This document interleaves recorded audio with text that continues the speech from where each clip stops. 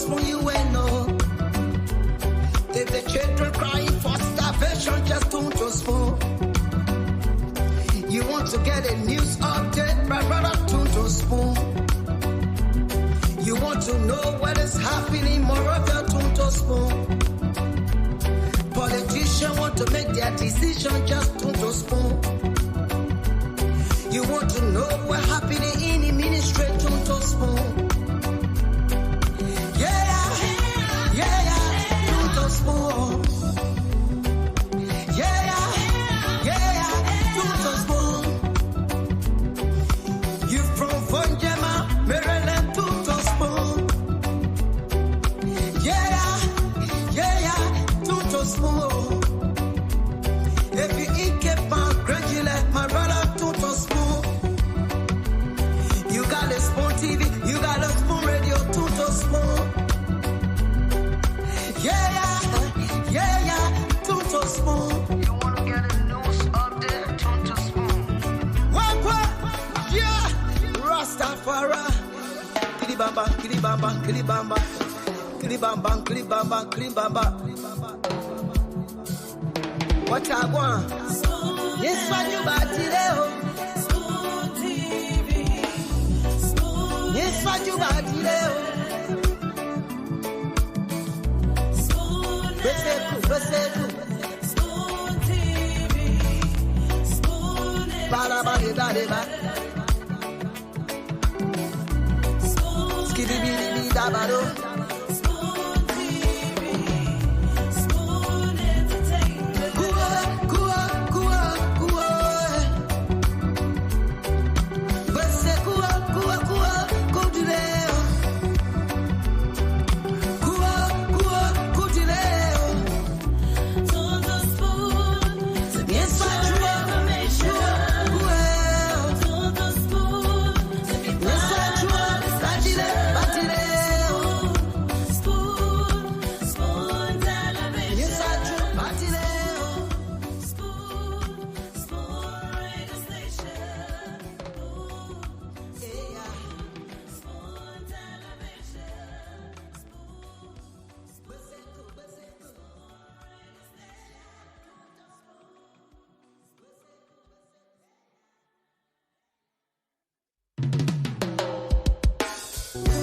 Yes, a special one from the CEO, Stan coming with the spoon. And your boy, Friday the Southern Band.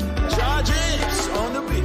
To the spoon to get your information. To the spoon to be part of our discussion.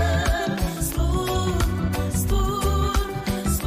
television. Spoon radio station. Spoon gonna tell you what is happening in Liberia. Spoon gonna tell you what is happening in Moravia. Spoon gonna tell you what is happening in Africa. Just don't spoon, don't spoon you ain't know. If the children crying for starvation, just don't spoon. You want to get a news update, my brother, don't spoon. You want to know what is happening, Moravia, don't spoon. Politicians want to make their decision, just don't spoon. You want to know what's happening in the ministry, don't spoon. Yeah, don't spoon. Yeah, don't spoon. You from Vonjema, Maryland, don't spoon. Yeah, don't spoon. If you eat keep on gradually, my brother, don't spoon. You got a spoon TV, you got a spoon radio, don't spoon. Yeah, don't spoon. You want to get a news update, don't spoon. What? Yeah, Rastafari. Kilibamba, kilibamba, kilibamba. Kilibamba, kilibamba, kilibamba. What I want? Yes, what you got today? Batileo. Spoon Beseku. Spoon TV, Spoon Barabadeba. Spoon Skidibidi dabado. Spoon TV, Spoon Entertainment. Kua.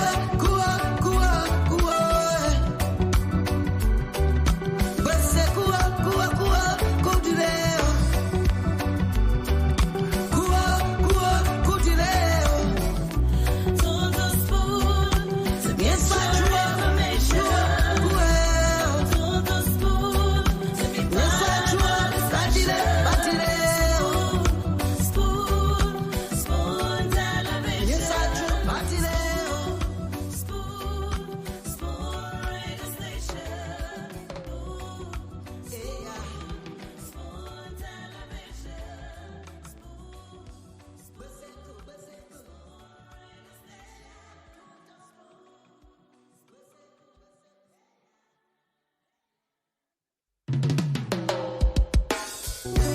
Yes, sir. A special one from the CEO, Stan Tunnel with the spoon.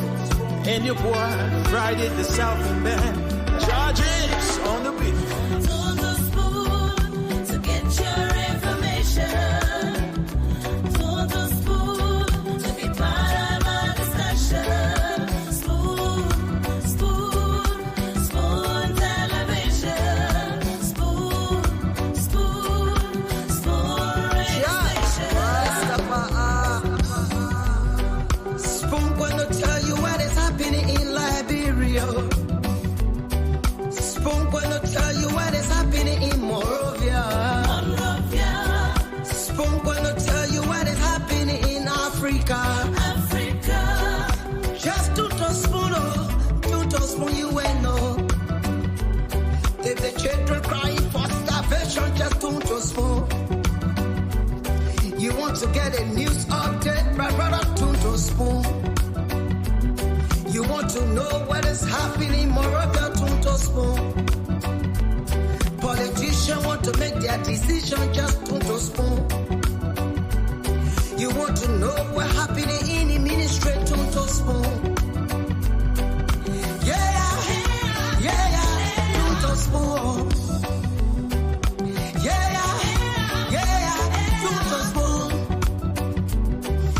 You from Fonjema, Maryland, to spoon.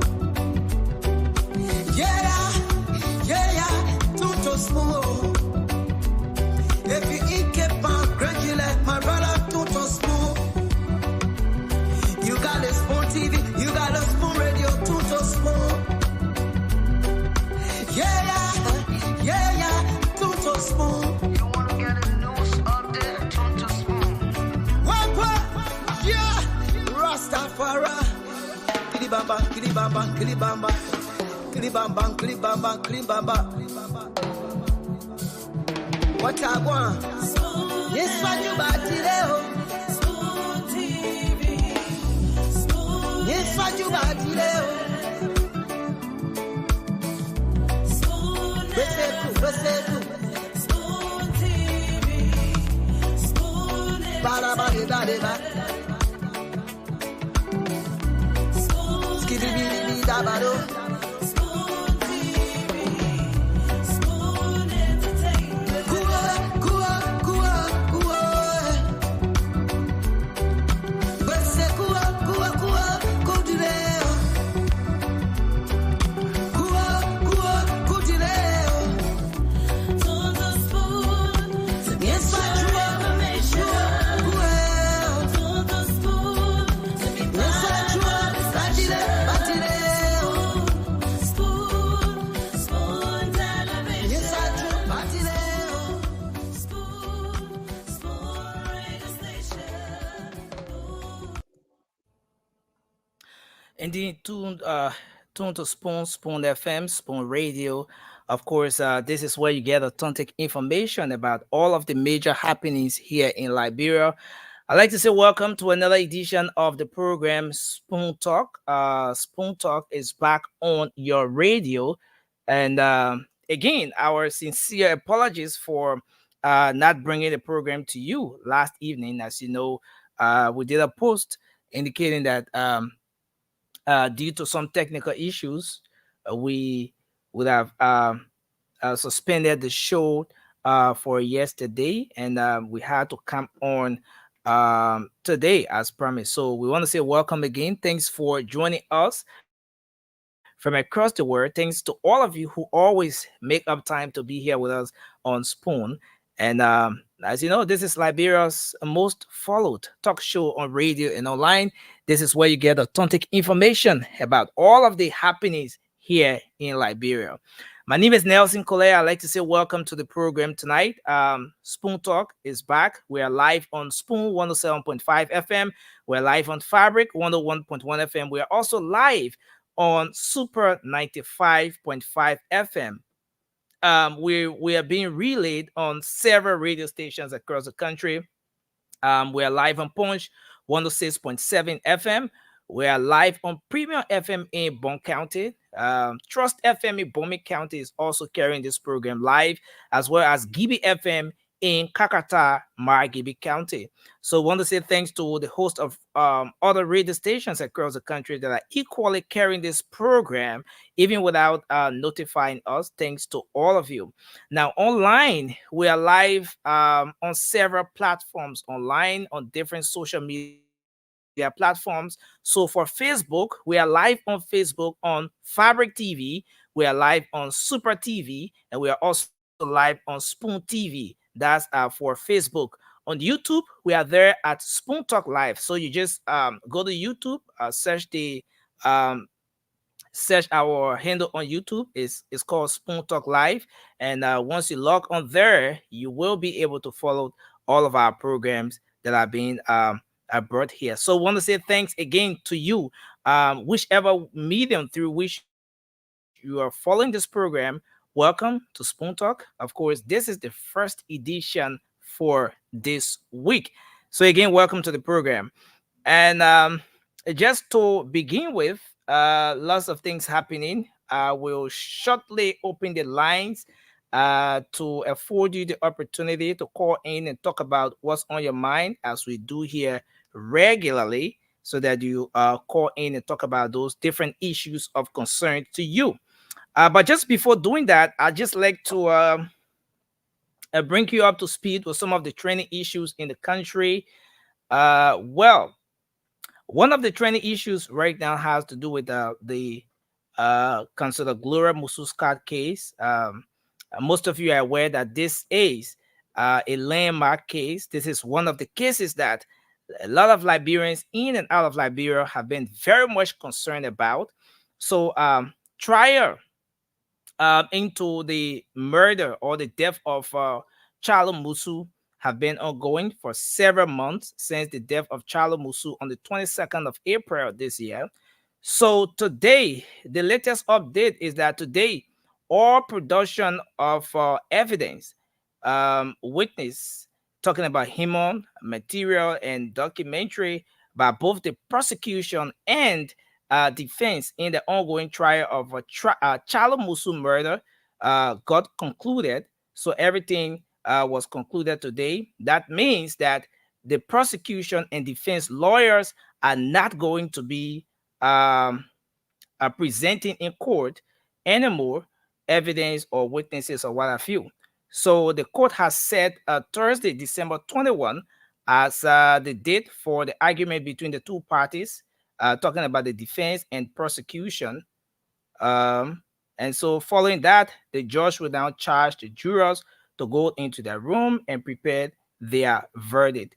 So tomorrow, Tuesday, December 19th, the jurors will be accompanied by sheriffs of the court on a police escort, and they will go back to consider Gloria Musu-Scott's Virginia residence to conclude their incomplete visit of last Thursday, December 16th.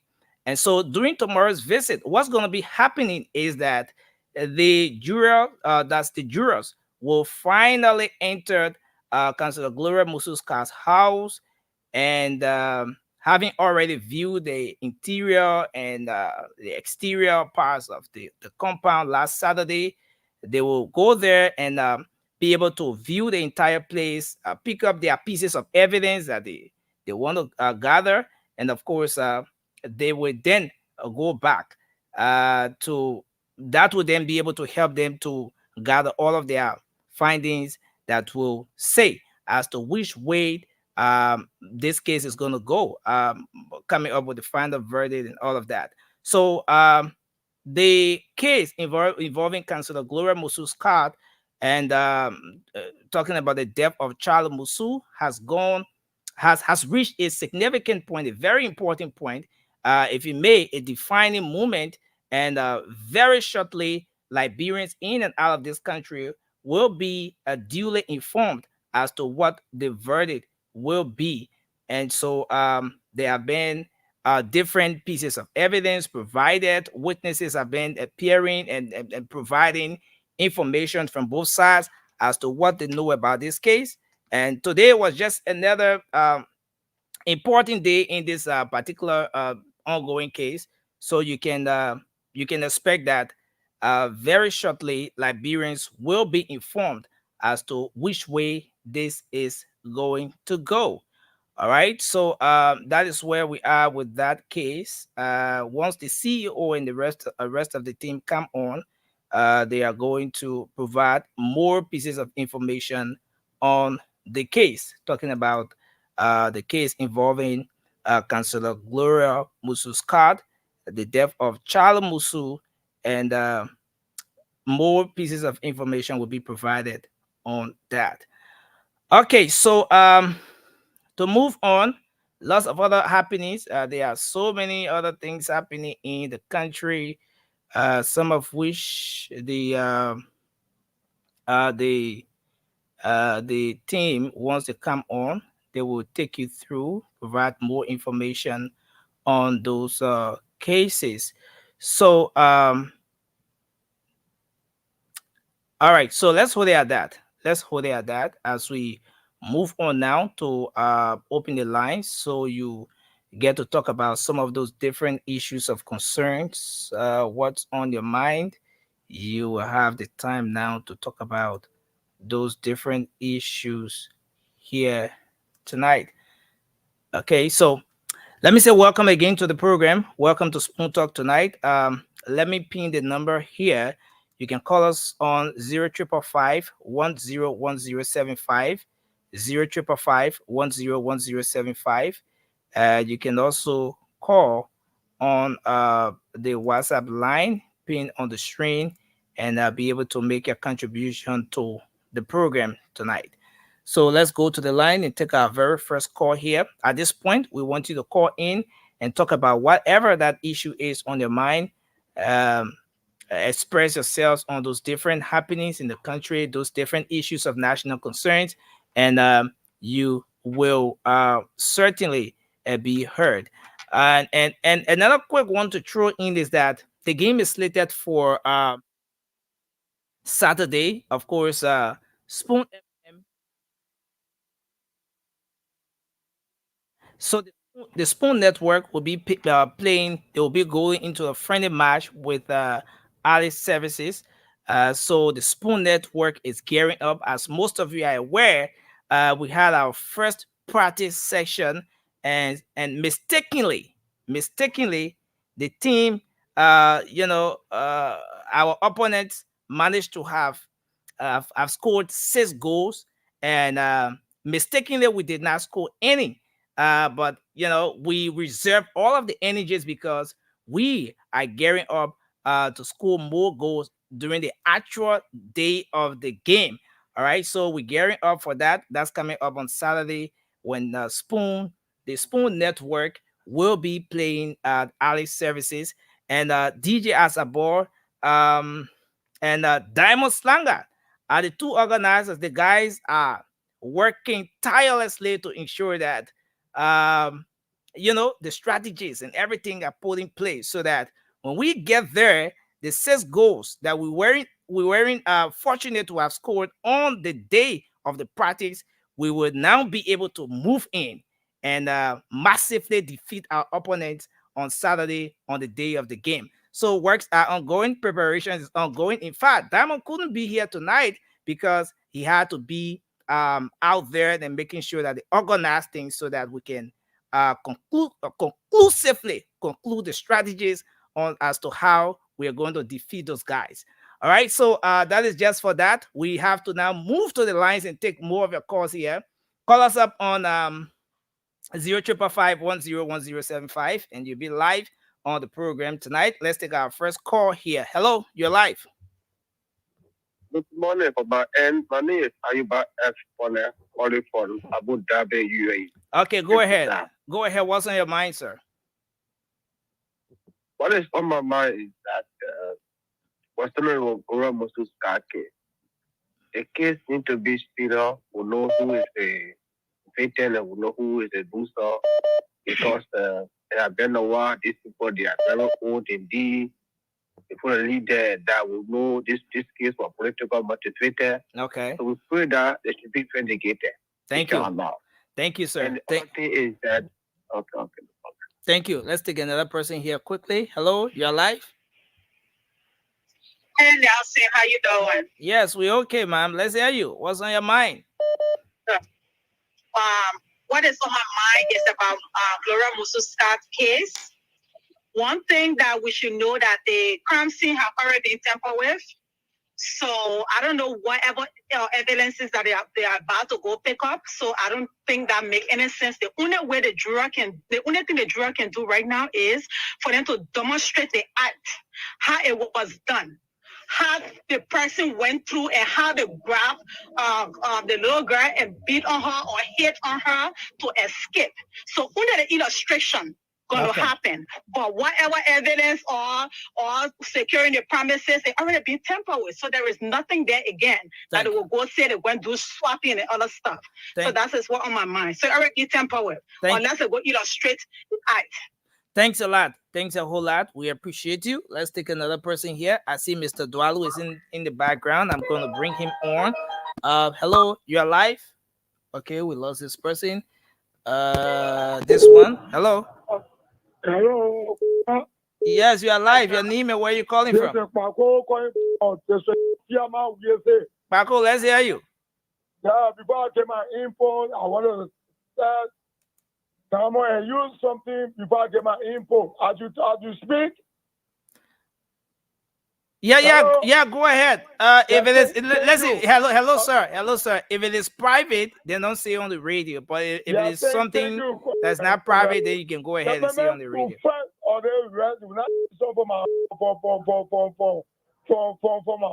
my father, there's forever for small. We get our info. I know it's number plan sheet.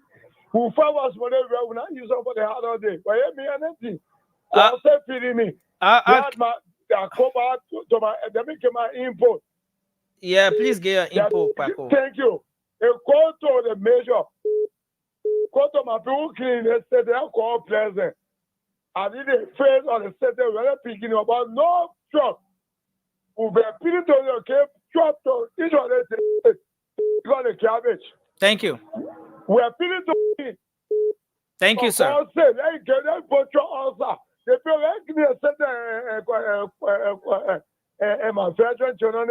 Thank you. No truck. So okay.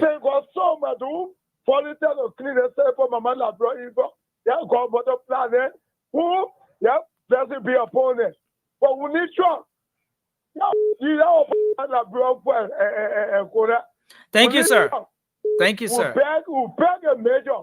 Okay. Let's hold you there, sir. Thank you. Thank you. Thank you, sir. Thank you. Mr. Dwalu, welcome to the show, sir. Okay. Thank you. Okay, so we take a few more calls and then we're going to come back to you. Yes, sir. Okay, so let's take this person. Hello. Hello. Yes, you're live. Your name and where you call from? I'm Aaron Dowd. Yes, go ahead. No, your radio. You can you walk away from your radio, sir? Yeah, it's up. I'm from Queensland, Red Light. Okay, So go what's ahead, up? sir. Go ahead. What is on my mind here is that for country Liberia, the crime rate has just continued to grow over and over and over. What I want the President-elect Joseph Boaga government to do to build a very large prison center that every crime that be committed, no interest visited, the person should go to jail and serve the sentence Thank you. so that this thing can be curtailed. It's Th- too much. Thank you, sir. Thank you. All right. Okay. Let's take another person. Hello. Hello, Yes, your name and where you calling from? I'm Woji, the public defender calling you from State number 4, Colorado County. We'll go ahead. Let's hear you. Yeah, I want to use this time to call on all residents of District number 4 to kindly join on Romaga and Thomas in developing our noble district. Thank you. Thanks a lot. Thank you very much. Let's take another person here. Hello. Hello, Yes, your name and where you joining us from? my name is Anna, and I'm calling from Mesa, Arizona, USA. Okay, go ahead. Let's hear And you. what on my mind is that family members have been telling me that you all have a lot of Zoko boys in the street, and the reason is there is no jobs for them. Have you all considered having Amazon is a big distributing centers that people can mail things to? If like that warehouse is open, we here from the USA, we can send stuff. And I've been trying to send things, I have no way of sending it. So maybe that's something that you all can try to bring in company like that, to open up, to give the boys them, those Zoko boys work to do. And lastly, Dualu, if you look behind you, there's this something like flag. It's red and blue. Can you remove it? I want to see the books that you read. Can you remove that flag from the way? I can see the title of the books. Can you remove that?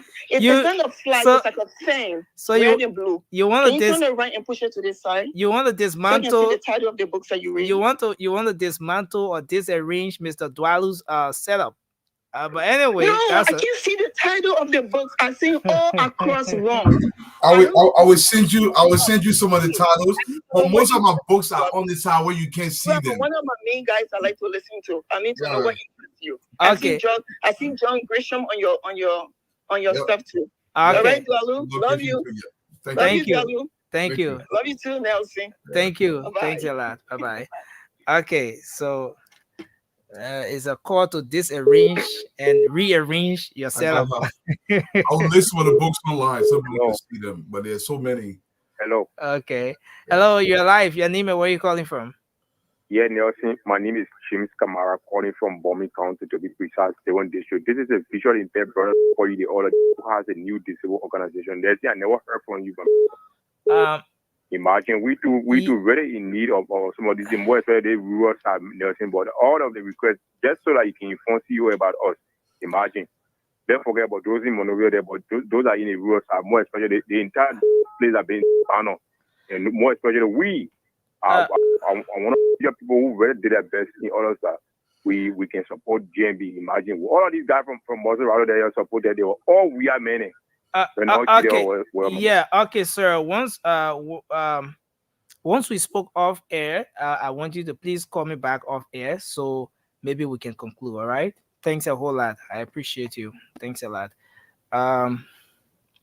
So we'll take two more calls, Mr. Dwalu, then I will come back to you. Hello. Hello? Yeah, hello, you're live. Yeah, I'm calling from Lower Montgomery County. Go ahead, sir. Yeah, what is on my mind here is that the traditional council chair, Sansa Cow. Yeah.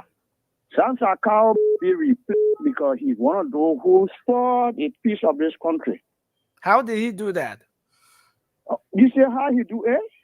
Yeah, I don't know. That's what I'm asking. You don't know. Every time John Cow meet any leader of the country, when he sat in the lab, they say, oh, that my son, oh, that my this. Not that we ever go on, we hear John Cow will sit and discuss it as any. You will never have a decision making. Oh, what this man been doing? John Cow, all he want a car, he wanted this one, he wanted one. He will not be in the interest. So this time around, we are going to call on all the chiefs in the various counties and what have you, so that they will be able to organize themselves better, and this will have our Liberia chiefs to be on the back. And that's Okay. a cow. Thank you, sir. Yeah. That you take Yeah. that you alone taking that for to Mr. Dwalu. Well, people are afraid to say it, but it's nothing. I mean, what the concept here is that better for be able to sit and discuss something better. Thank you, sir. You foster nothing. Thank you, sir. Thank you, sir. All right. Okay. Thank you, sir. That's a huge, Mr. Dwalu. Yeah, It's up to you. That's a huge traditional political Yeah, issue. but if he's not doing the right thing, it must be spoken about. Look, the country has to be fixed all around 360 degrees. Before I recognize my people today, I have to say this to the people of New England, especially out of Providence. Man, it's a beaming crowd, but another beaming crowd. That small love that people showed me on Saturday. Oh, I'm wow. eternally grateful. You have no idea. I was just so elated to see my people. Honorable Buckeye came down, but the people of Providence, it's always been a special place in my heart. It's my stomping ground. But the kind of love that was shown me on Saturday, I can't even describe it. I really want to thank you guys. You guys make us want to do more. We have a responsibility. We are fully aware of this. But you've taken this responsibility to new height, and you want us to do more. And we appreciate you more than you ever imagined. One thing I'm certain of, from what I saw in Providence and the rest of the U.S. and all across the world, Liberians now, they don't care who's president, but they would demand that our president produces for the people. This is what I saw. The outpouring of Liberia, wanting Liberia to do better. Everybody was on the same page. Look, y'all, thank you plenty out of Providence, out of Southern New England. I mean, out of Worcester, people were from everywhere. I think I took like 400 pictures. And like, hey, do I get a picture with you? It was just an exciting time. And I really want to appreciate you guys, man. Thank you so much, so much. We have to live up to the billing, because for me, the only thing that scares me in this life is dying and not having an impact in Liberia. That scares the living hell out of me. And I want you guys to know this. We have a fight, we have a battle, and our battle must be won with the development of our country. I don't know how to do our part, man. But thank you plenty in Providence.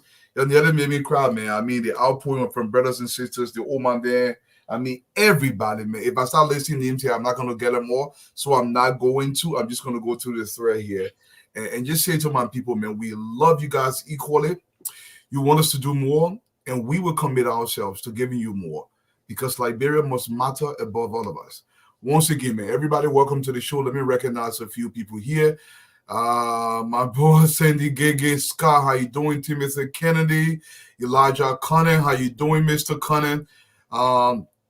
We got Gedru Dabo, welcome to the show. Martin K and Cully Peking, Ibrahim Joe, welcome to the show. Howard Sunni, Esther Batua, welcome.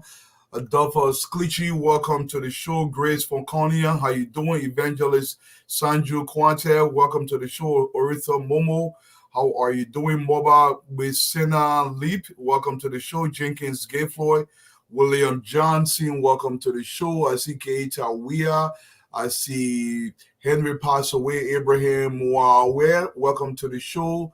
Moba Timber, welcome to the show. I see Zizi Kaba, welcome to the show.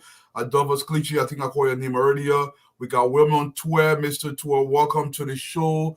I see Norman Dennis, how you doing? My mother, Mommy Moore, Timothy Sunday Boy Smith. I want to bless everybody up. We got we got Miles Martigo, welcome to the show. 40 Thomas. We got Charles J.S. Young. We got Jake Doring. We got Fallon Semalu. Welcome to the show. Beatrice Washington. Welcome to the show. Yaya Kamara. Teresa Sampson Yuma. Welcome to the show. Eugene Sharif. Gudris Blowjay. Henry, I believe that was Henry Kadi. Welcome to the show. Tina KSR. Arthur, the wing went by so fast. We got Tinian Sila Tar. Dylan Harris. We got Calvin Spassaway. We got Bill Carson. Mr. Carson was popping. Sonny Garcia, you clapping. We got Lloyd Power. We got Clarence Wordsworth. We got Arthur Yene. Welcome to the show. We got, let me see here, Conan Gator. How you doing, Conan? What's going on? Tini Ansela Ta, I think I called your name earlier. Stone White, Elijah Sa, Dennis, Queen, welcome to the show. JMB Peking, Eric. We got Mel Johnny, welcome to the show. Adolphus, I think I call your name. Gizi Bali, Batakali, my own brother. What's going on out there in Texas? We got Robert Clark. We got Kafuma K. Kamara. How you doing, brother Kamara? We got Saliki Dukle. We got Roland Taviju. Look, everybody, man. Welcome to the show, Let's Talk Liberia. You guys know every time before the show starts, I try to talk about something before the guys get here. Today, I'm going to focus on something here. You know, a lot of times we tend to talk about institutional governance, and somebody texted me and said, oh, Opa, when you say institutional governance, we don't really know what it means. So I decided to commit a little bit of time to break down the reason why I always say, if Liberia is not governed by institutions, it doesn't matter what we do, the country is not going to develop. Let me tell you the reason why we push for institutional governance. The reason why we do this, because we will all die. But we want Liberia to continue. But we want Liberia to continue expeditiously. We want Liberia to continue based on knowledge. So institution is like a bank. So what happens is everybody goes to this bank. Let's assume we build an institution, a government institution to fight crimes in the country. We built the Justice Ministry that's fighting crime all across Liberia. This is like a bank. So me here, Dwalu, I'll put some knowledge in our bank. It doesn't matter whether I'm there or not, that knowledge base is there. So everybody that works at the Justice Ministry will put some knowledge into that bank. The knowledge only grows. It doesn't grow. It grows way faster than one person's knowledge because there's a ton of knowledge going into this institution. So the institution is strengthening over time. So over time, we get a stronger, better institution because we are learning more. Another example would be this. If somebody commits a crime in Nima County, and what the Justice Ministry does is, the Justice Ministry will go ahead and document this. So the crime that was committed, it is described in the system of the Justice Ministry. So anybody else who commits the kind of crime, there's a footprint that is left in the Justice Ministry that the institution retains this knowledge. We want the institutions to retain the knowledge and develop the country. So it doesn't matter if you are not there anymore, your knowledge remains. So you don't take your knowledge away from the institution. So the only way we can grow is to build the institutions that will govern the society. So we have to build the gender institutions. We have to build tracking institutions. We're talking about government tracking. We got to build expense report institutions at the finance ministry. We have to build transport institutions, and the transport institution will determine what kind of vehicles to bring in Liberia, what kind of roads we're going to build, what kind of sidewalks we need to make sure the vehicles we are bringing in Liberia, they can cope with Liberian road. Institution builds up knowledge over time, and that knowledge remains there permanently. So it doesn't matter if you die or if you leave, the institution continues to grow because when you work there, you left some markers at that institution. This is what every society that we admire across the globe. We are talking from Britain to France to Germany. This is how they build their society. They build institutions. They build every single thing that is required for that society to develop. Now, we are not doing that. What we do in Liberia is, if Dwalu is a minister of a ministry, I have to be the big man of that ministry. This is crazy. The people that work beneath me have to be way smarter than me. I don't know why we continue to do this well. So in order for you to shine, the people you hire to be with you, they have to be smarter than you because it will give you better ideas. Look, somebody posted something on Facebook today. They said, why would anybody who makes $4,000 a month in America decide to go to Liberia and work? And they were asking a very serious question. I'm not going to mention his name. I think I forgot his name. I would have mentioned his name because I want to give him this credit. And he was asking a real question. Why would anybody, I'm not talking about your overtime, your double, I'm talking about regular job. Why would anybody making $4,000 a year, and Nelson, let me tell you, this is a tremendous feat in America. It's not an easy amount of money. Now, minimum wage in this country is around, it depends the state you live in, but they just put it around $9 an hour. Most Liberians in America make anywhere from $15 to $25 an hour. That's what most Liberians are. So now there are some professional Liberians that make way more. I'm not talking about them working 2 shifts. I'm talking about regular shift, a 40-hour shift. So that means if you're making $20 an hour, that's approximately $40,000 a year. In America, you're poor. In fact, sometimes the government will help you because that's Wow. good money. Yes. So the reason why I'm saying this, I want to put this into context, right? So if you're making $40,000 an hour, you're not taking home $4,000 a month. To take home $4,000 a month, you'll be approaching almost $80,000 $80,000 a year. So the person asked a question: why would anybody want to go to Liberia and work in Liberia when they're making $4,000 a year? Here is the reason why. For me, here's the benchmark. Anybody that leaves the developed world, you have to be making a minimum of $5,000 a month take home to be able to provide something for your country. Yes, the problem with that. In America, for you to get to $4,000 a month, that means you are becoming expert in your field. That means you are logging your 10 years or 10,000 hours in that field. That means you're literally an expert in that field. So if you can make $5,000 a month in America, that means you're doing well. You're doing very good. That means you got certain intellect. You probably have a graduate degree or you're a college graduate. I'm making this point to make this point. If somebody making 4,000, I'm talking about real 4,000. Remember, I'm not talking about double. I'm not talking about you working 3 jobs. Anybody who work more than 2 jobs here in America, they're struggling. They're having serious difficulties. It doesn't mean it's a bad thing, but I just want you to understand the context. Liberian people, don't kill me. I want you to understand the context of this. So if you can work 1 job and you can take home $4,000 a month, you are doing extremely well. Now, that person has an intellect that Liberia can use. Those are the only people that should be taken from the diaspora. If you can make more than $5,000 a month, the reason for that is that person is an expert in their field. Wow. That person is an expert in the field. Yes. So that person is nearing production level. I know, Nelson, you've heard me in the past talk about production. Yeah. Person is nearing production level. Because if you cannot produce, you just another, you call them line workers. So, Nelson, my man, y'all go, y'all file the document. Nelson, y'all go set and mark them up. You're a line worker. There's nothing wrong with line workers. You're learning the craft. But you cannot build the studio yet because you don't know the intricacy of building the studio. So those are the people that should go to Liberia to work. But for instance, under the President Way administration, people that he took from here were barely making $2,000 a month. You take them to Liberia, they cannot produce. They don't know how to produce. They cannot help you. Most countries, when the Chinese were developing, up in Singapore, they sought out the best and brightest. They brought them into the country because, look, when you get to $5,000 a month level, in America, in Europe, you at another level. That level now tells you read more, you're doing more, you become a top level professional, you're a nurse practitioner, you're doing a whole lot more. I'm not talking about double. Remove your doubles from there. I'm talking about consistent 40-hour shift. Okay, one thing I have done for myself in this country, I don't do double. I've never worked 1 day in my life double. I just refused. I'm on 40-hour finish, go home. And another thing too people have to realize is for those of us who work salary is different from hourly, right? So I'm making this point to make a point not to divulge anything that I'm trying to say out there, right?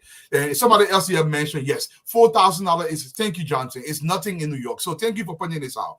It depends on the city. $4,000 in Boston, that's nothing. $4,000 in New York, in fact, you're because the rent for a 2-bedroom apartment in New York, probably $4,000 a month. The rent for a 2-bedroom apartment in Boston is probably $4,000 a month. I have an apartment building here in Massachusetts. I had it for 20 years that I own, right? So the tenants in my building is actually in a poor town. They pay around $1,700 per apartment. So each apartment, there are 3 apartments in the building. So it's $1,700. That's in a poorer location. That's in a city called Fall River, Mass. Now, if that same apartment was in Boston, Massachusetts, that's $4,000, $5,000 a month for 3-bedroom apartment. So the reason why I'm saying this, I'm trying to put this into context, right? So people have to understand when somebody tells you, oh, I left my high-paying job in America, double is great. I'm not faulting double. But when we are focusing on production, yes, Seattle, the big cities, 4,000 is nothing. And the reason why I'm saying this now, please, people, you remember now, I'm not trying to put anybody down. I'm trying to create context. Nelson, I'm sorry I have to say this because some of my people will take it out of context. Say, oh, you're not making 4,000, you're not nobody. That's not what I'm saying. What I'm trying to say is context. So if you're making $4,000 a month, you're doing very well. So that brother who asked the question say, why would anybody who's making $4,000 a month want to leave that kind of high-paying job and go to Liberia to work? My brother, I say this to you, those are the kind of people that should be moving to Liberia to work because they are at production level. They are becoming experts in the field. Liberia has to produce. If you cannot produce, we're not going anywhere. Maybe if you're making $4,000 a month in Arkansas, in Alabama, in Mississippi, parts of Texas, you're doing well. Not in Houston, not in Dallas, not in Austin. But if you're so it got to be context, right? So if you're like in the DC area, that's like no money. The point I'm trying to make is you're doing very well. We want Liberia best and brightest so we can change the system. People who are at production level. This is what I'm looking for. Production level kind of people. So the country can grow. I don't want people coming in, you hold a position, and you just sit there, and it's all about jolly. And what will be your legacy to your country? I ask that question all the time. So this is the context of the 4,000 guys, and I hope people don't take it out of context. Remember now, 4,000 is great money. If you're making less than 4,000, you're doing great. It's still not bad. Somebody say in Iowa that you're rich. Yeah, it depends where you are in the country. So everything is context. Okay, my brother Prince Maxwell, Dr. Francine, welcome to the show, Prince. I'm gonna have you come in and do your 2-minute intro, bro. Thank you. I appreciate it, man. I've been following. These few days I've been kind of a little bit busy completing my end of a year report. So I wasn't on these 2 days. I was trying to finish that. But I mean, Dwalo, you're absolutely right. Capacity production is very, very important. And in many cases, we don't pay attention to that in Liberia. People just take positions and they walk out of those positions with absolutely nothing to show of how to change the system, how to change the environment, how to change the institution to work in. A few years ago, I did my executive master program with Harvard University. It's executive certificate program, not master program, certificate program, where we're talking about change management. And in Liberia, there are so many institutional hiccups that are stuck in the past. So as a result of that, even for what you're talking about in terms of productive labor, people push back on productive labor. I'll give you one typical example. It's not because Stanton is here right now. It's not because Stanton is here right now, right? Stanton and Spoon TV is comparable to productive labor because of what they do, because of how they present themselves to Liberian people, and because of the fact finding they try to bring to Liberia to shape and reshape the democratic process on the ground. That is productive labor. In Liberia, when we look at it from an institutional perspective, you don't find that. And the moment you are part of that institution and you try to inject within the system change, you become an immediate target and you are eliminated. I think many of us can prove to that. So, Tualu, I'm just on your side. I agree with you, but we have to find a way in which these things can be acceptable. Thanks, guys. Yeah, Dr. Francine, you want to come in?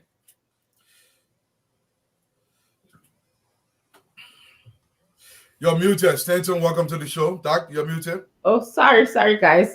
Yeah, I think what you said is well taken, Tualu. We have to know our value in our country. So I think that's what you're speaking about, the value of experience, education, critical thinking. Yep. Those are the things that you are addressing. So your points are well taken. Thank you. Stephen, Mr. Johnson, welcome to the show, bro. Thank you, bro. Thank you. Yeah. Stanton, you want to come in? But before you come in, let me make this correction. Somebody said they're in California. Obviously, there are outliers. Not everything when you're making 5,000, that means you're at production level. Not everything. I'm just setting a basic benchmark, okay, guys? So don't hold me and say, oh, I made 5,000, that means I'm not producing. You could be a truck driver and make $10,000 a month, but you're producing because it's a lot involved. I don't want to go into details. But Mr. Weatherspoon, it's up to you. Yes, thank you very much, sir. The new rules and regulation, look at Steven dress, get his sweater on, beautifully. Steven is telling me that you shouldn't come on the show with t-shirt on. For me, I got my, is this allowed, Steven? My wallet? No, that's not clean. Let's do collar shirt going forward. That's that Monday, my man. Yeah. I mean, I just came from work, so I'm just in my. No, Steven sending all this text message and say, "Oh man, I dress more than you on the show." No, Steven, no problem. Steven, listen, this is what we do. We come as we are. Jesus loved us as we are.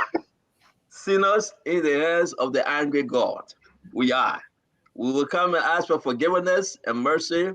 Well, I will go first, and Dwadu will come second. When I enter heaven, Dwadu will follow me. If I can't enter, then Dwadu can enter. Yeah. Ah, it is. Hey, one that in Australia, I like you. Yeah, Well, yeah, I'm the one that in Australia. no, the one that 89 cent. You ain't get nothing written on it, pure 89 cent. From the Google store. But let me say this to everyone. Yeah. Welcome to the Spoon Talk, man. Dr. Richardson, how you doing, Sister Special? I'm good. Yeah, How are 3 you days guys? now. I talked to Dr. Richardson. 3 good days. It's like forever. Wow. I want You to got send a special shout out to my second grandson, Levi Dempster. We had a great party yesterday. It was crazy. And today is the birthday, but we had a birthday party yesterday. A shout out to him. I don't know what I'm allowed to show the picture, but I will ask permission. A shout out to Levi Dempster, a beautiful, beautiful party. And also today is somebody's birthday party too. I will think about it and I will announce it later. Prince Maxwell, thank you for joining us. You left us for 4 days, but it's good to have you back. You're always welcome. Oh, you took 2 days off? Or it was approved He's like by. a side chick. He's like a side chick. I'm working on my own year-end report, so I saw the text, but I was busy. Okay, beautiful. Hey, Zizu. Hey, the man with driven skill. I don't know, you and Ketemba, who can do this thing better? You or Ketemba? You got Ketemba again. Who you know here talking about Ketama playing soccer? Oh, don't even go get them out. Yeah, you see, man, what day dribbling with him up. I still to say whoever Ketemba, but I think today's show will be interesting, guys. Yeah, there's a lot. A lot of stuff is happening. Yeah. And I'm going to now start sharing those information. One of the main issue here that I'd like you guys to wait on is the diamond in question. The diamond worth 12 million United States dollars. The allegation that the diamond was sold by Minister Musa Dean for 1.5 million. What? I have all the documents. It went to court. There was a press conference held today. I will share those documents with you guys. And the owner of the diamond, the legitimate owner, Dwadu, took this matter to court and he won. So the question, where is the diamond? Or where is the money? This is big. But this involved Musa Dean, Minister Musa Dean, and I reached out to him. And the answer the minister have sent to me, I will share with you guys. If we cannot go into the story today because it's developing from our end, I want you guys to review those documents. And then let's talk about who's stealing the country natural resources. The diamond worth $12 million on the world market. It was illegally sold for 1.5 million. Who sold the diamond and where is the money? But Senator, yes, sir. The thing you're talking about, first of all, when the diamond was taken from the person, there's a tracking system there. It's not who steal the diamond. Who took the diamond from the person that had the diamond to begin with? There must be some trackers there. The government took the diamond, and the diamond, as alleged, it was in the possession of Musa Dean.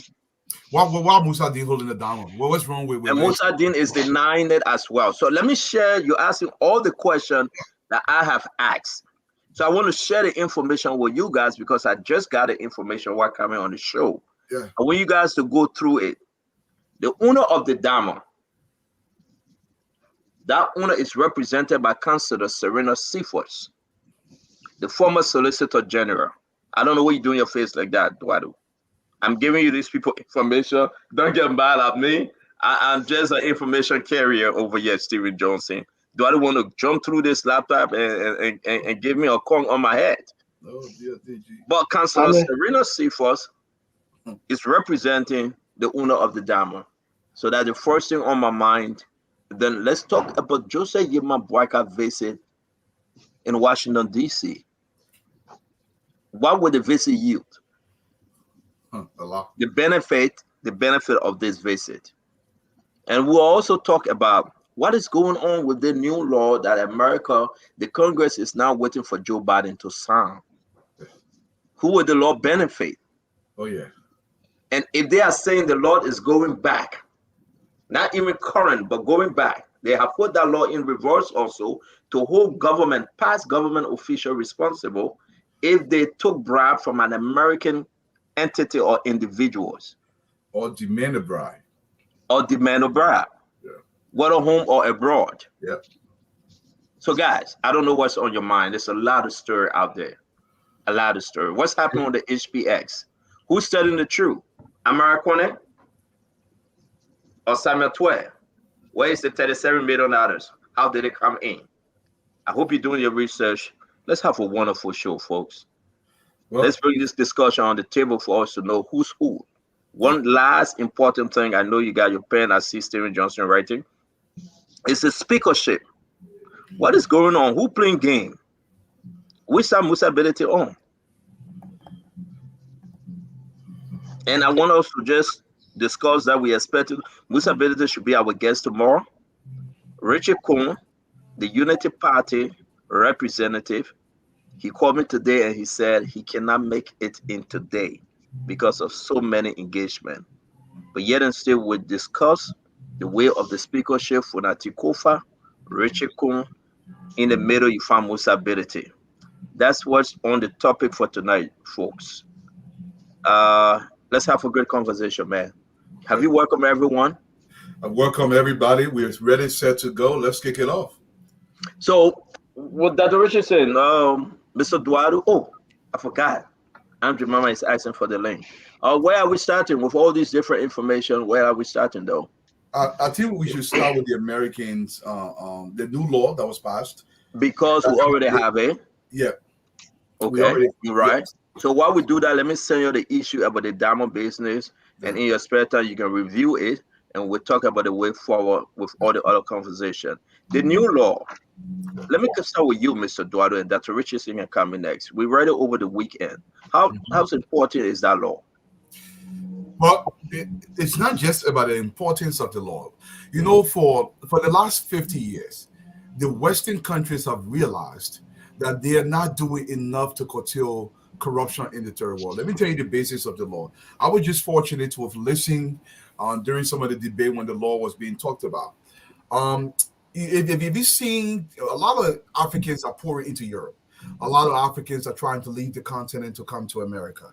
Now, on the basis of that, the Americans realized that most of the Africans that will come here, we are all beneficiary of this. They say, listen, our country is very corrupt. We have no opportunities in those locations. And your corporations come to our country. They do whatever they want. They bribe their way through. They circumvent the system. They destroy the system. They actually play alongside with our officials. They are destroying this place. Africans have been saying this for over 50 years. Now, finally, the Americans realize in order to stop the flow of immigration to the country. Now, there's a bunch of factors contributing to this new law, but this is one of the factors. In order to stop the flow of this immigration to this location, to stabilize those locations, we have to act because we can. And one of the arguments the Americans make was, it doesn't matter what we do there. Most of the officials, about 98% of them, in their home country, when they're accused of corruption, they're not prosecuted. So it's not working. We have to come in. So if you do any form of robbery in your country that involve a U.S. person, not just a U.S. citizen, that involve a U.S. person or U.S. entity, the Americans can actually go for you or use Interpol or whatever they can use to get you, bring you to America and try you so you can go to an American jail. So the entire aim of the law is to discourage this kind of stuff. I will let the other guys come in when you get time, then we'll just read through it for the radio audience. It's not a long, it's not very long, so we can kind of read through it so that people can know. Yeah, the Americans. Yeah, we will. But let's take an intro on it. Then we're going to start posting the information. We got Nelson. Can you upload the law? Do it session by session, paragraph by paragraph. We want to show to our folks and talk about it, those that have not heard of this. And the very, very important to have when you talk about Liberia and the corrupt system. Let me bring in my sister, Dr. Francine Chinua Richardson. Yes, I love the law. I like it. I think it's about time that United States start to go after individuals who are in the habit of accepting bribe. Like Dalu said, historically they went only after American citizens. So now they are saying that they're going to go after officials in foreign governments and their family members. because many of the people who accept bribes, they have a habit of, living wealthy in their own home country, or sometimes they come abroad to use the money that they stole. But I wish the American could take that law one step forward. I always wish that they could do something one step forward. I know. I wish that it wouldn't be limited to just American companies or Americans. I want it to be limited to anyone who accept bribe, be it American or Liberian or whosoever. I mean, it's not specific to Liberians. It's talk about other foreign nationals as well. But it's not so these people could channel their money through other companies, other countries, and the American would be out of the loop. So I want it to be anybody, not just American companies or an American. Thank you, Dr. Richard. Saying Prince Maxwell. Yeah, Stanton, this law is a tricky.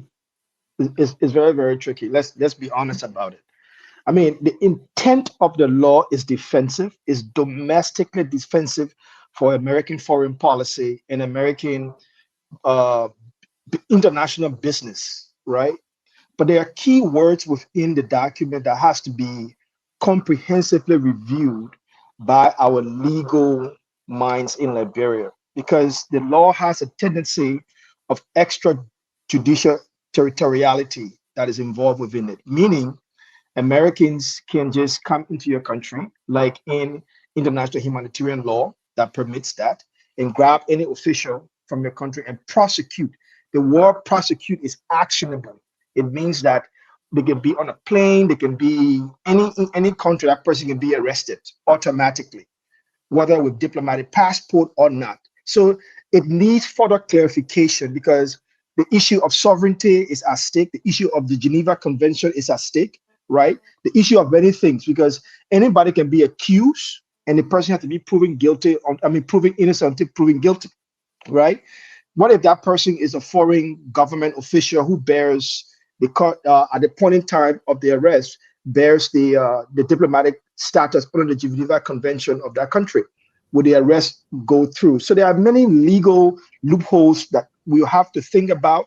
Our legal minds will have to sit around the table, put the documents on the table, and analyze the document from an international law perspective, Geneva Convention perspective, our criminal law perspective, our bilateral relationship, our treaties, and everything else. We have to look at all aspects before I will advise any of our president to put the signature on that paper. Now, with that being said, yes, I read a law, FIPA. I read a law just now. It's clear in the intent. The intent of business with U.S. person. That's what I'm saying. But let him finish. We're extending this conversation. Let Prince. We'll honor 2 minutes. Let's keep to the 2 minutes. That's why I say it is U.S. defensive. It's specific to U.S. law. But understand how U.S. law works, right? Within the Committee of Democratic Nation, it is easy for the European Union to apply such prosecutorial measures on behalf of America when such person is accused, like arrest and everything, detention and stuff like that. So we have to look at it, we've got to weigh the pros and the cons of it. Let me bring it to Mr. Johnson. Talk to us. Your take on this one. You see, corruption is divided into two sides. You have the supply side and the demand side. And the supply side basically deals with the firm or individual or organization offering the bribe. And the demand side deals specifically with the person, individual, or organization requesting the bribe. For the longest, the U.S. was only focused on the supply side, U.S. firm, U.S. organization, U.S. individual offering bribe. And so they will be punished, they will be held in violation of U.S. law. And so many of these U.S. companies realizing that, well, we're doing business overseas, but every time we want to invest, the people ask us for money to do our investment. And so when we offer those money, it is seen from this end as bribe, but then those who are demanding that money, they are not punished. So what this law seeks to achieve is to punish both the supplier and the person making the demand. So for in the specific case, let's say Dwalu is the head of an American company, offers bribe upon the request of Prince Maxwell, who is the head of a Liberian company. the law provides that both Dwalu and Prince Maxwell will be held liable.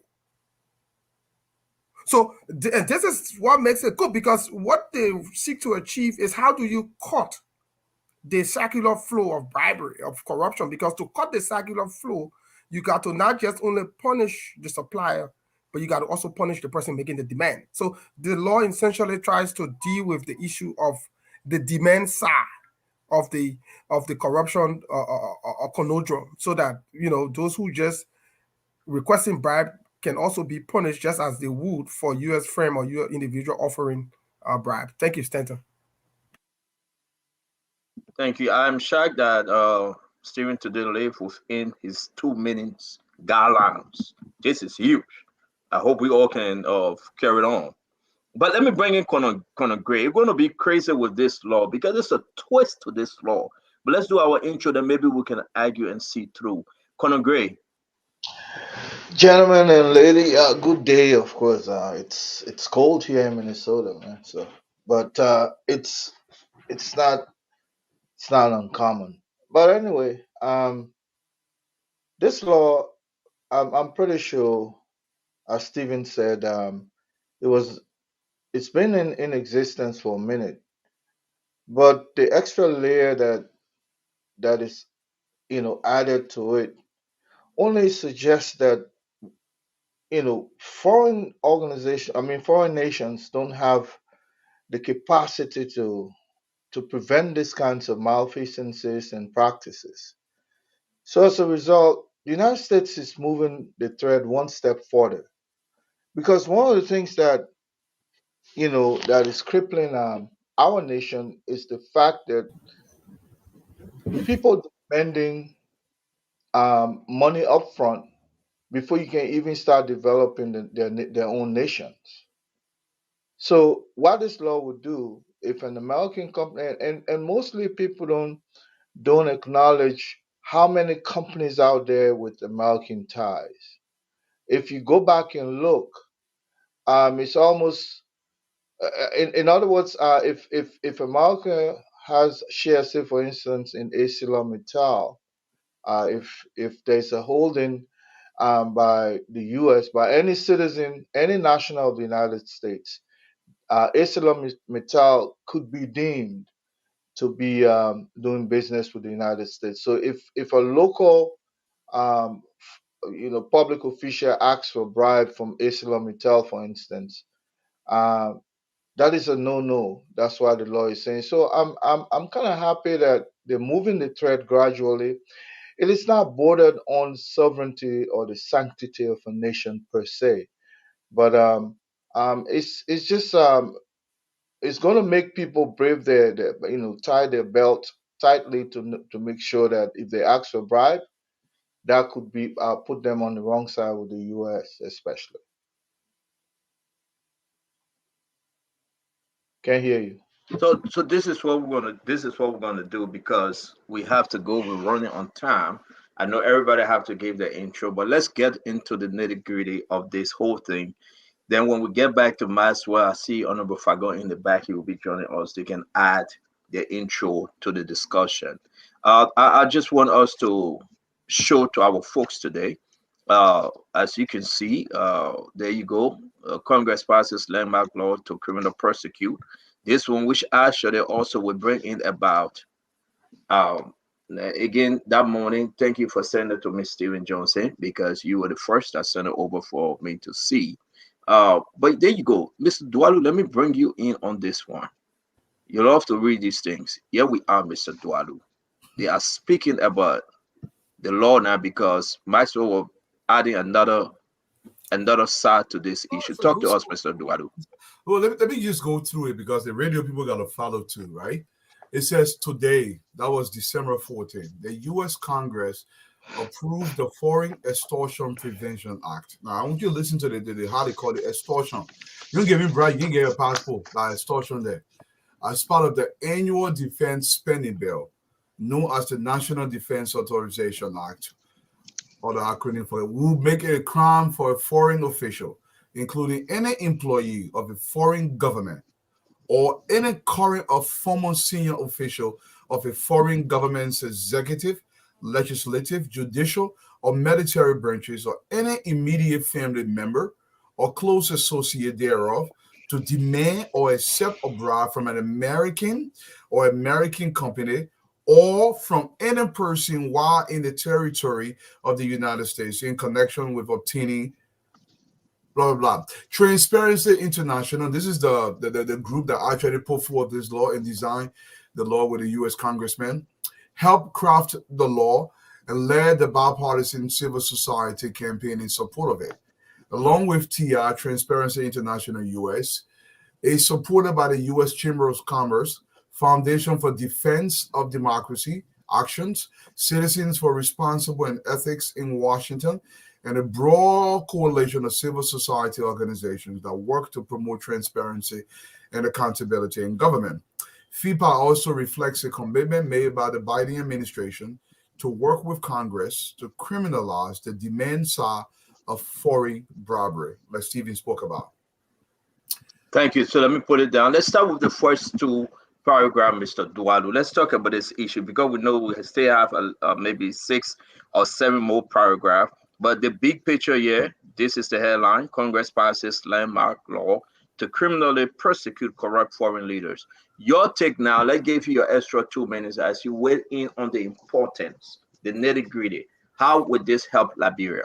Okay, now I want Liberians to listen. Transparency International, they release a report every single year. Now, the people that work from Transparency, they're not from far out, they're living inside Liberia, in all the poor country where corruption plenty, they're living there. They're the ones say the only way we can help the country and get better, we got to put the law together. So they went to the US on a B-horse. They told them, say, listen, you got to put the law together. So the law is designed with insight of what they're trying to achieve. Now, the aim of this law, that if you want to start business in Liberia, they will not say you give me a small team before the business started.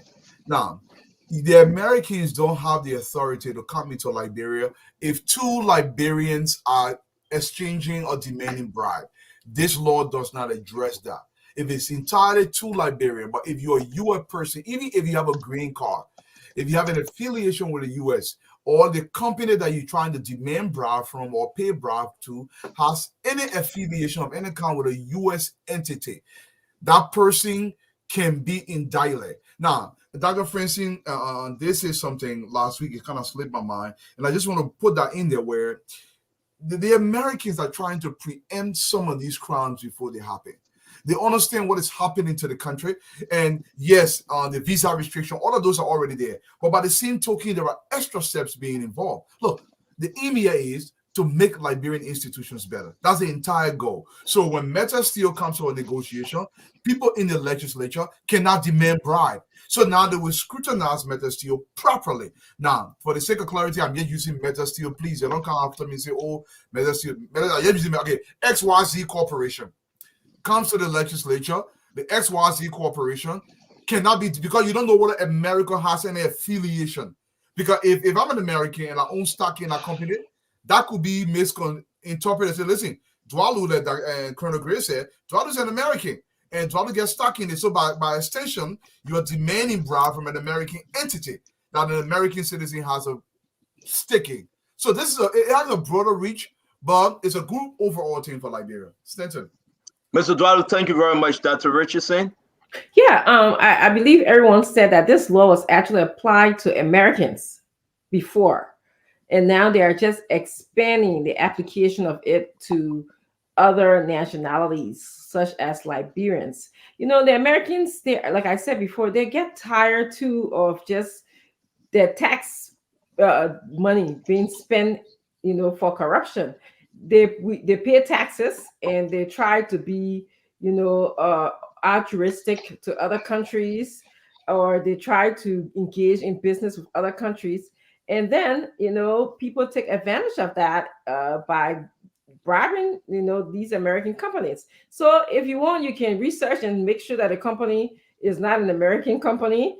You can do Indian or Chinese company and bribe them. That's fine. But American people are saying, as long as it is an American company, we are going to prosecute you. Yes, I understand the concern as to how they're going to do it, because Liberia is a sovereign country. But then, it's a choice matter. You can choose, if you engage in bribery, then choose not to do business with an American company.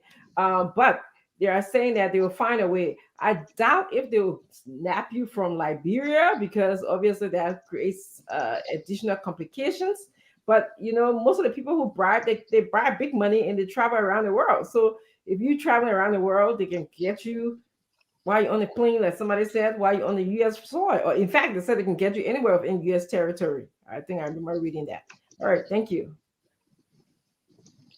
Very much, Dr. Richardson. Prince Maxwell, it Yeah. seems to be that you are giving this law another spin. But let's talk Yeah. about how, guys, let's try to focus how this going to affect or benefit Liberia. Let's forget about the other area. Stanton, let make something clear. Stanton, let make something clear. I think we're jumping hoops here.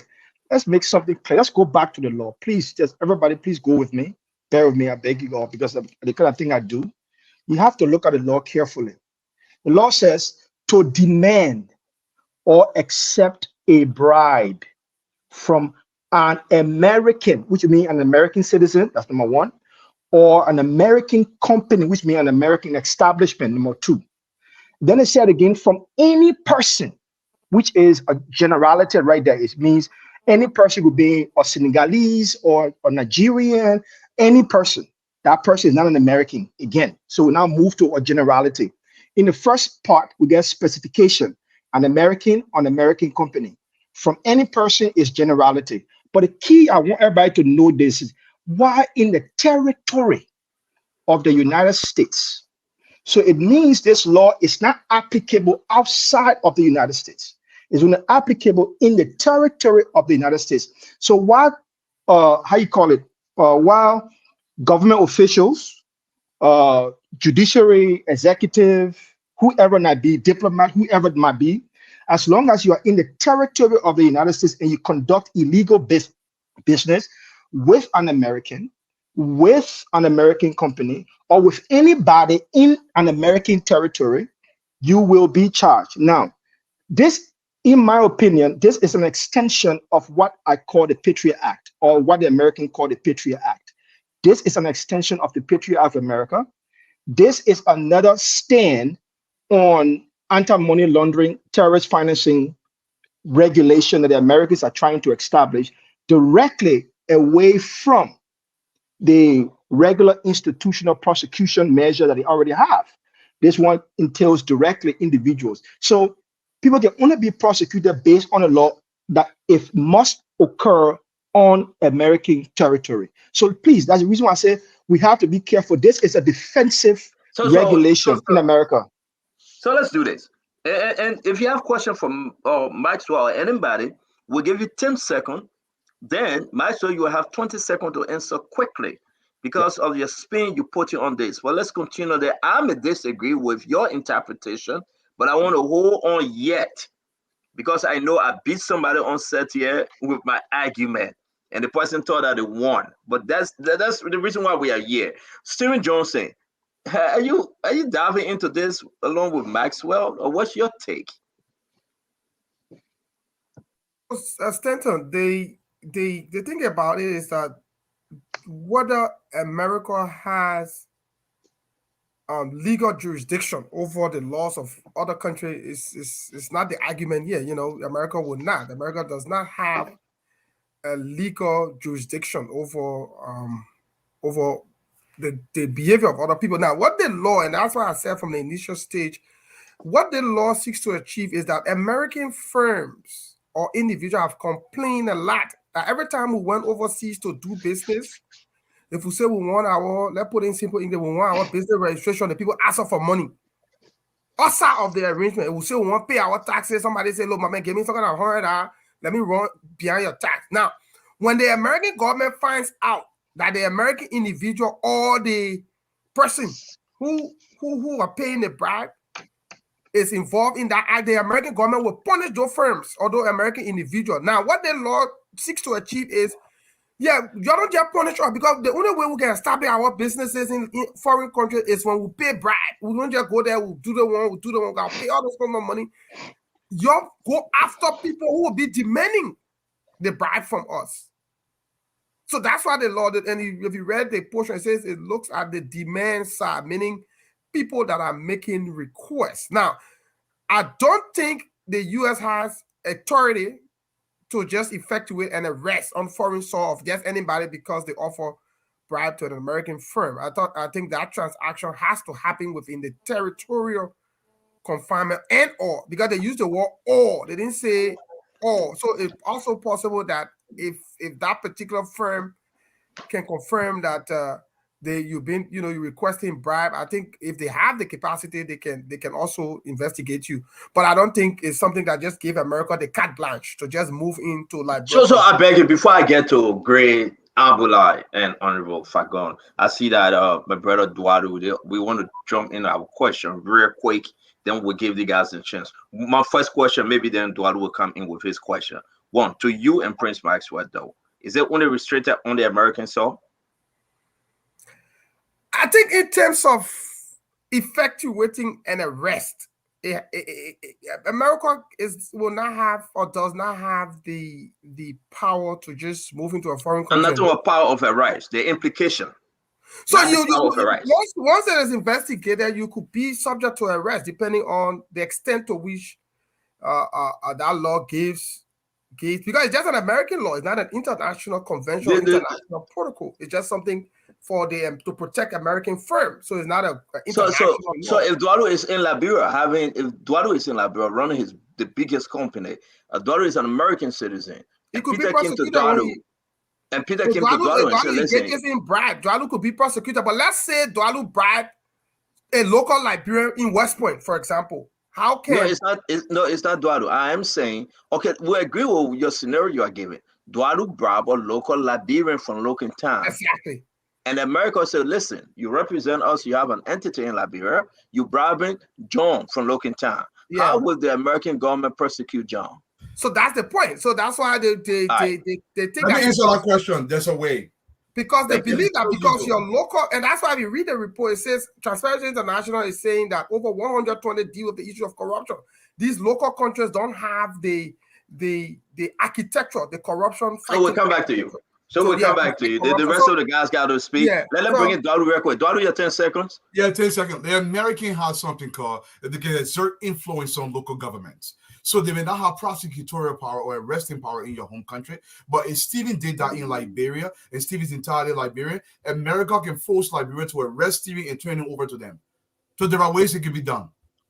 Let me thank you. So let's move ahead to Aaron McGray. Can I add quickly that the United States Embassy is actually United States territory. The United States Embassy in Liberia is United States territory. So does that embassy have a prosecutorial power to go after and prosecute folks? Well, according to this law, if you're in territorial United States, yes. So we're worried if it's done outside of the compound of the embassy. That's what we're talking about. No, nobody would be bribed within the embassy, though. I'm saying that my thought is about companies can be influenced to come to the U.S. embassy to be prosecuted. So you're pushing this one step ahead. All right. Yes. So guys, let's bring in Conor Gray, Mr. Mame, and that of Minister Fagon. Conor Gray. I think if you go back and look at some real-time examples, the Merchant of Death was a Russian. Because he was engaged in corruption and the sale of illegal arms, he was arrested and brought into the United States and prosecuted. Gus Copenhagen, I'm not sure whether he's still alive, but he was nabbed in South Africa because of his own engagement as well in these kinds of illegal activities. As Maxwell said, the Patriot Act actually enabled the U.S. to collaborate with local foreign partners to prosecute their own citizens. And where they serve time is left for them. But the idea of prosecuting people may not only occur on an American soil, but they have partnership with which they come up with, they collaborate to get some of these kinds of things done.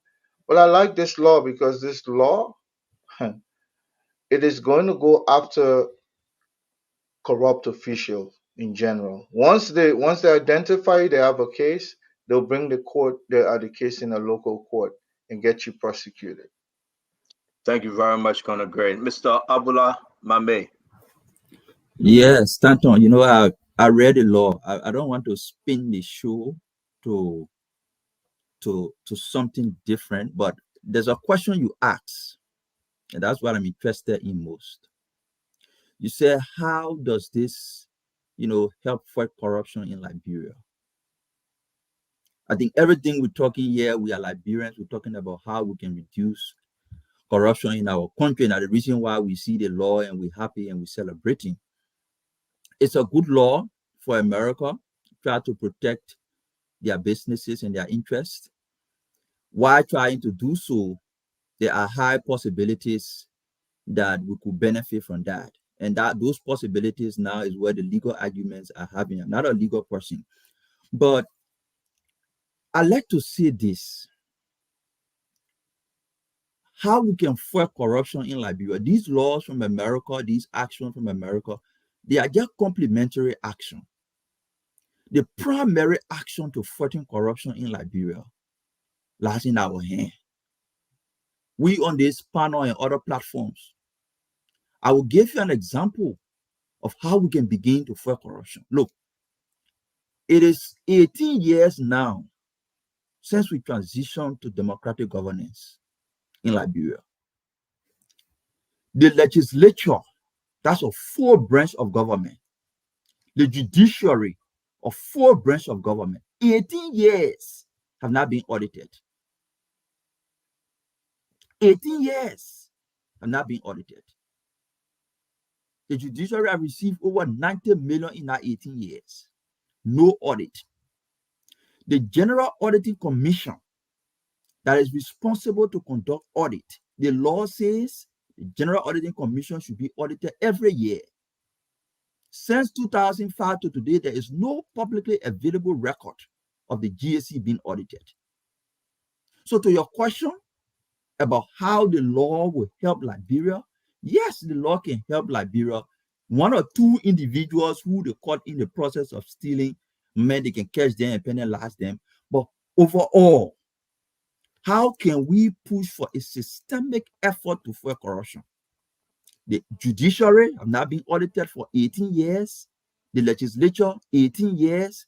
The institution that we consider to be integrated institution to go after corrupt people and conduct audit. The law says that institution should be audited every year. That institution have not been audited, or we have not seen any audit report for 18 years of that institution. How can this action of the US government help us address that? For me, I see just a small window of opportunities. This action from the US is just a small support.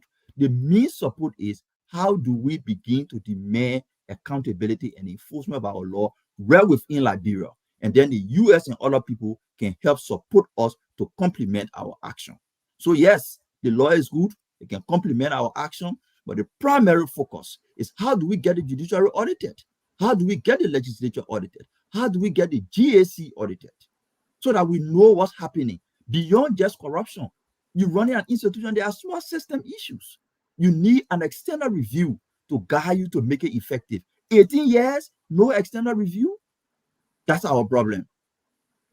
Thank you very much, Prince. Abula Mame, we appreciate. Mr. Fagon, the issue about how would this law benefit, help Liberia, help with this current issue we are faced with. For example, the HPX, are they going back to hold those folks responsible for taking bribe? I decided to keep the last portion of this question for you because there's a reason why this law would be helpful with this investigation.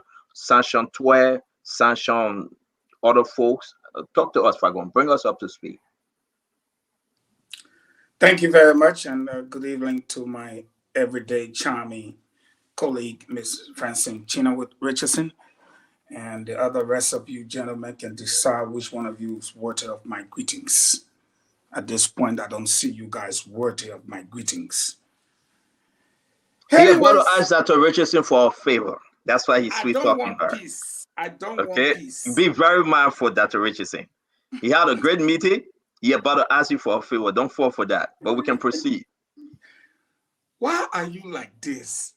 Can you For one, can you even keep Satan's secret? If you keep the devil's secret one time, you will survive. Just one time. That the devil is targeting people like Stephen Johnson, you will be all right. But anyways, let's get to the serious issue here. You know, my friend and dear brother, sometimes I say things like I said the last time in the case of the children, and there was, oh, no. But we work behind the scenes, and people tell us, you know what? When it comes to Liberia, you make sense. They could kill them. They could beat them to death. They could target them. They're kids. They're innocent. We might think about it. And tonight is no exception when we look at a law that is meant for global actions. And because we are all Liberians, so we're asking the question, how does it benefit us as a country? How does it help us? Because we want to look at ourselves and not look at the other people. So, Stanton, with that said, the young brother by the name of Prince Maxwell made the first case. Let's look at some facts quickly. Fact number one, before today, that law affected Americans. After the law was passed, it's now affecting both Americans and foreign nationals. Let's go to fact two. Fact two is not just the giver now, it's also the recipient. You talk about law that will affect HPX. It's not retroactive. So you can't go back and say the law passed today, so those who were guilty or yesterday did something, the law will affect them. It doesn't work that way for law. When you pass it from today, after today, who does anything now, the law will catch them. Put it that way, plain and simple. But I'd like to draw your attention. No, can I hold you there, though? I mean, allow me to interrupt you. It is written. It is written. This is like past, present, and future. No, we can go laws back are and not read like it, that though. as any No, legal it's person. not about the law. It's the document. Let's go back to this document that they posted. What document? The one that we all read. They will But that's go what back I'm to saying whole to you. past government responsible. Listen, they say past officials. Yes. Okay, that is after that law passed yesterday or day before yesterday. If you committed a crime be yesterday going forward, whether you former government official, you committed it 10 days from now, that law will book you. Whether you're a former official, laws are not retroactive. You can't go back. From the day the law passed, that the day the law began. So you finish. We're not So arguing that. Let's since allow you to finish Maxwell up. took another fact and helped me with the first fact that, look, that law, like I said to you, Stanton, is meant for U.S. territory. There is a part there, third to the last paragraph, I call your attention. It starts with FEPA, which is the Federal Extortion Prevention Act, has the potential, you and I had that, meaning it has the potential, not the right or whatever. It has the potential to disrupt these dynamics by empowering the U.S. government to criminally prosecute any foreign official who demands or accepts a bribe from any American or American company anywhere in the world. It has the potential. It also has the ability. But the reason why the law is not specific in that realm is because you have to respect diplomacy. You cannot say you're going to people's country, arrest their citizens, and bring them to America and punish them. But you say it has the potential, meaning we can get that person. We're not saying we'll go get the person, but potential means it's at risk. We can get that person. Now, I'd like to draw your attention to this serious, very serious fact. And here is it. In Madam Salif's government, and maybe Mambe will throw Sorry, light on Dr. Richardson, can you please mute the young man speaking, please? You know, I get an issue with that brother, but I will talk to the last part of it. I thought the brother was supporting Bwaka, but I know that he's a staunch Kumi supporter. Having said that, we go back to a reality here. The U.S. is seeking, like I said to you, to ensure that its citizens are protected, its companies are protected. And if you look, it is very clear that there are some of these governments that are not willing to prosecute their citizens. So as a result of that, the U.S. is making sure that they help those countries who victimize their own citizens and will not prosecute their individuals. While that is a welcome idea, I find it a little bit of a problem. Listen and listen well. You say, anytime I hold my ear, Liberian people should listen. For example, in Madam Salih government, and I want Abdullah Mohammed particularly to listen, maybe Prince, and then Stephen, they know about this. River Livingstone and others benefited from something called lobbying. When these people come here with 7 to 10 million and go with lobbying firms, whose money are they spending? Whose money are they spending and for what purpose? It is not considered a bribe because lobbying is a what? Legal business in Washington. True or false? True. But just to go and talk for a tiny country like Liberia, you are requesting 2 to 3 million, sometimes 4 million, to do what? Quote unquote, lobby. Lobby. It's legal. My fear now is that when you go to Africa, to Liberia in specific, to be specific, you don't have lobbying firms. So guess what they do there? They say, "Dwalu, my man, that fago man are your man." Oh. So we just go into him, my investor, then coming from America, they got to drop something. Then they come, they drop something. A lot of countries will now register lobbying firms in their country to receive that bribe money and make it legal. So that now you go to lobby, they charge you the same bribe fee under the idea of lobbying. Quite recently, I challenge any one of you. You cannot tell me that Samuel D. Twain did not spend millions of dollars in Washington lobbying. Whose money was he using? And he paid it to lobbying firms. It's not bribe, it's work. Now, what Africans are going to do, and in particularly Liberians, they're going to start opening lobbying firm now. When you come from America, you go to the lobbying firm for them to lobby for you to get this and get that, and they'll take that money from you under the legal table. That is my fear about that law, Stanton. Because legitimacy is not expediency. And just because it's legal does not mean it is expedient. And what's going to happen is that if it's legal in Liberia for you to pay lobbying fee to get your business registered, to lobby with the big guys, how would you consider that a bribe now? These are genuine fear, but the law tend to want to help us as a developing country and a poor country. I think we need to look at some other things, such as, I beg you 30 seconds. When again? 30 seconds. When Twain and others come to Washington and spend $1 million, $2 million, $3 million on lobbying for the government, for issues, or when Ellen Johnson Sirleaf paid Lever Revison, I met that woman in the hotel room. He paid her millions of dollars. It's our money. To do what? To lobby. Lobby with who? Washington? As if to say we don't know the people their name or the people office. We can't write letter to them and explain our own case. I hope this will help our country rather than create an avenue for people to steal our monies using lobbying or other legal materials. That's just my opinion, not a fact. Thank you very much. Let's do some crossfiring here. Anyone have a question for anyone? We'll go back to Mr. Dualu, or you want to make your 30-second comment? And for I will make a comment. I think Fagon is confusing the concept of lobbying. If I'm a minister of finance, I cannot use my position as an entity to lobby. There's a big contrast. The lobbying firms are entirely different from people who hold the office. The lobbyists try to push an agenda that you pay them for. They're like a law firm, so to speak.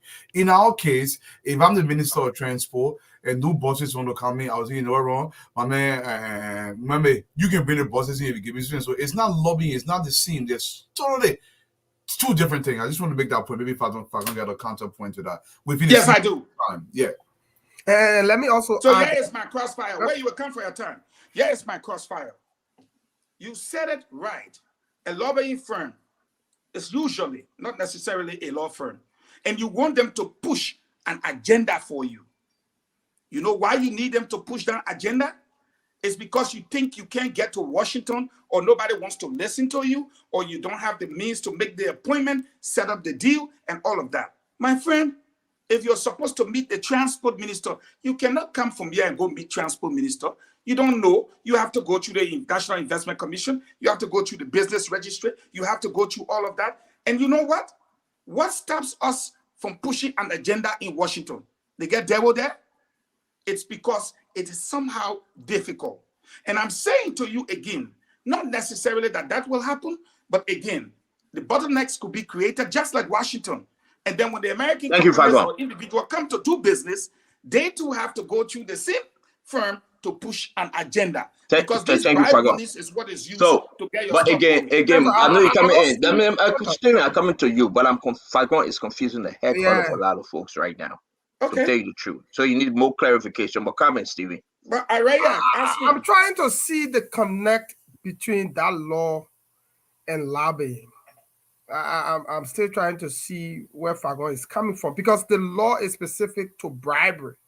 Yes. So, but lobbying is a complete different thing from bribery. So I don't see the connect, because these lobbying firms are legally registered firms that will use their expertise to be able to push a particular country agenda. And it is completely illegal business in America. For instance, Fagon, you former deputy minister of information. There are processes involved in me getting a license to operate a radio station. Who is best to go to Monrovia and help me get a license? If Fagon opens a consultancy firm, I will rather go through Fagon to get my license, because Fagon now is able to go to Monrovia. He knows all of the processes involved. It's faster than me getting on a plane, go to Monrovia, don't even know where to start. So that kind of, you open your consultancy and you collect legitimate money to go to Monrovia and help somebody get a radio operation license. That's not what this law is saying. This law is looking at the demand side of corruption.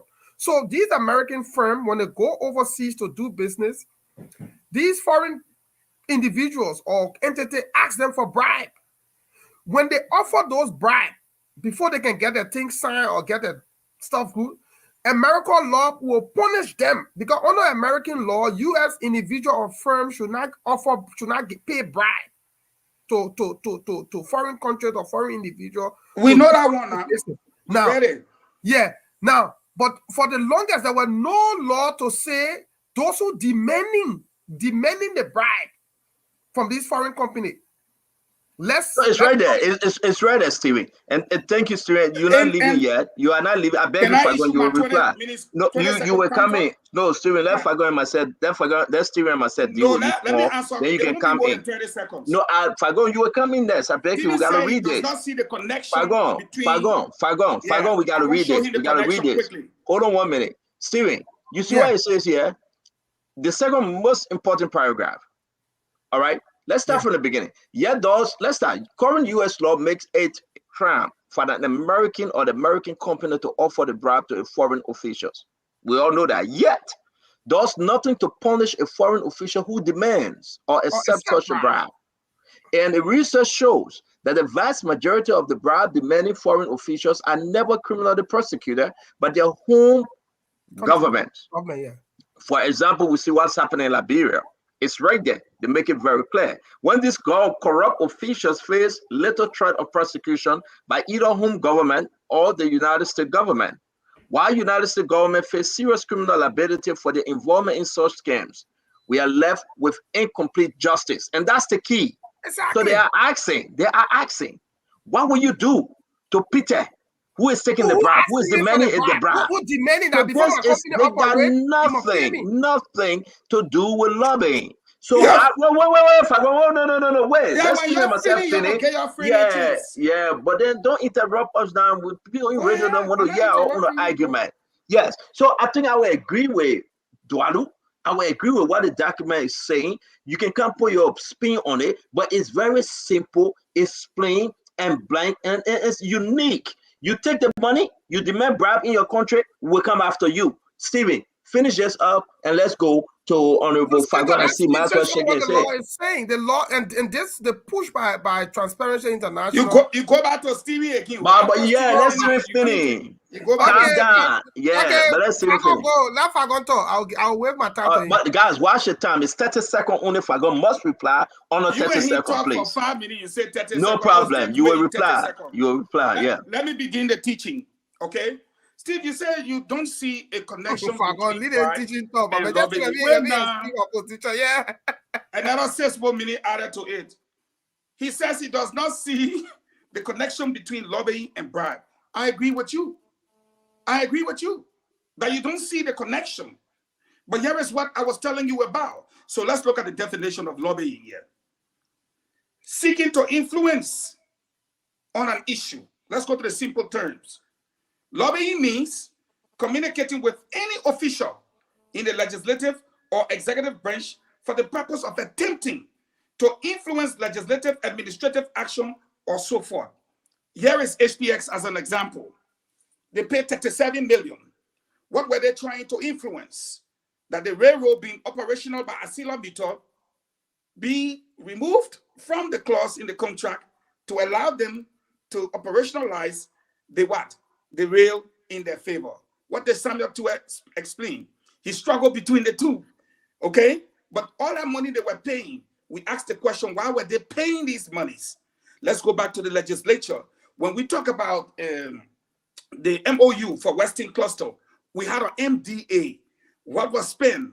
What did Edwin Snow say here? Over 200 million was spent to influence the decision to what? To move away from the MDA towards the what? The MOU. I can go on and on and on. What will you explain to me? That's bribery. But what if they went through a firm like Washington to influence those decisions? You know what you and I would say as educated people? It's not bribe. It's what? It's lobbying. But you know what? It's lobbying to influence. Like in the case of HPX, 37 million. In the case of Western Cluster, 200 million. Now, if you're not bribing, in other words, if you use a legal entity... Yeah, Richardson, can you turn it off small? We'll come to you. Yeah. In the case, you know what we would say? If we had lobbying firms in Liberia, that Western Cluster spent 200 million.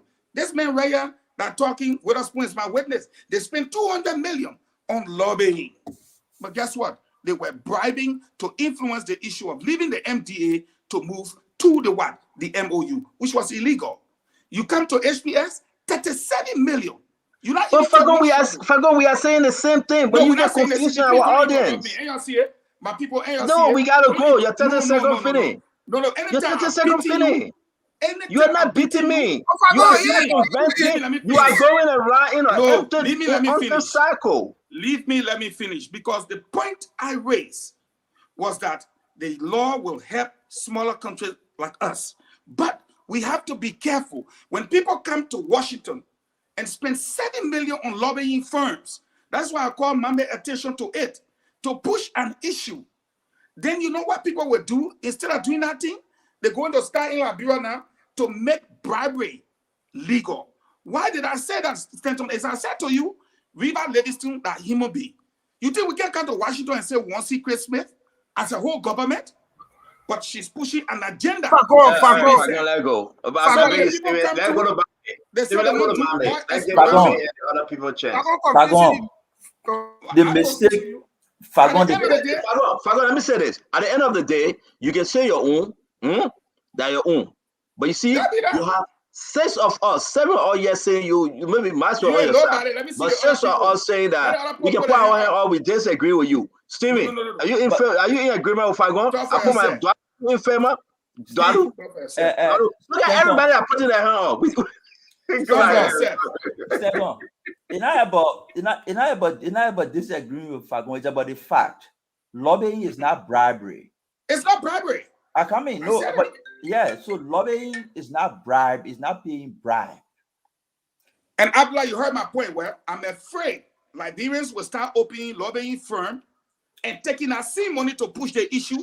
Guys, let's get back to the analysis of this document because we've gone too far. We've gone too far away from it. It's very important for us to address it like this because if I go put in a spin of lobbying, but let's bring in Mame, go ahead. If they open their own lobbying firm to push these issues like HPS, like Western Cluster Mumbai, here is what I'm saying to you. We are not talking about lobbying or Fagon. There's not lobbying.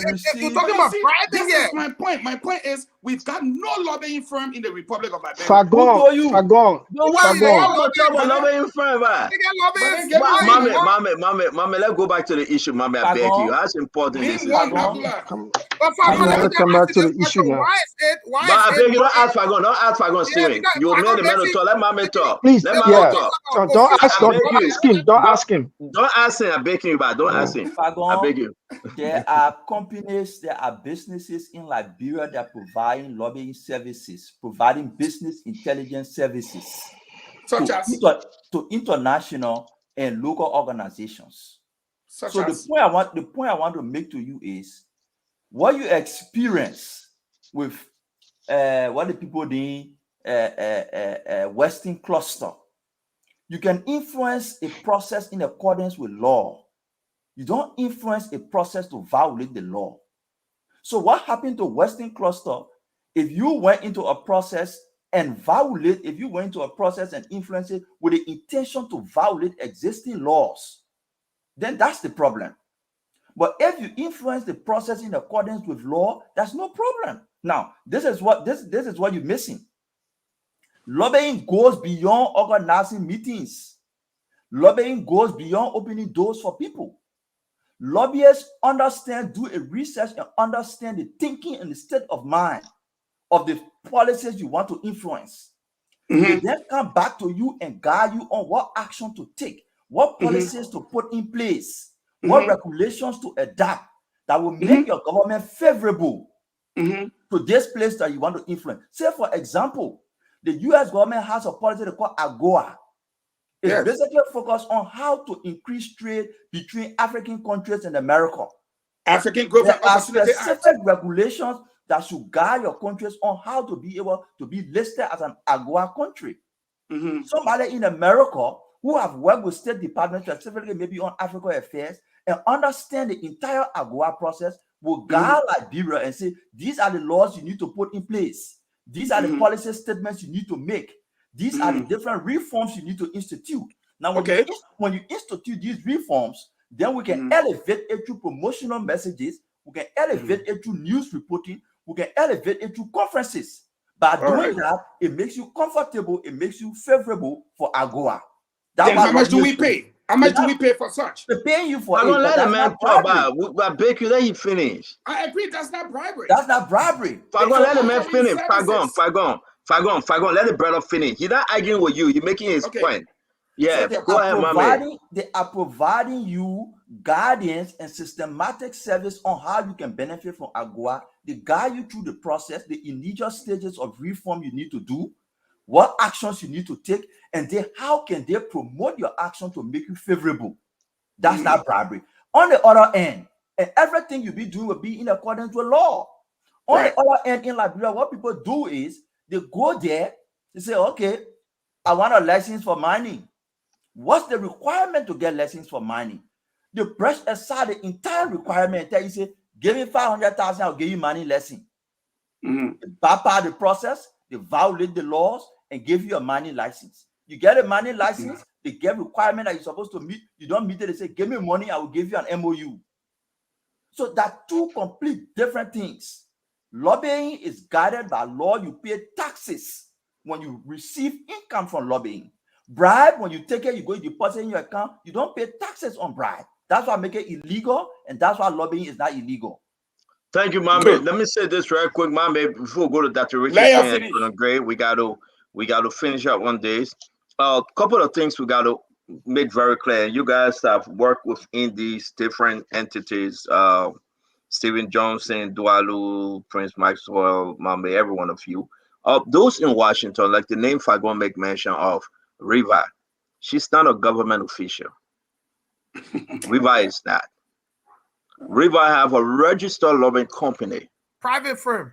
a private firm, and they're paying taxes to the government. If Liberian government official decide to get out of government and open his own private entity to serve as a lobbyist, that's fine. Then you can go ahead and help those folks. But you cannot be in the government and you are the minister for the Minister of Lands and Mines. And now you are saying, I want to negotiate with you to be your consultant. That's the issue. To be your lobby, that's the issue right here. So what we are saying is that there will be no way we say this law is talking about lobbyists. No, there is not. Come on, Mr. Dwalu, it's not. It's talking Let about me those clarify. corrupt government. I beg you, Prince, let me finish. I beg you, because we got to move on now.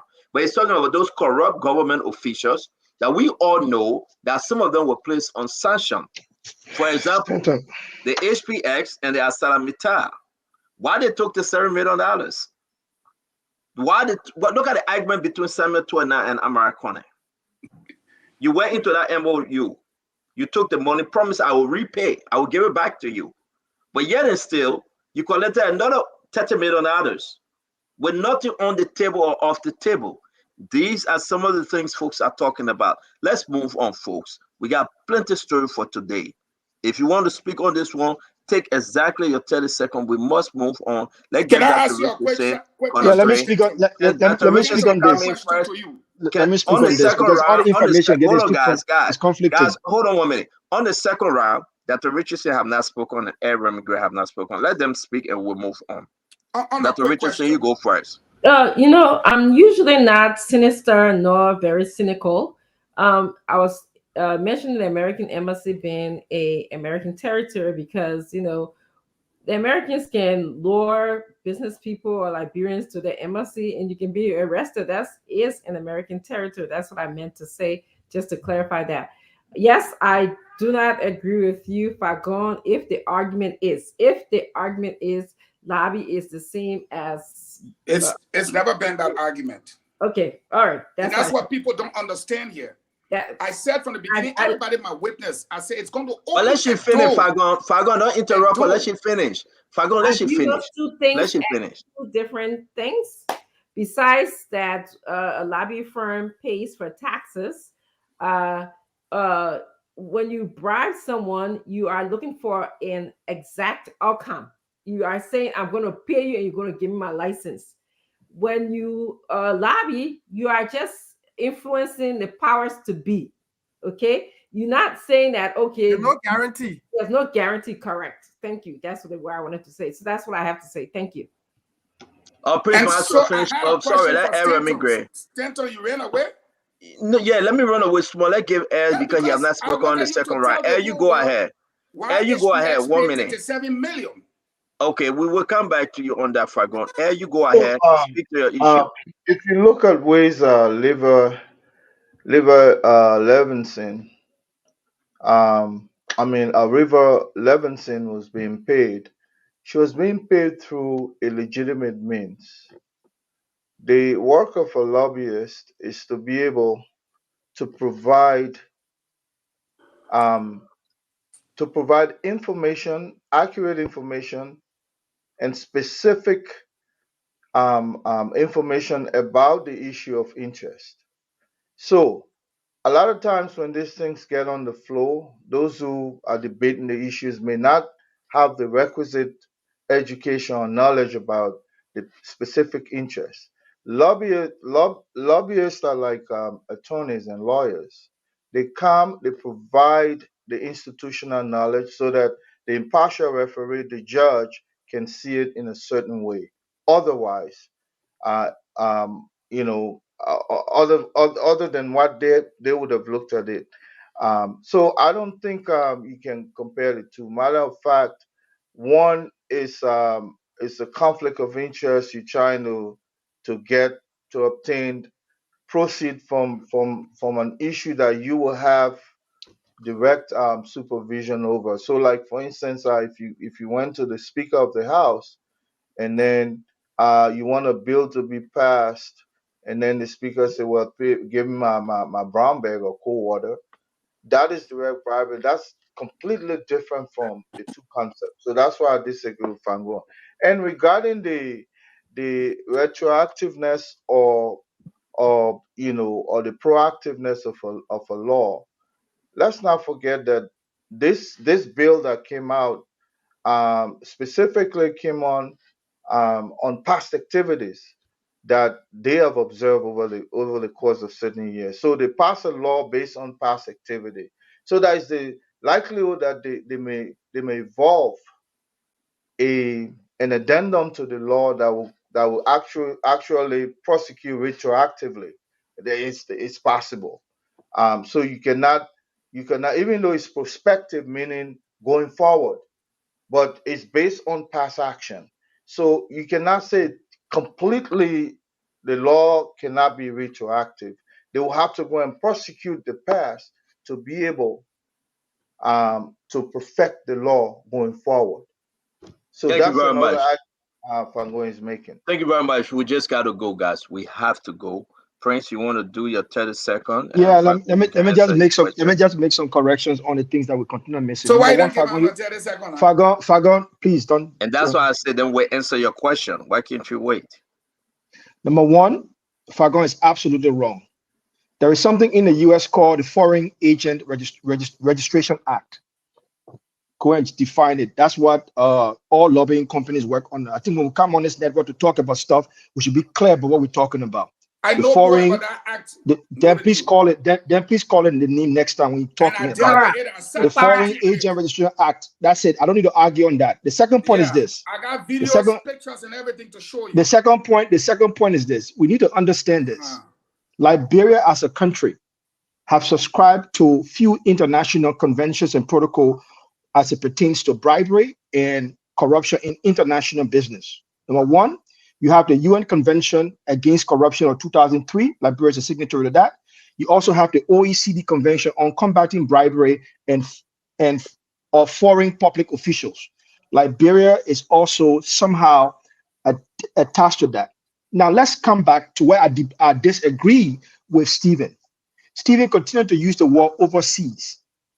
In the document being specified, it is absolutely clear in the document in U.S. territory. It's in the document. So this makes the document domestic, not international. It does not cross international borders. Now, what is the intent of that document? That's the next question.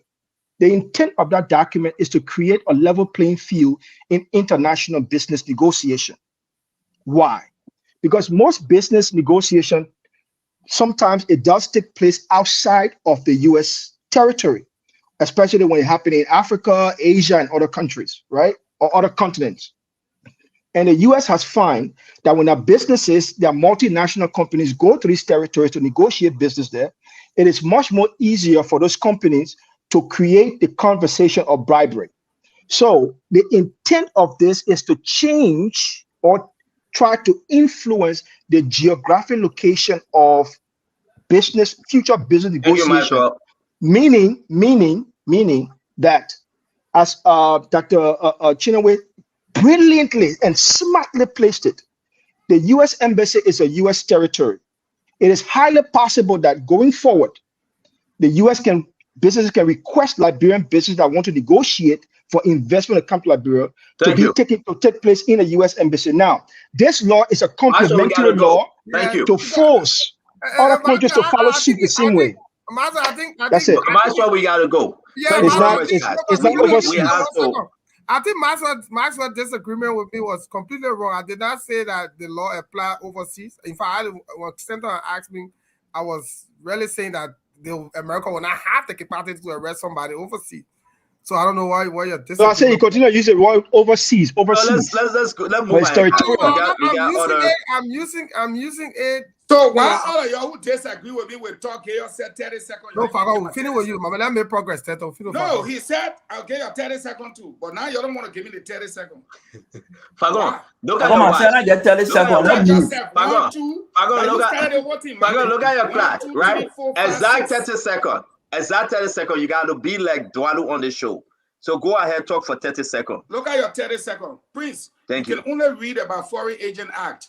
For me, I participated in it physically. I got video pictures and everything. And I met Levi Ravenson in the hotel. So read about it, but I know about it. I participated. The angle from which I'm coming from. I don't met Riva Livingston. No, maybe you met Riva to lecture. I met Riva. No, I met at the on spring business meeting when we team. came for the spring meeting in Washington. Where, brother, you see the man take my 30 seconds? Restore it now before we start so you can look at your time. You know, Stanton, what I am saying when you look at the word lobbying, nobody will tell you lobbying is the same as bribery. Yes, you pay taxes on one. Yes, you do one legally. But I said to you all, it opens the window now for people in countries like ours to say they're opening lobbying firm. And that's why I ask you the question. The 37 million paid by HPX was for what? You can't answer that. I asked Thank you very much. Let's just go ahead. Guys, we gotta go. We gotta go. How you confusing it? That money will make be it paid serious. for whether you confused or not. In my whole Dwadu, in my whole life, right? I thought Steve was the most quiet individual on earth. Seriously, I didn't know he was like this. You can tell you can't confuse me. Fuck off with you. No, we pass you all time. Yeah. I get 30 seconds. You know why? I get 30 seconds. I want to give 15 to Fagon. Let him learn on 37 million. I use my ballon 15. 37 million. Go ahead, Fagon. Thank you. Go ahead, Fagon. So why all the interruptions now? You will tell your own, somebody can tell their own. Because you're talking Tabata. You're talking Tabata. We won't go. So the thing you can be talking about a chicken. We won't go. The one you can be talking a completely rotten egg. If I don't go ahead, get the time. Go ahead now. Let's go, please. Now, let me say this again. Only 37 million. Robbery. Why they give the guy? Why they give the guy the Grand Prix soup for phone today? I don't know. They should have given him Jack. You were going to come on the show hungry. Go ahead. Listen, no interruption again for my 30 seconds, please. Listen, guys. Again, you will not force me to talk the 37 billion, but let me say this: when you look at the definition of lobbying, it is to push an agenda, to influence a decision. In a poor country like Liberia, when an American company comes in and they go to National Investment Commission, they can't find a way clear. They go this way, they can't find a way clear. I agree. Lobbying, you pay taxes. Lobbying, you go to push an agenda. You go to influence. When you meet the bottlenecks, you will come to the lobbying firm. And that's why you, Mumbe, I challenge you to give me the name of one lobbying firm within the Republic of Liberia. Never in the history of that nigger-dumb country have you ever heard the word a lobbying firm. But now, all right, thank you, Fagon. Fagon, thank you. We gotta go. Mama, you come in. Mama, come in. To do business, we say you want to talk to the speaker. I got my way. I can show you the Fagon, way. Thank you. And then we get paid. But Mama, come in now. Yeah, Mama, come in. So quickly, Fagon, there are firms in Liberia that provide lobbying services. Former Deputy Foreign Affairs Minister Elias Shining, Dr. Tugagiwe McIntosh, what the other guy, they have their firm to provide lobbying services to companies in and out of Liberia. That they need wait for me. I have worked with two companies in Liberia to provide similar service on a contractor basis. There are firms in Liberia that provide lobbying services. Because their name is not lobbying firm. They provide business intelligence services. They provide exact lobbying services too. I wouldn't call their name because you're escaping, man. You're escaping.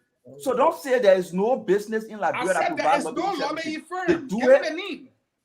But how do you tell the folks to call their name lobbying firm? Leave out lobbying steel company Neil, not lobbying firm. No, it's not. But so what the issue? All right, so guys, we got to move on. We got to move on. Thank you, my man. The former commerce minister. Thank you. The former commerce minister have Echo Group.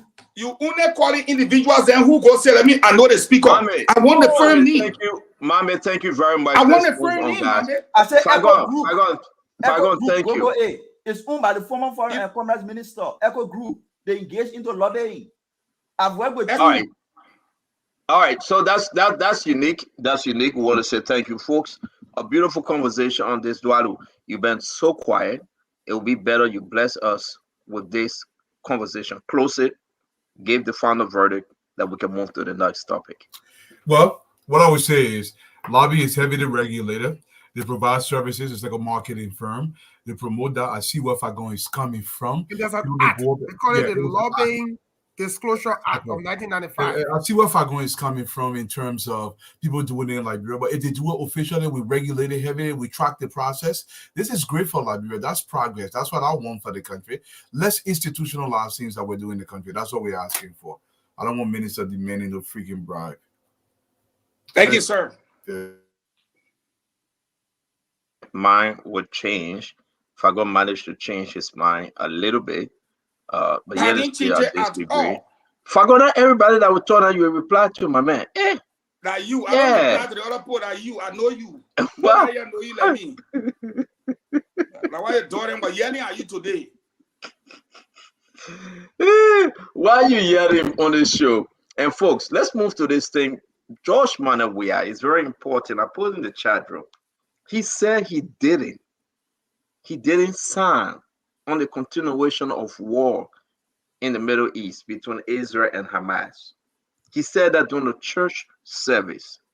I want us to play that. And Josh Manawia said that somebody wicked signed on that thing. Not him. He said he's a president, peace ambassador. Before we even play it, does that make any sense? The president says somebody. Thought I see you doing your hand like this. That your brother. Yes, it makes sense. It makes sense. Absolute sense. No, I said Duadu. I said Prince. We want to start with Duadu on this one. Duadu? It don't make You want sense. I mean, the president is entirely negligent when it comes to his duties. Me, when be president, they sound like kind of thing I know about it. They know I know who's not me. What kind of nonsense is that, Stanton? How can the president just blatantly lie to the country in that fashion?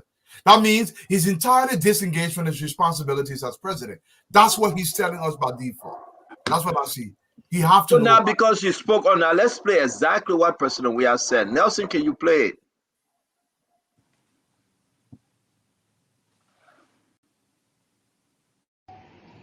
The one who voted for war is a Liberian that don't believe in peace, security, and human life.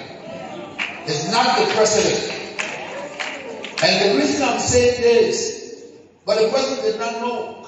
Because when you try to sabotage people, you got to look around first to see whether there's a way. If you force the way, of course, those things will come up. I went to the state of Israel, visited my good friend. We spoke lengthily,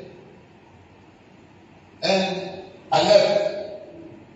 I came back to Liberia, boom, unexpected attack on the state of Israel. We've been monitoring to find out what the world will do so we can make sure that we come to peace. Amen. And diplomacy. And on November 4th, I wrote again the order that I want to listen, not clap. I don't want to clap because this is not pageantry. This is important thing we're talking about. Spoke to the foreign minister how we're going to vote. We're going to vote for diplomacy. We're going to vote for peace. And I remember I mentioned to the foreign minister, if the entire world gets together for diplomacy and peace, I cannot be left out. Because I'm the former peace ambassador for the United Nations. And because I work with the United Nations for peace, this time around, it's not a vote against America. It's an appeal and a vote with the United Nations and the rest of the African country for peace. I'm going to ECOWAS, AU. In all of my speeches, I spoke against unconstitutional mandate and the rule of law and civility. I have no interest. My interest is humanity, to save people. I complain about the war in Liberia. I brought people to Liberia for our war to start. There's no way I can call for war in other country. Even if I don't know about the war, the only thing I can do is to beg. Say no matter what happening, no ceasefire. A wicked president in the embassy on November 12th, on the 12th to vote, that person, whatever the date,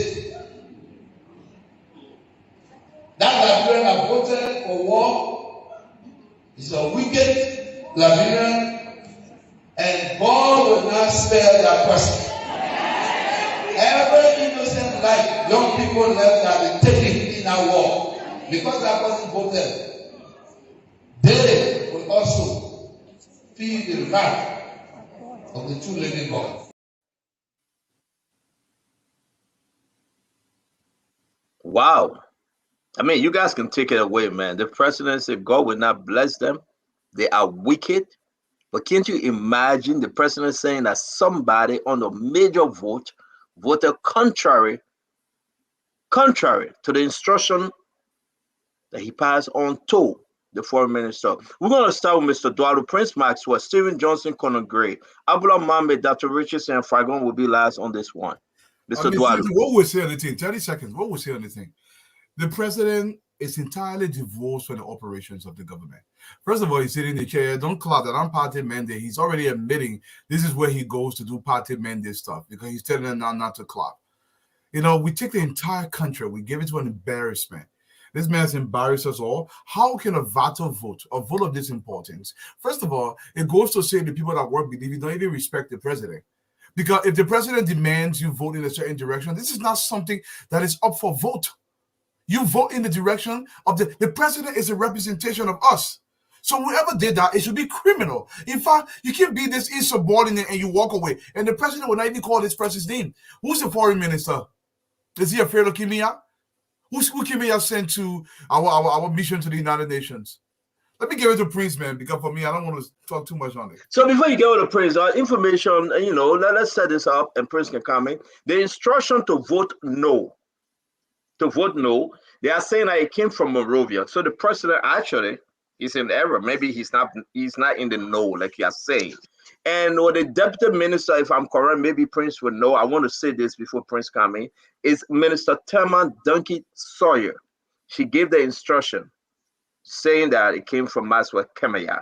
Now, we have to confirm this, but that's the instruction that came from Minister Thelma Dunkey Sawyer. So, Prince Maxwell, this is within your practice. Talk to us. Well, first and foremost, let me just educate Liberian people. The president of the Republic of Liberia has three critical pillars that he has to work with: his domestic policy pillar, his foreign policy pillar, and his judicial policy pillar. Now, what the president was saying there, and I agree with, that's why I say I agree with you, Stanton. That is clear dereliction of duty he was talking about. He was saying it clearly to Liberian people. The president should never lose sight of his foreign policy because he's an architect of the foreign policy of the country. What the president was telling everybody in broad daylight, that he lost sight of his foreign policy. And that is dereliction of duty by the constitutional definition of that. Now, in that speech, it was a desperate attempt of the president, of himself, to distance himself from his failed foreign policy and his confused Ministry of Foreign Affairs under his regime.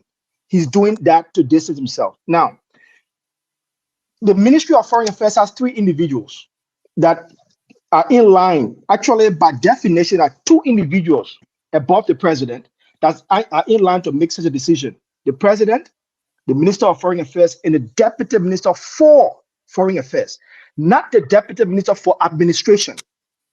The Deputy Minister for Administration have been used under the George Weah government as acting minister has been wrong, has consistently been wrong.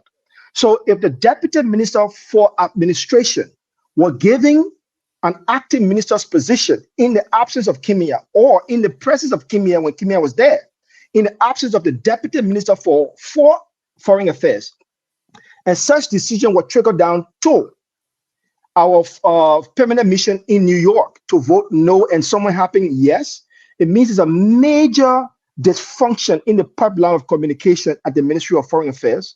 It means there's a major lack of follow-up.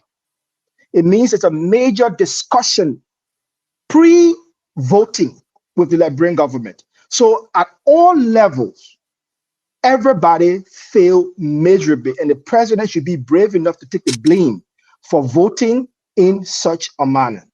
Everybody was absolutely wrong, and the Ministry of Foreign Affairs is absolutely wrong. Yes, I'm hearing that it was the assistant minister, the acting minister who was in the DMA office, the deputy minister for administration, who worked through Kimia to get that vote through, which was bad on Liberian part.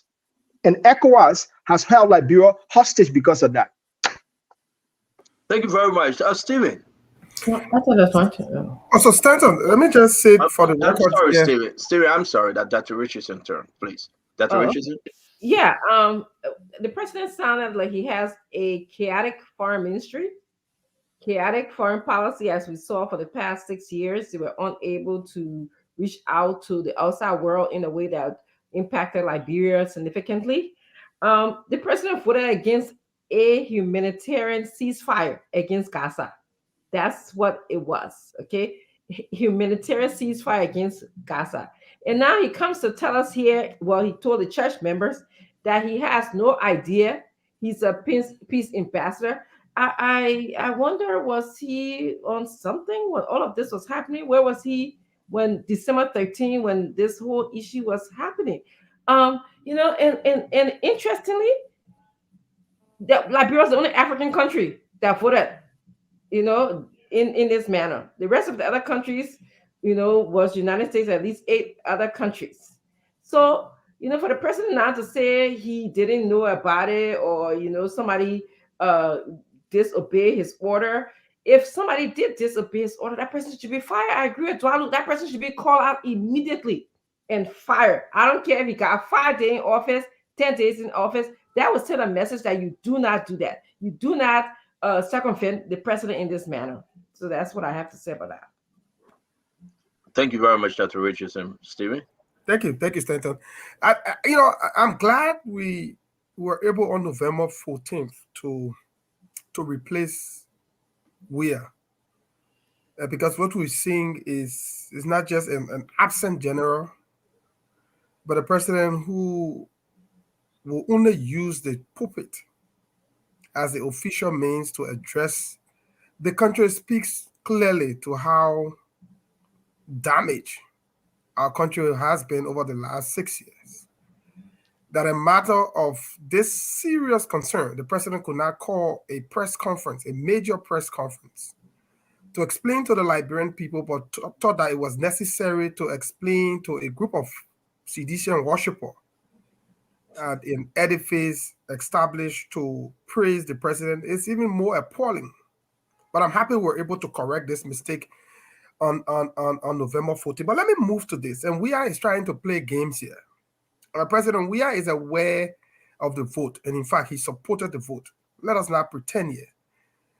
In July of this year, President Weah received the Freedom of Zion Award. Now, the Freedom of Zion Award was established by former Israeli president, who was the 9th president, Shimon Peres. What that award seeks to do is to recognize people that have gone above and beyond in support of the Jewish state. We are receiving now. Other world leaders like Bush, Donald Trump, and others have also received. Mike Pence have also received that award. Over 26 out of 23 other world leaders.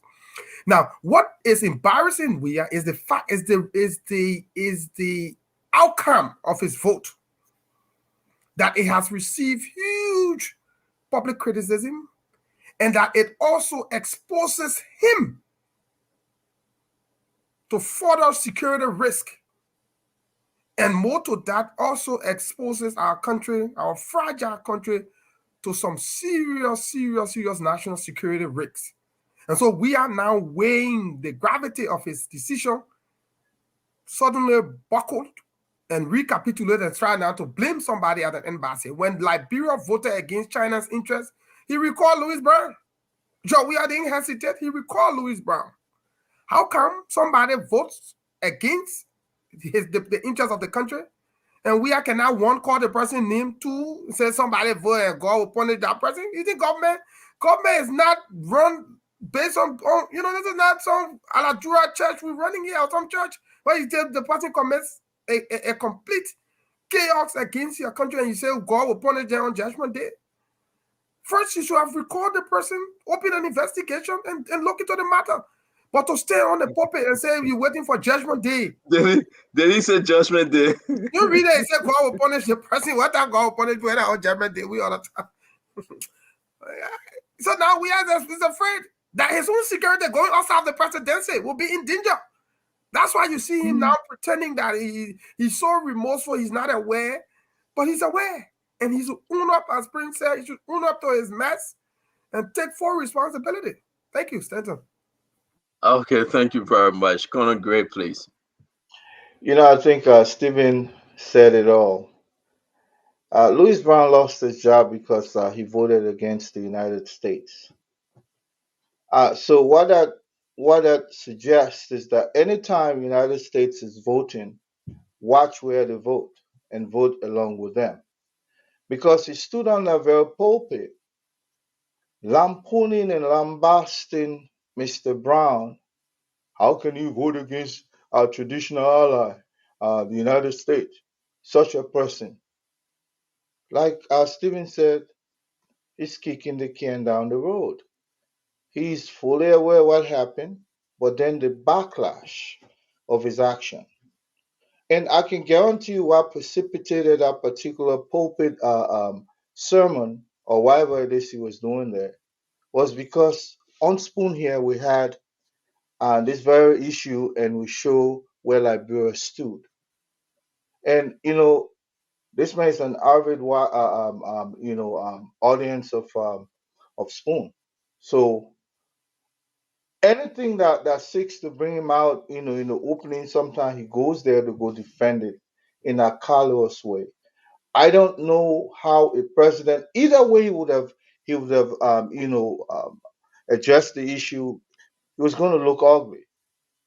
And this is, it sounded like a coward to me, like he's not man enough to say I stand by my vote, because it stands on the side of our traditional ally, the United States. So therefore, I stand by it. I not necessarily have to go by what my counterpart in the region or the continent, vote in favor of. This is in support of our traditional ally. Maybe if you have made that case, we will know exactly where he stands when it comes to this kinds of thing. But right now, this guy is just confused completely. And this just demonstrated it to us. He knows what is going on. But that's how he has always put people in front and he hide behind them. And when things go right, he takes the credit. When it goes wrong, he distances himself from it. That's the typical George Weah right there. Thank you very much. This is crazy for our country. Before we bring in Mame and Minister Fagon, is this Prince? Maybe is this Madame Thelma? Yes. Is this she's the wife of the former interim president, right? Dr. Sawyer. Yes, I have high regard for Dr. Sawyer. Yes, I have high regard for Dr. Sawyer and his family. But the situation at the Ministry of Foreign Affairs I was is just dangerous. asking you. I was just asking you just to confirm that we are showing the right person. Again, folks, let me bring in Mame. The issue that person we are saying, if it is true, she passed this information over to the United Nations. If it is true, then President, we are saying that she's a wicked person. He's saying that God will not forgive her. Can you talk to us, Mame? George Weah is trying to save himself.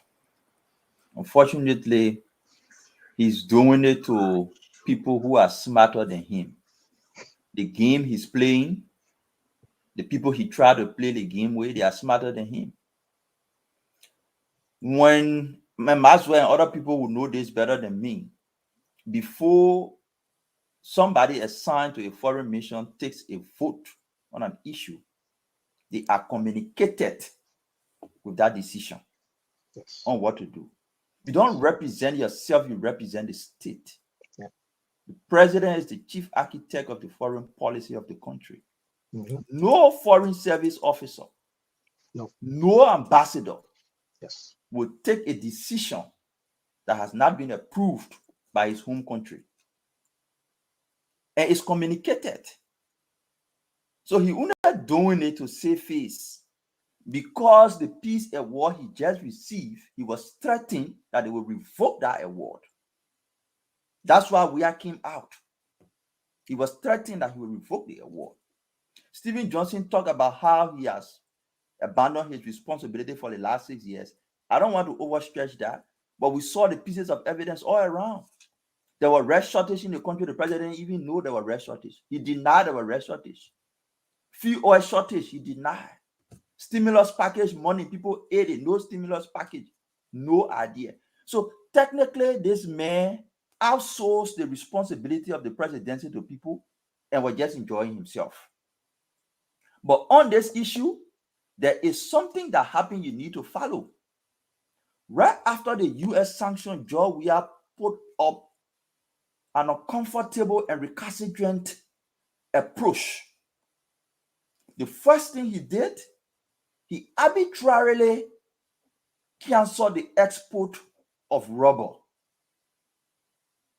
He was retaliating.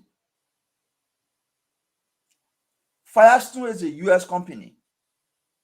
Right after the sanction, he put a ban, arbitrary ban on the export of rubber. That was his first move to retaliate. It was not under the blue sky, because we all knows that Firestone, all the export that Firestone is doing, up to 40 to 60% of that export are produced by smallholder farmers across the country. Not by Firestone herself. Firestone is buying from individual Liberians who own their farms across the country. That's why they survive on. So when you put a halt to exporting rubber, you deny those people's source of livelihood, you deny them source of income, and you push them further into poverty. But he was doing it because he wanted to respond and retaliate to U.S. sanction. That's why he put stop to the export of rubber in Liberia. The second action was to vote against the U.S. His second action, that second action he was taking now to say, okay, after he did that, when there was pressure mounting on his, okay, let me see how I can try to repair that relationship. So he joined America to repair the relationship of retaliating on the export of rubber from Liberia. He joined America and voted against peace and stability in Asia and Gaza. So what he did was intentional. The Foreign Service staff did not take decision that was not supported by their home country. If Joe Weah claim that the person acted arbitrarily, you will not just be swearing and say God will punish you. Somebody violate your foreign policy, put the country at risk with its peers, and the only thing is say, I swear you, God will punish you. Show proof that this was what was communicated, and this was the person action, and penalize the person in accordance with the operational manual of the Foreign Service. But if you can do that and just issue press release and send letter, the people you issuing the press release to, the people you sending the letter to, they are smarter than you, George Weah. You did it, and you did it because you wanted to repair your relationship with the U.S. after you put arbitrary ban on the export of rubber in Liberia. We know the deal, and you were threatening that they will revoke your peace license. Thank you very much. Thank you, Mame. Fagon, please, let's wrap this thing up. Well, we come to one of those tricky little spots. One day, President Weah is inept. Another day, President Weah is clueless. The third day, President Weah didn't even know what happened in the country, that the poor running the country. Then today, y'all want to beat the man. Why y'all want to beat the man for? If every day y'all come here, y'all say the man is clueless. The man is inept. Look at the pay the man go to about 18 on the pulpit. The man is a prelate. He said God will punish the person for doing that thing. Y'all come here, you're talking all I want. You think President Weah does not know that his people voted against the one China policy? Ellen Johnson selling where they drag all around in the mud for gay rights issue in Liberia. In that job, we are a maiden son gay right issue in Lusaka, Zambia. If we go all around, all the different things there, you don't know, Joe, yeah? I don't beat on somebody that at the end of the day, on the January 22nd. Liberians in the country right now watching us, all of the interviews conducted have concluded that Eugene Fagon, no money in the country right now, but everybody just getting fat. Everybody just satisfied. And I asked them why. They said, because my brother, it's just that you take have a loaf on somebody here and set it down. Give them cold water to drink and say rest. How people getting sweater here, Fagon? No. To ask the people that will tell you, they say, Fagon, there is nothing like the peace we are enjoying right now. Knowing that you help us to take the man from on our head. Now, here is what I have to say. Do you think, President, we have stood on that pulpit to say that he is the peace ambassador and somebody went ahead and voted against a peaceful resolution alongside the United States and then concludes that this thing has nothing to do with a miracle vote? No, me, our peace ambassador. You are peace ambassador. What day you fighting your friend in? You can't forgive nobody. People die, say you look at it in the car, you say, but people are eating something in the car, man, or Broad Street. That peace ambassador there, let's talk so. We need to understand that the president is the chief foreign policy czar of the country. From the very onset of this administration, we fell flat in many of the doings of our foreign policy. As a result of that, Liberia have only suffered, and Liberians have been the victims of all of his foreign policy posture. Ellen Johnson Sirleaf, with all the friends, and these are things that people feel uncomfortable talking about. And I believe strongly when Kumi said, this is something I struggle with. It was difficult to explain it for him because it's like, I'm sure he meant that, look, this thing when you talk about Eli brother can want to beat you to death. When you talk against it, then the other side, the international community will come hard on you. You talk about Eli brother, the Liberian will beat you. So this is something I really struggle with. But he could not break it down sufficiently for Liberians to understand. When they asked Ellen Johnson Sirleaf, what did she say? It's on video. We have existing laws and we have culture and tradition. And we will not break away from our culture and tradition. There is a video to that effect. As every Liberian, I still have it. George Weah wants some money on to the Liberian people on such a very huge issue. He let the people sign on it in Zambia, but there was never a press conference or even a statement to tell the Liberian people what they did in Zambia. As it relates to Israel and Palestine, we have been talking about it behind the scenes, some of you, especially me and Stanton. I think even Americans are reaching the point where they are calling for peace. Calling for peace does not mean you are against Israel's interest, or you are for the Palestinians, or against the Palestinians and for the Israeli. What it means that it has happened, the fight is going on, it is bloody. Yes, we know it's about the homeland of the Palestinians, but it's also the security of the Israelis. Well, what we want to do is to chart a peaceful path so that both sides can come together and see if they can find a common ground and find a way to lasting peace. But Joshua comes up, and the reason I will close on this, you're not coming to like me again. Joshua coming to America 2 days to his arrival, dismisses Ambassador George Patton and tells Thelma Sawyer to take over all the operation. What was he thinking? That today government punished Thelma Sawyer? I made a video to that effect. Who does that? 2 days to your arrival in the country, you dismiss your ambassador and bring in a lady, all due respect to her, to take over everything that she wasn't involved with. Then you turn around and appointed a new ambassador, a young guy, where I won't say experience, but no experience in Washington, Canada, and the islands.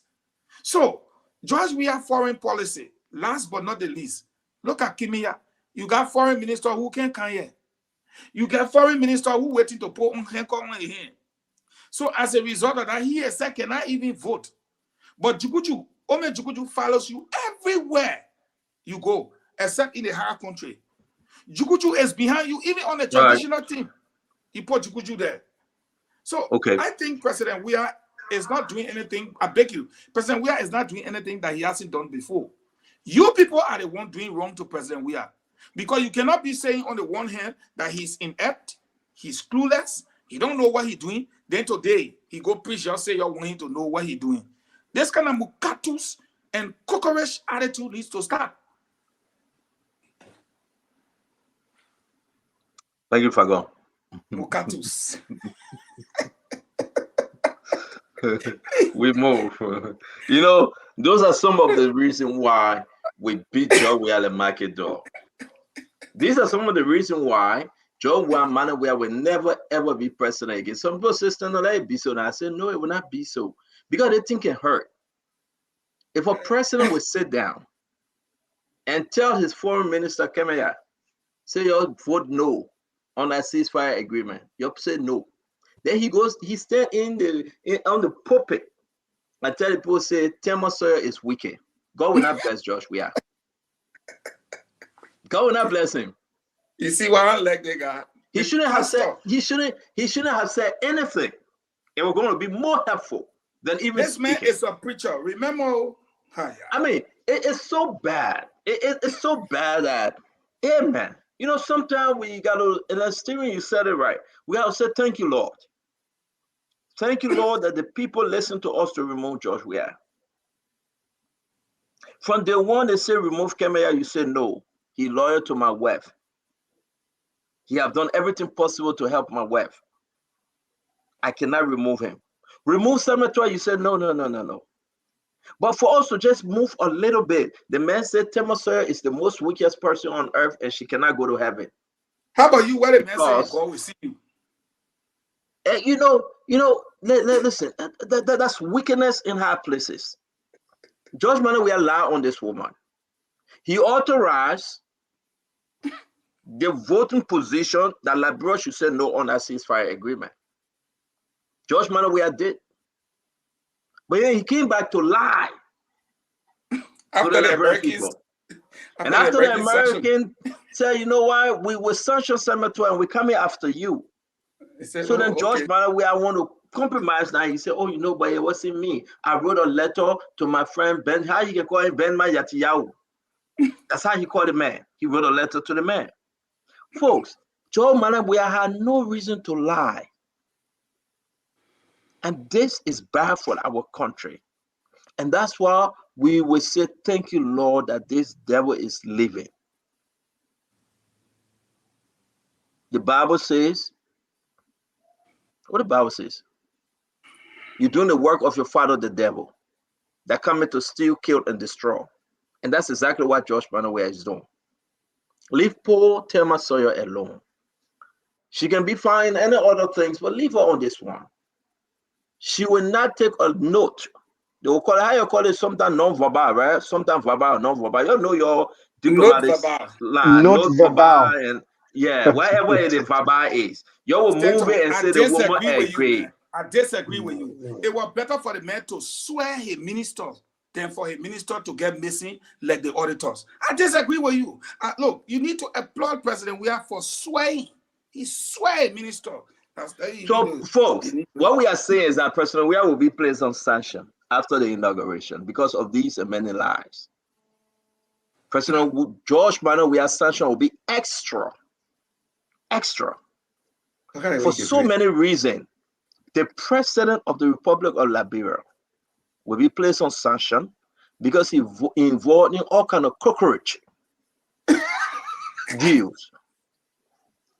Make no mistake, this is not a joke. It's not from me. There's a man that will bite and blow. There's a man that will tell you, say, we'll do this, and later on, he go in the corner, he do something contrary. Make no mistake. President Weah have no balls. He got no balls. I say BALLS though. So you have to understand that the best thing we can do as a people to be grateful to God that he would not be in power. This is the man for him to turn to Tema Sawyer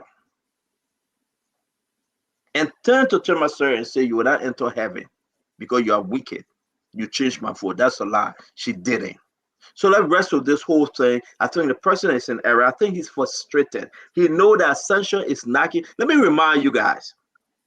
When the Guinea president, when he was overthrown, what's his name? The last guy that Dumaya overthrew. That Somebody help Dumaya, me. they If call you're him part to of, me. Oh, Conde. Dumaya overthrew the guy. Conde. They overthrew the guy. What Alpha happened Conde. thereafter, Mr. Duadu? The American came and did what? And sanctioned him. I thought the American were going to come and feel sorry for him because they overthrew him. But after a few months, they sanctioned him. Stanton, one of the... Mr. Duadu, can I talk about this small? I beg you before you come in. Ahead. Go ahead. Because I know you guys are diplomats. You guys love to take it easy when it comes to George Weah. But this is what about to happen to George Weah. They will sanction his wife.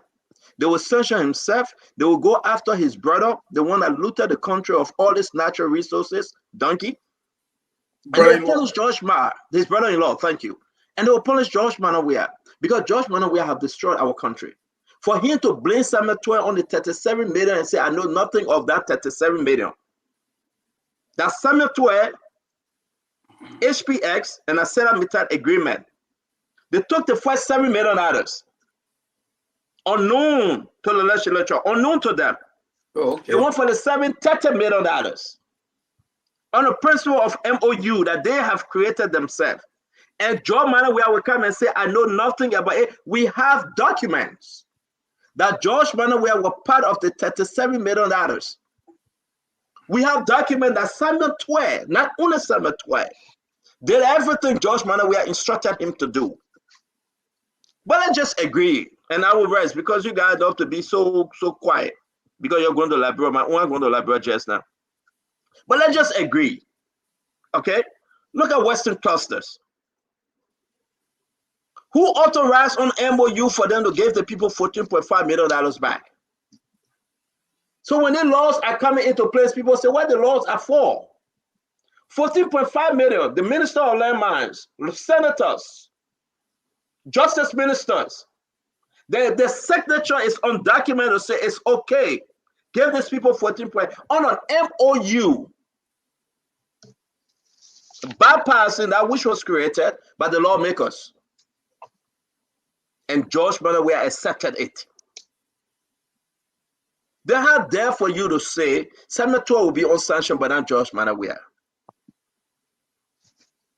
Folks, this is serious time for serious action. The Americans are not playing, and the Europeans, they are coming in too. I must tell you guys, the Europeans are coming in. George Weah will be placed on sanction, and his sanction will be so terrible. People say George Weah is a United States citizen. He's citizen of France. Okay. If you want to argue it, but remember, George Weah denied his citizenship when he was running to become president. If you want to argue it, they will treat George Weah like a United States citizen. They will confiscate his property, and they will prosecute him under the United States law. So we can move on. You can run on social media and say you want to say about me, but we know how well information reaching us that this George Weah that just have put a sweat on Tema Sawyer, that sweat will come back to haunt him because he will go to here on earth. George Weah will have no sleepless. His night will be sleepless. He will not sleep fine because he knows exactly what's coming for him. And what coming for George Weah, there's this session thing that giving George Weah a hard time. This session thing. Giving him serious hard time. How can they put Maggie on sanction? Put Betwawa on sanction? Put Samuel Toy on sanction? Put Jefferson Koji on sanction, and the sanction list is still going up and spell George Weah. He's the author and finisher of all these worst things that ever happened in our country. George Manawea is the author and finisher of extrajudicial killing, the author and finisher of all the briberies that have taken place in the country, the author and finisher of the $37 million from HPX/ArcelorMittal, the author and finisher of the Western Cluster $14.5 million that they gave away, the author and finisher of the $16 billion that Senator accepted. He's the author and finisher of the $25 million mop-up exercise. He's the author and finisher of the $11 million that they said they were putting down for rest, but we never saw that money. George Manawea is the author and finisher of all the extrajudicial killings that took place. He is the author and finisher of those missing 3 boys. George Manawea is the author and finisher of all the major briberies that have taken place, and the people refuse to do that which he has promised the Liberian people. He must be prosecuted. He must be sanctioned. And he must be arrested. I rest my case as we proceed. If you guys have anything to say, I'll say my own. I'm going to drink my bottle of water. Oh, let me drink my Go ahead. Yeah, 15 seconds. No, Stanton, you said something. The former president of Guinea, you said because he was removed from power, maybe perhaps the Americans would feel sorry for him. Let me tell you something. There is one of the laws of power, the 48 laws of power. One of those laws says if you're going to obliterate them, you got to entirely get rid of them. You cannot tour with your enemy halfway, because when he resurrects, he's going to come back at you. You got to entirely neutralize. And the Americans understand this. Look, what President we did to that country. No, I have my grandfather used to say, he said, Opa, don't say, hey, yeah, for some old man, we're begging in the street. He had his whole life to get it right. People have to understand, if a man hurts you, the way President we hurt this country, go see your country. You saying, hey, yeah, for him or anybody else who actually took away from you and your children. You have men that were being indignified in their own country for 6 years consecutively without a single job. You know, if nobody hits anybody. Mounting here, it means that the friends, our brother and sister, our pal, your property, that the friends won't get all the property, me and my children, we're suffering. Give my own share to me. I don't expect you to be minister and eat dry. Why are you eating your whole ass in cabbage? You my beginning here and flowers up. That's all we are asking for in the country. President, we had to do this country wrong. Look, you had a golden opportunity to leave a true legacy. Do you know when the guy blew? Maxwell. Yeah, listen, I will sum it up in two instances. Number one, there is no honor among thieves. We've seen it playing out right now. Number two, maybe Josh, we needs to learn this better. There is something in game theory called prisoner dilemma. The George Weah administration right now is going through prisoner dilemma. And as they go through that, they are going to confess all of the things that they have done, because there are people within the Weah administration that want a free pass. There is something in monopoly called get out of jail, go free. Most of them will want that get out of jail, go free card. Just watch. And that's the reason why I agree with you, Stanton. And I agree with Steve when you use the word capitulated. And that George Weah is the centerpiece of the corrupt practices that have continued, and the sanction will definitely eat into him and his wife.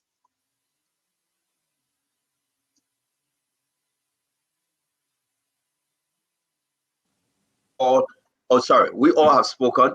Let's just move ahead. What I want to say, Fago, will you want to last before I keep me? No. Fago, you just spoke before I keep me. Where you been? No. The whole world watching you, Fago. Fago, are you the author or finisher of lies? You just spoke before I came in. You just come from preaching. No, Fago, you just spoke. And no, I'm speaking. I was helping you when I said, come on. Fago, you spoke before Stanton spoke, my man. No, you better get my fingers, man. No, but you spoke, then Stanton spoke. No, listen, that's same time. That's same time, Fago. It's only my time. Wait, on this one, Stanton, I will tell you, Sonny. The thing you ain't know, I will tell you. It will not pass 30 seconds. But let me say this to you. That man looking at his money in UAE, all his money he get in the Arab country. Then he went and said that thing, that what I'm making, but I just letting y'all know. And the position I held, let me be clear before Stevie come up and start talking Tabata to me. I said children should not be deported. But that video where we are playing with a dog, let our dog go home. That video where he playing with a dog in New York, the Americans should deport that dog when they sanction him. Let that dog go home. The dog is an American citizen. Poussez quoi là? Raxa is an American citizen. Hey, interrupting me. I want to No, be no, clear Raxa on is what a I'm saying. Raxa is an American citizen. Everything about this government is Dubai, and nobody knows it better than Stanton. The Arab world, UAE, Dubai, Qatar is where they have all their monies and their properties, apart from Equatorial Guinea and the Seychelles, Gambia, Ghana, and the other areas, which all of you here know. So to sit down and look at all the billions there in the Arab something, especially with that carbon thing and all, and just say, oh, you're for Israel, it almost like say, Let's go back real quick. I beg you, Steven, hold on 1 minute. I'm gonna hold on. Let's play the clip because the way you are talking, they must deport the children. Let him say they must deport that. No, we're not changing the topic about deporting now. Hold on 1 minute. We got conversation on the floor. No, I beg you, Steven, hold on. Because Fagon says you said something, Steven, about Louis Brown. Let's play one person where attack Louis Brown. I want to remind our folks. 1 minute. The same man that used to work, that was served in the foreign ministry in America, he said, and it's very serious, and I'm going to say it, that George Weah will not go to election. Well, I want to tell you, you think he's a rebel. But other people present more than other people. You think you're present there, they pass mark. No, some people, they pass more than mark.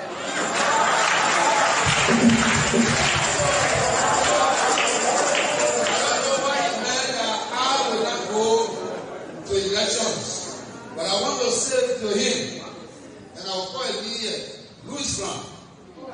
Louis Brown was sacked because he was out of the code of diplomacy. He doesn't know diplomacy at all. He doesn't know the difference between America and Liberia. He doesn't know our relationship with America. He doesn't know that America is our traditional partner. And that man, and he doesn't listen to leaders. That man, in the ministry, we asked that man to vote for America. He voted in America, and that's why we sacked him. For not understanding that we in America, we have a partnership. Well, that's it. Now you guys hear exactly what he said. That's why we sacked him. He voted against the interests of America because we have an Asian oil partnership. Yeah, we are. Steven Johnson, you brought it up. I played the clip. Talk to us. So it tells you that we knew exactly what happened, and that's why he sacked Louis Brown. In this case, is first considering the name of the person who voted. This is to tell you that the person did not act on their own. The person acted based on orders or instruction from a higher up. Let me just say this, and I'll be very quick. By 2004, we knew that this whole Weah ambition was a disaster waiting to happen. And some of us who at the time were in the student leadership had met Weah. I met Weah a couple of times through the late Geraldine Doe Sharif. We met Weah. One of the first questions Weah asked me was, what plans do you guys have for me? I thought, is this soccer legend who wanted an opportunity to interact with the students. Little did we know that the plans Weah were referring to was his desire to contest the presidency. Here's a man who could not manage his own life, and we all know made so much money. All of his businesses collapsed, whether it was the sports center, the old school nightclub, even his 9th Street residence, what later on became like an abandoned cemetery. But then later on, when Weah became president, after many of us condemned the fact that Weah would be a disaster, he became president through some form of luck, and as God will have it. What did he do? Weah's focus was on improving his own life. The first thing he did was to build over 40-some more condominiums to improve his own life. And the reason he built those condominiums was because the Jordanian had planned to come to Liberia to do the airport. And he wanted them to stay in his facility. When that Jordanian contract did not hold because the U.S. had gotten involved in terms of allowing a Jordanian firm to manage the airport, that place is left abandoned. Weah did not stop there. He went 9th Street, rebuilt his whole house, went to rehab, rebuilt his house. But yes, what I will close on, I had thought under Weah 6 years, one thing will have improved. I thought Weah was failing everything. But sports, I thought sports would be one of the areas that Liberia was going to perform. If a man who reached the zenith of football could not track under him, what else can we do? Liberia is ranked 4th in the Ministerial Union among 4 countries. We rank 4th. We rank the least in ECOWAS. In ECOWAS nation, we rank the least. And mind you, 3 of the 4 Ministerial Union countries qualified for the last African Cup of Nations. Sierra Leone, Guinea, and Ivory Coast qualified. Lone Star failed. In the last 6 years, Lone Star have only scored maybe anywhere between 5 to 7, 8 goals. We failed miserably on the football front. Our stadium was bad. If football that this man claimed to have his fame became president on the back of his performance on the pitch could not succeed, what else? So I'm not surprised that everything collapsed right under his own weight. And that today we are appears, like a man who is dejected and throwing mud on everybody but himself. And let me wrap up by saying, I do not agree with the argument that most people say it is the spider web and not the spider. Weah is the spider. He created the web. The failure of his administration is strictly his responsibility. He had the power to take action against those who were making wrong choices. He had the authority to sack, investigate, and prosecute people who he believed were taking decisions into their own hand and compromising his government. He did not do so. You have one finance minister who thought he was going to tame you 6 years.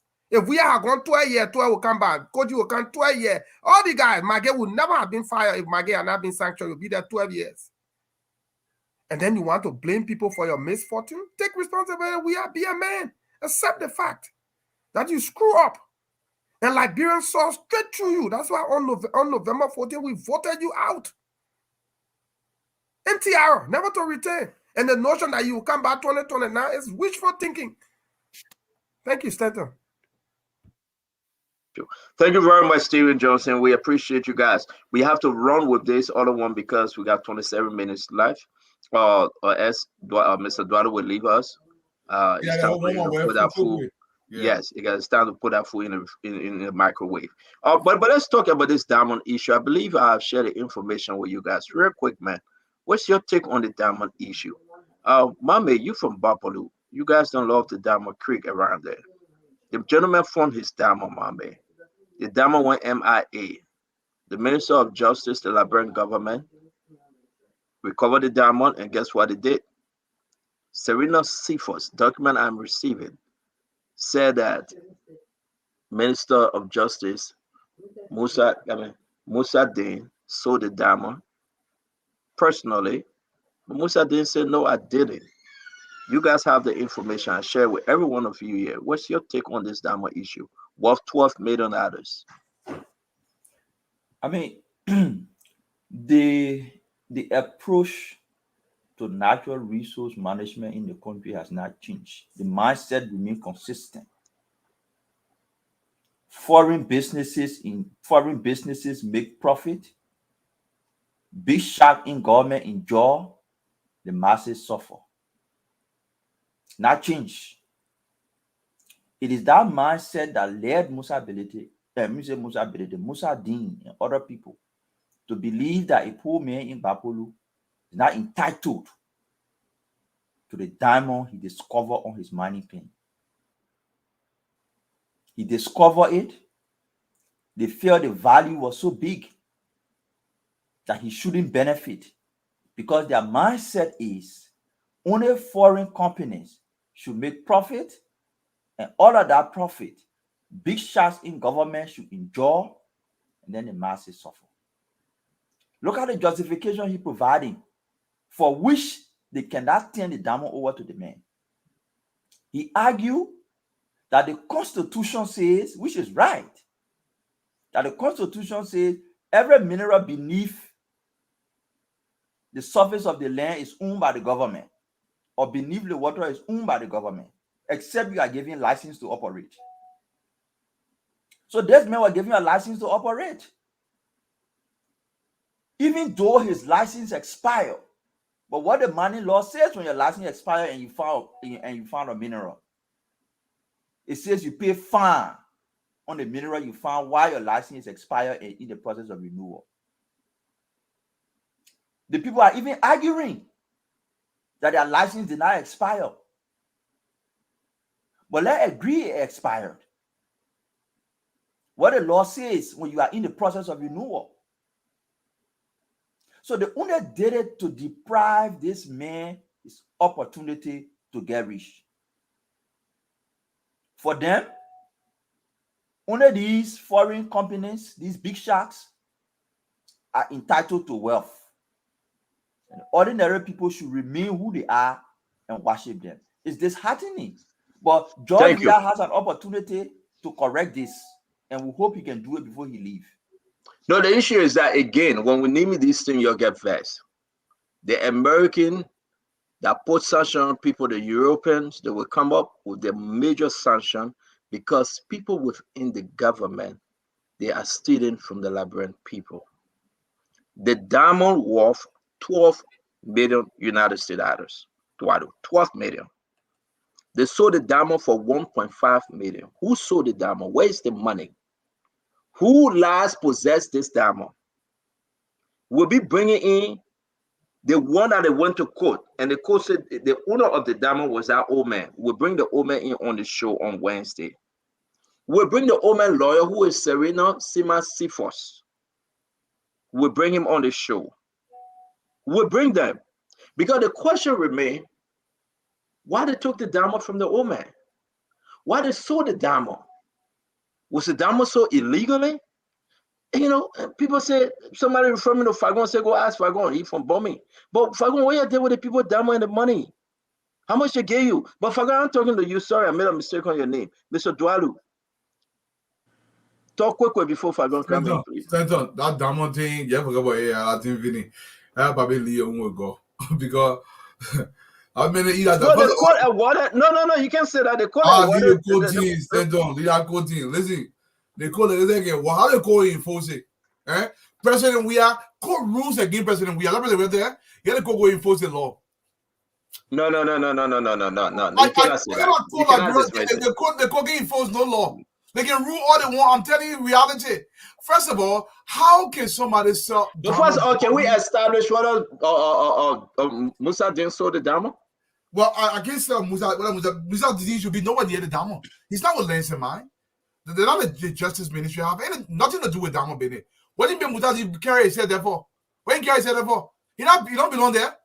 That Diamond thing, even if they pape and they stick to over the Diamond, there are documentations. So when they still sell the Diamond, it can be worth $12 million. They sell it for 1.5. Somebody ate that Diamond in between. Somebody sold that thing and you have to tell the pape for free. Let's go to the man from Bombing County. Bombing County, the people of Bombing also know about natural resources. Fagon, you want to talk to us? Where is the old man diamond, Fagon? Well, first of all, let me say this is not unique to Bombing County. There was an old man that found another diamond, big, from Bapolu quite recently. And I'm sure all of you heard about it. They pushed that old man around. That the old man gave the diamond to the police. The police said they gave it to the assistant superintendent, Titi Swain. Titi Swain said, yes, they gave him the diamond. He took it to the ministry, and that was the end of it. No, it was not the end of it. Under a Joe Barker administration, we will find the end of it. There was another case of 6 pieces of diamonds. I got the picture that the Inspector General of Police and others were involved in. Today, the Inspector General of Police said the diamond was only 1 piece. Okay, where is the diamond? We took it back to the Lands and Man. To who? We'll find out from the people who they gave it to. Now, this other old man diamond estimated to be $12 million. Stanton, I like to be practical, but you saw how Dwalu was practical. In our Eugene Fagon, all of y'all will want to circumvent the issue and argue. What happened, Jenna? What Dwalo told you? Stand up, stand up, lead out, man. God. Who you see arguing? Is that Papa supposed to lead with God? No. But Dwalu is giving you a practical thing that happens on the ground. When I told you that lobbying people now will say, okay, we're not doing bribery again. Let's go for a lobbying firm. That was the angle I was coming from. Because they will collect the money to make it legit. So my brother Mambe brought all kind of things in the room, research or development or this, that. With your best friend who you less tent on Jean Collie. He need all inside. I said, look at the control here again. But Jean Collie was consultant to finance ministry. The same Jean Collie that was Jean Collie that was back Minnesota. But anyway, we'll talk about James Collie. James Collie. Let me say this. You ask where is the people Damo? Yeah, where is the Damo? Stanton, let me say this to you. In our country, we don't anymore have a national diamond mining company as it is like in Sierra Leone, where the Israelis, I forgot the company name, was involved. You have the National Diamond Mining Company. They will take the diamonds and take it to the National Diamond Mining Company. They will give you is that money. Elenito? No, not Elenito. It's not. If you look on the screen, maybe somebody will soon put it in there. It's been in Sierra Leone for a long time, and it's an Israeli company, but they try to buy the diamond from the local people, give them their fair share, give the government revenue. And it brings me to what Dwalu and others were saying. First and foremost, which sector in our government is responsible for mining, mines and energy? Good. How did the Justice Minister get involved with the diamond issue, being the Attorney General? If even the diamond was arrested, then of course, that's why the court is asking that the diamond be brought under its jurisdiction. But instead, the diamond is gone. So here are some factors to consider. Did we generate revenue as a country? Was the money paid into the government's account? Whoever sold the diamond, what portion was generated in revenue for the government? Who took what? Where did the money go? My dear brother, a Joseph Numa Bwaka administration, when seditious go yelling around the place, oh, we don't want anything like witch hunt. Let me warn you people seriously. And when I say this, I say it understanding who I am and knowing what we go into that country to do. We may not necessarily be in government, but to sit down here and say there must be no witch hunt. That old man diamond you took from Bapolu, the 6 pieces of diamond that you took, there's one diamond that is estimated to cost about 12 million. Let me say this to all of you, especially you the seditious. Will it be a witch hunt when the government decides to go after 12 million and 6 million and the other 3 million? Will it be a witch hunt to arrest those individuals so we can find out where the diamonds went, who sold them, who got the money? Joseph Bwaka Numa Bwaka administration was voted for by the Liberian people for a reason. They wanted to stop corruption. They wanted to fight bad governance. They wanted to stop the killing. They wanted to stop the bleeding. And so if anybody think that will not take fire from the monkey hand before it burn the village, they need to think again. Because Let's put it into perspective. Let's put it into perspective. To think that somebody can take a $12 million worth of diamond, okay, Prince? 12 million. And just go banjo it for 1.5 million. I understand. Banjo. And then you come back to us, we cannot find, and that's why I wanted to close on. We don't know where the diamond is. In the ruling that is instant on him, he needs to give it to you.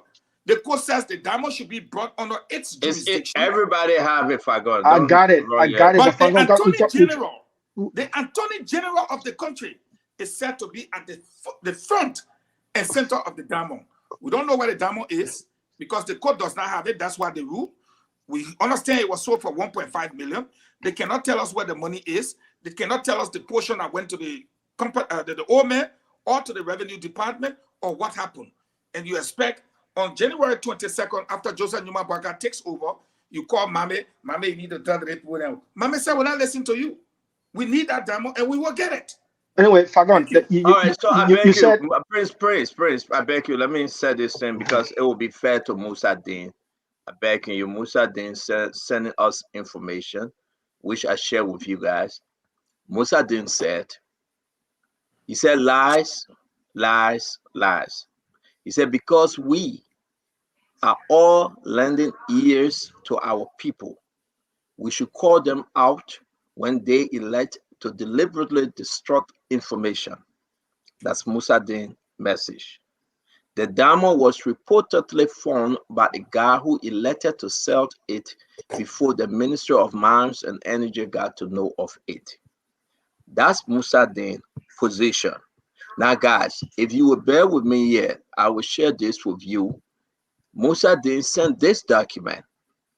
Now, as I said, we will be having Serena Seaforth and the owner of the diamond on the show. So Musa Din sent this document to us that this is the guy. Wait, I don't understand something. Please, 1 minute. You said something I didn't understand. You said Musa Din said the guy wanted to sell the diamond, elected to sell the diamond before Lens and Mines got a hold of it. It's in the chat room. Allow me to post it. Okay. Because Musa Din want us to share this document. So not that I'm sharing our conversation, but he wants us to share it, so he sent it to us. He said it will help our conversation. Why Musa get called on the show to talk? No, but that time we can. Musa waiting for Serena Seaforth to come first. He has never availed himself for public scrutiny. All right, but then I will invite Musa if you. Anytime. Yeah, I will invite Musa because he sent me all these documents, which of course we need to share with our audience. But I think he's reasonable enough because his name is involved seriously, and this is pointing to Musa saying that he sold the diamond. So he says, Stanton, it's lies, lies, and lies. Let me put it up real quick, few more seconds. There we go. We have it over here. That's Musa Din's message. He wants me to share it because it is important for us to know that these things will either help or hurt Musa Din. All right, there we go. We put it up. All right. So you guys are seeing it. The same thing I have. He said lies, lies, lies. Because we are all lending ears to our people, we should call them out when they elect to deliberately distort information. Okay. He said the diamond, you reading that the diamond was reportedly formed by the guy who elected to sell it before the Ministry of Mines and Energy got to know of. Can you ask me where it and then what happened? Let's take it one step at a time. Now, Stephen, what's your question? Can you ask him where is the exact location of the diamond? Where is it? No, we're not there yet. I've shared with you documents. I want you to please go into. That's why I shared the document with you guys.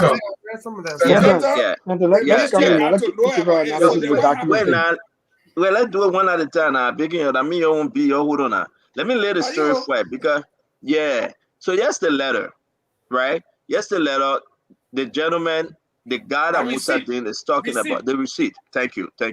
The receipt that Musa Din is talking about right here. He said, I, the honor sign in person of Mr. Mohammed Kamara Jr., received the amount of 90,000 United States dollars from Mr. Ezekiel B. I think Kamara or Komen, a share of the 53 carat Isiaka, thank you, 53 carat diamond, 53.3 carat. That's a big diamond. Okay, from Bush supporter. The above mentioned amount is the final and total payment, the phone numbers and everything, and we can call this gentleman. The reason why Musa Din is sharing with us, he wants to be very, very clear that he have no part, he didn't sell the diamonds, and will upload the other document he sent to us. Serena Seaforth is watching. Serena Seaforth telling me that Musa Din is a bloody liar. That's Serena Seaforth's own word. That's not me. That's not me. So, you said, Eduardo? No, the diamond, Musa Din has already established by his right. Yeah, I know. Exactly. You keep calling the information, you just keep pushing back. I don't know. I'm not beating. I'm not beating. Thank you. I don't know why listen. No. There is nothing. Not big book. Prince Baswell, go ahead and speak. there is a You are on clear sanction. there's a clear line of investigation here. Clear line of investigation. The Ministry of Justice letter has officially established our diamond was found. That's the first part. It means that it was officially found.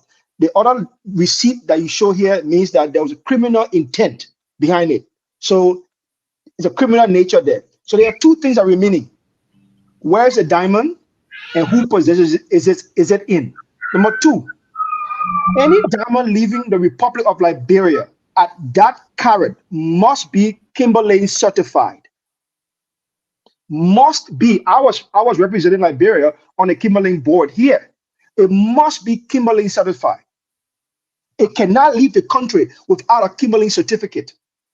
So if it was sold based on the information being provided for $1.5 million, it means there's a Kimberley certificate to the sale of the diamond. Who has it? If it wasn't sold for 1.5, it means the diamond is still in Liberia. Who has it? It's just that simple. So I wanted to add that. Come to you, Dr. Richards. Dr. Richardson, go ahead, then we'll come to Stephen Johnson. You go ahead, Dr. Richardson. I wanted to add that this sounds like a conflict between Musa and Serena Cephas. That's the first thing I want to say, because we know that these two have a long-standing, argument that is going on between them. The second thing is, this is just a microcosm of what happens in Liberia. Our country is lawless, no order, no procedure. You can just find diamond and do whatever you want to. If somebody will come and present some kind of written paper, say that receipt, and we're supposed to accept it, and then somebody will say, "Oh, I was not involved." Musa didn't say lies. Which one are they lie? Then the other one can say bloody liar. Which one are they lie? Would I show which one the lie is here? So my problem here is, until we get to reset the country where there's order and procedures, when you find diamond, what happens to it? Where does it go? Kimberley certification, how does that work? And educate our people on it, the mining sector on it. But as it stands now, people can do whatever they want to do in our country. Thank you very much. Go ahead, Stephen. Thank you, Stanton. And let me say, I find it very troubling that every time we talk about the issues about governance and how our officials are behaving, they rather send text messages than availing themselves for public scrutiny. And I think one of the challenges of the WIA administration was that those in authority did not see the need to be held accountable, or felt that they were obligated to providing answers to the people. And because of that, you notice that many of them shy away from these kinds of public scrutiny, which is wrong. It creates condition for ESC, DC, and other speculations to happen. And I'm sad that Musa will be texting rather than coming on to provide clarity. But be that as it may, let me say, now the document provided, Stanton talked about a couple of things. First thing is that the diamond was discovered. It's 53.4 karat gold diamond, worth 12 million. The second thing is that we've been informed that it was sold for 1.4 million. Now, in the letter by the Ministerial of Justice, they argued that the license of the fellow, which is David Stewart, had expired. Now, according to what we know, they say that under the mining law, if a person's license expires, I think there's a penalty, there's a fee they pay, and not more than 150. Now, by not paying, by your license expiring does not take away from you if you discover a diamond, by the law, based on what we're reading here. I will want lawyers to come and talk about this in more detailed and nuanced way, so that we all can understand the matter. But let me just say this in closing. I think the way we deal with resources, natural resources, the transparent nature about how our public resources are treated speaks to how the government is irresponsible. If I'm going to ask a very fundamental question that we have to pay attention to, and that question is, if the diamond has been sold, where is the money which was the money placed in a consolidated account? Because if the diamond was sold by the government of Liberia, it means that money becomes a revenue. And if it is a revenue, was it placed in a consolidated account? Which budget line item did it cover? Let's see that. You know, so when that is a question I wanted Stanton to ask Dean. If you say everything they're saying are lies, just tell us the fact. Where is the diamond? Was it sold? If yes, where is the money? Why can we go to the national budget and see the money in the consolidated account? Where is the money? The level of public corruption that happened that dogged the Weir administration has, proven itself to the extent that we see all these sanctions coming every day. And these are some of the aftermath of these sanctions, because you see people arguing in chat rooms, in text, in WhatsApp messages, instead of them having official press conferences to explain to us. They owe it to us, even though they enjoy the will and pleasure of the president too enjoys the will of the people. And so as the president gave them job, they too are answerable to us by extension. But for the last 6 years, they've been hiding. Stanton. So I rather wish we can invite him here so that we can have a very, very, very honest conversation about this whole diamond thing and see how best we can put all the pieces together. And we will not be drawn into him and Serena Sifos's hulubalu about Serena's accusing him of being the mastermind. Yeah, it's Sasha. So I know Serena taking the keys to deal with. But I mean, it's important for them to come here. Let's have that frank conversation. Thank you. Thank you very much. Before I bring in my brother Ed Remy Gray, let me play the video when the gentleman received his $90,000 for the sake of our audience. So, folks, the issue about the diamond is so big. I got nothing to say. When you pop at me today, I will not speak to you again forever. For real. But you finish speaking at Remy Gray time. I will be so happy. I'm talking about on the second round. I will be so happy if you don't speak to me for Joseph Bima Boyka for 6 years. I'll be the happiest man on earth. But let me play this video, folks. I can show you better. So let's go. Let's go. 20, 30, 40. Because I'm a feeling. Damn it. This is wait. You think injection. Okay. So I hope you understand why they got started. The $90,000 that Musa Din spoke about. And you're right, Stephen. Musa Din will appear to address this issue. It's a legal issue in court. I'll share with you guys the document. And folks need to understand the money that you see he counting. You remember the letter say the final payment of the 90,000, but the math is like the Nigerian woman math. He said 30, 30, then he said 40. It's going to be 30, 30, 90. That 30,000 each in bundle. So the three bundle are, hey, by this thing bow. Somebody can, even that man said again, not 1 million, he won't know. But listen, he said 30, 30, 40. Let's watch 40. Again. Let's go ahead. 20,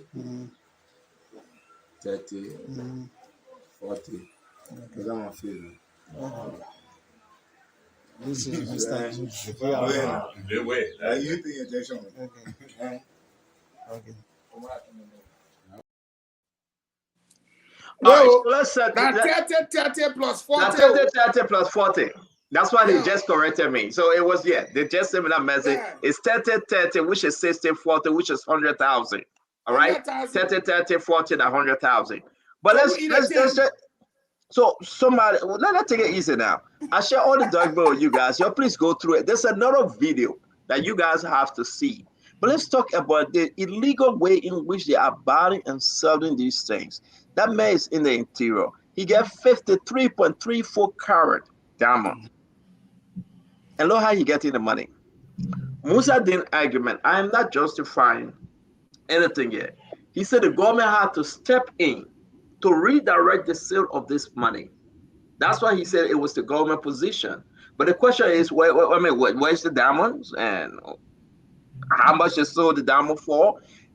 You remember going back, there's a protest. I will let my brother Gray speak, then we'll play that protest that took place in front of George Manor House, rehab.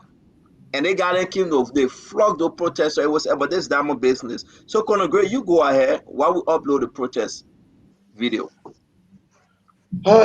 Stanton is increasingly, becoming concerned about Musa's involvement in all of these kinds of stuff, whether it's the sale of the rice or, just name them is part of it. As Maxwell said, the Kimberley Accord, put an end to some of these things. It's actually it was enacted based on the existence of blood diamond, Mhm. which was being used to finance, terrorism operation or whatever operation, but the illicit sale of minerals. And so the Kimberley Accord actually put an official end to this, and it came into existence during Madam Sirleaf because it was perversive under the rogue regime of Charles Taylor.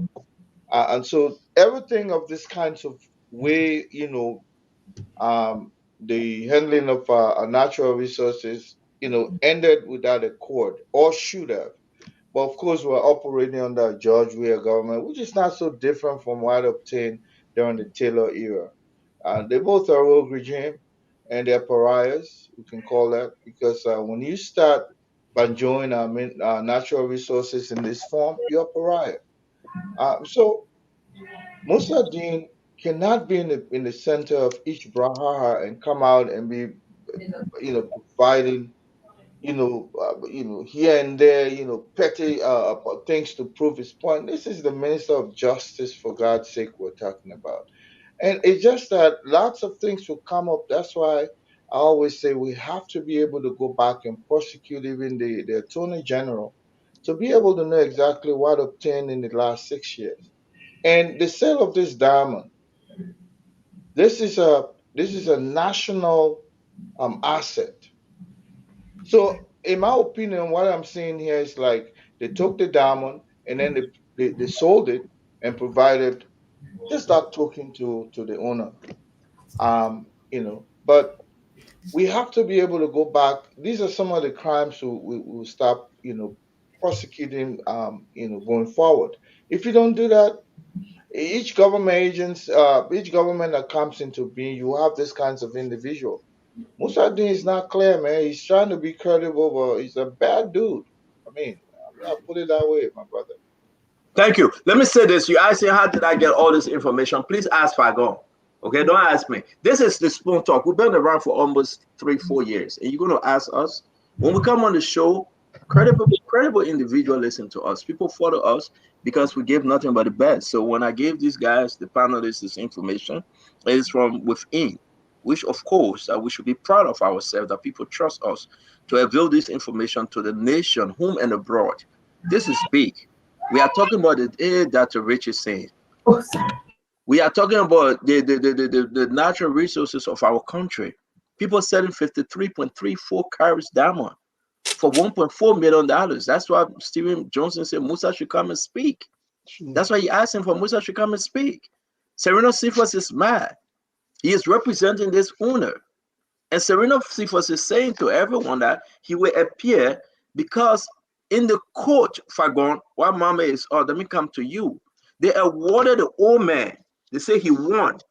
The government should give the diamond back to the old man. And then I said, what the diamond? The government can find the diamond. But what the money you sold it? Well, how much you sold the diamond for? What the money? The thing left in Zeta today. So these things are crazy, man. But again, we will not rest with this story because we want to present all these videos, all the evidence to our international community that they can look into it and question the government of Liberia, because this is not only Musa Dane. It's Alliance Mars and Energy Graceful. How you call your name? Gessler? Minister. It's him. It's Gessler. He is involved. He won the court. These guys don't testify when this a buffer chamber, the speaker sent for them. They sent for the Minister of Alliance Mines. They sent for the Minister of Justice. The documents are there. They testify. But when they went to court, the Omen won the case. The Omen won the case because the Omen awarded. He was awarded. And now where's the diamond? That's a $1 million question. If I'm going to talk to us, we got one more video to play. Then from there, we got to settle in before Stephen go warm his beautiful wife food. If I go, that's Stephen. I'm sorry. I'm talking about Mr. Dwalu. You know, Stanton, I just shot something in the chat room. If you go there, you'll see it. In fact, I sent it to you personally. We're looking at okay, it tells you how much is 50-carat diamond. Those are us that come from the diamond belt. We know how it works. Half carat, 1 carat. You know, the smaller the diamond, the lesser the price in terms of value. Even though it's 1 carat, but they will not give you big money for it. Okay? Then we got one that they call the point point.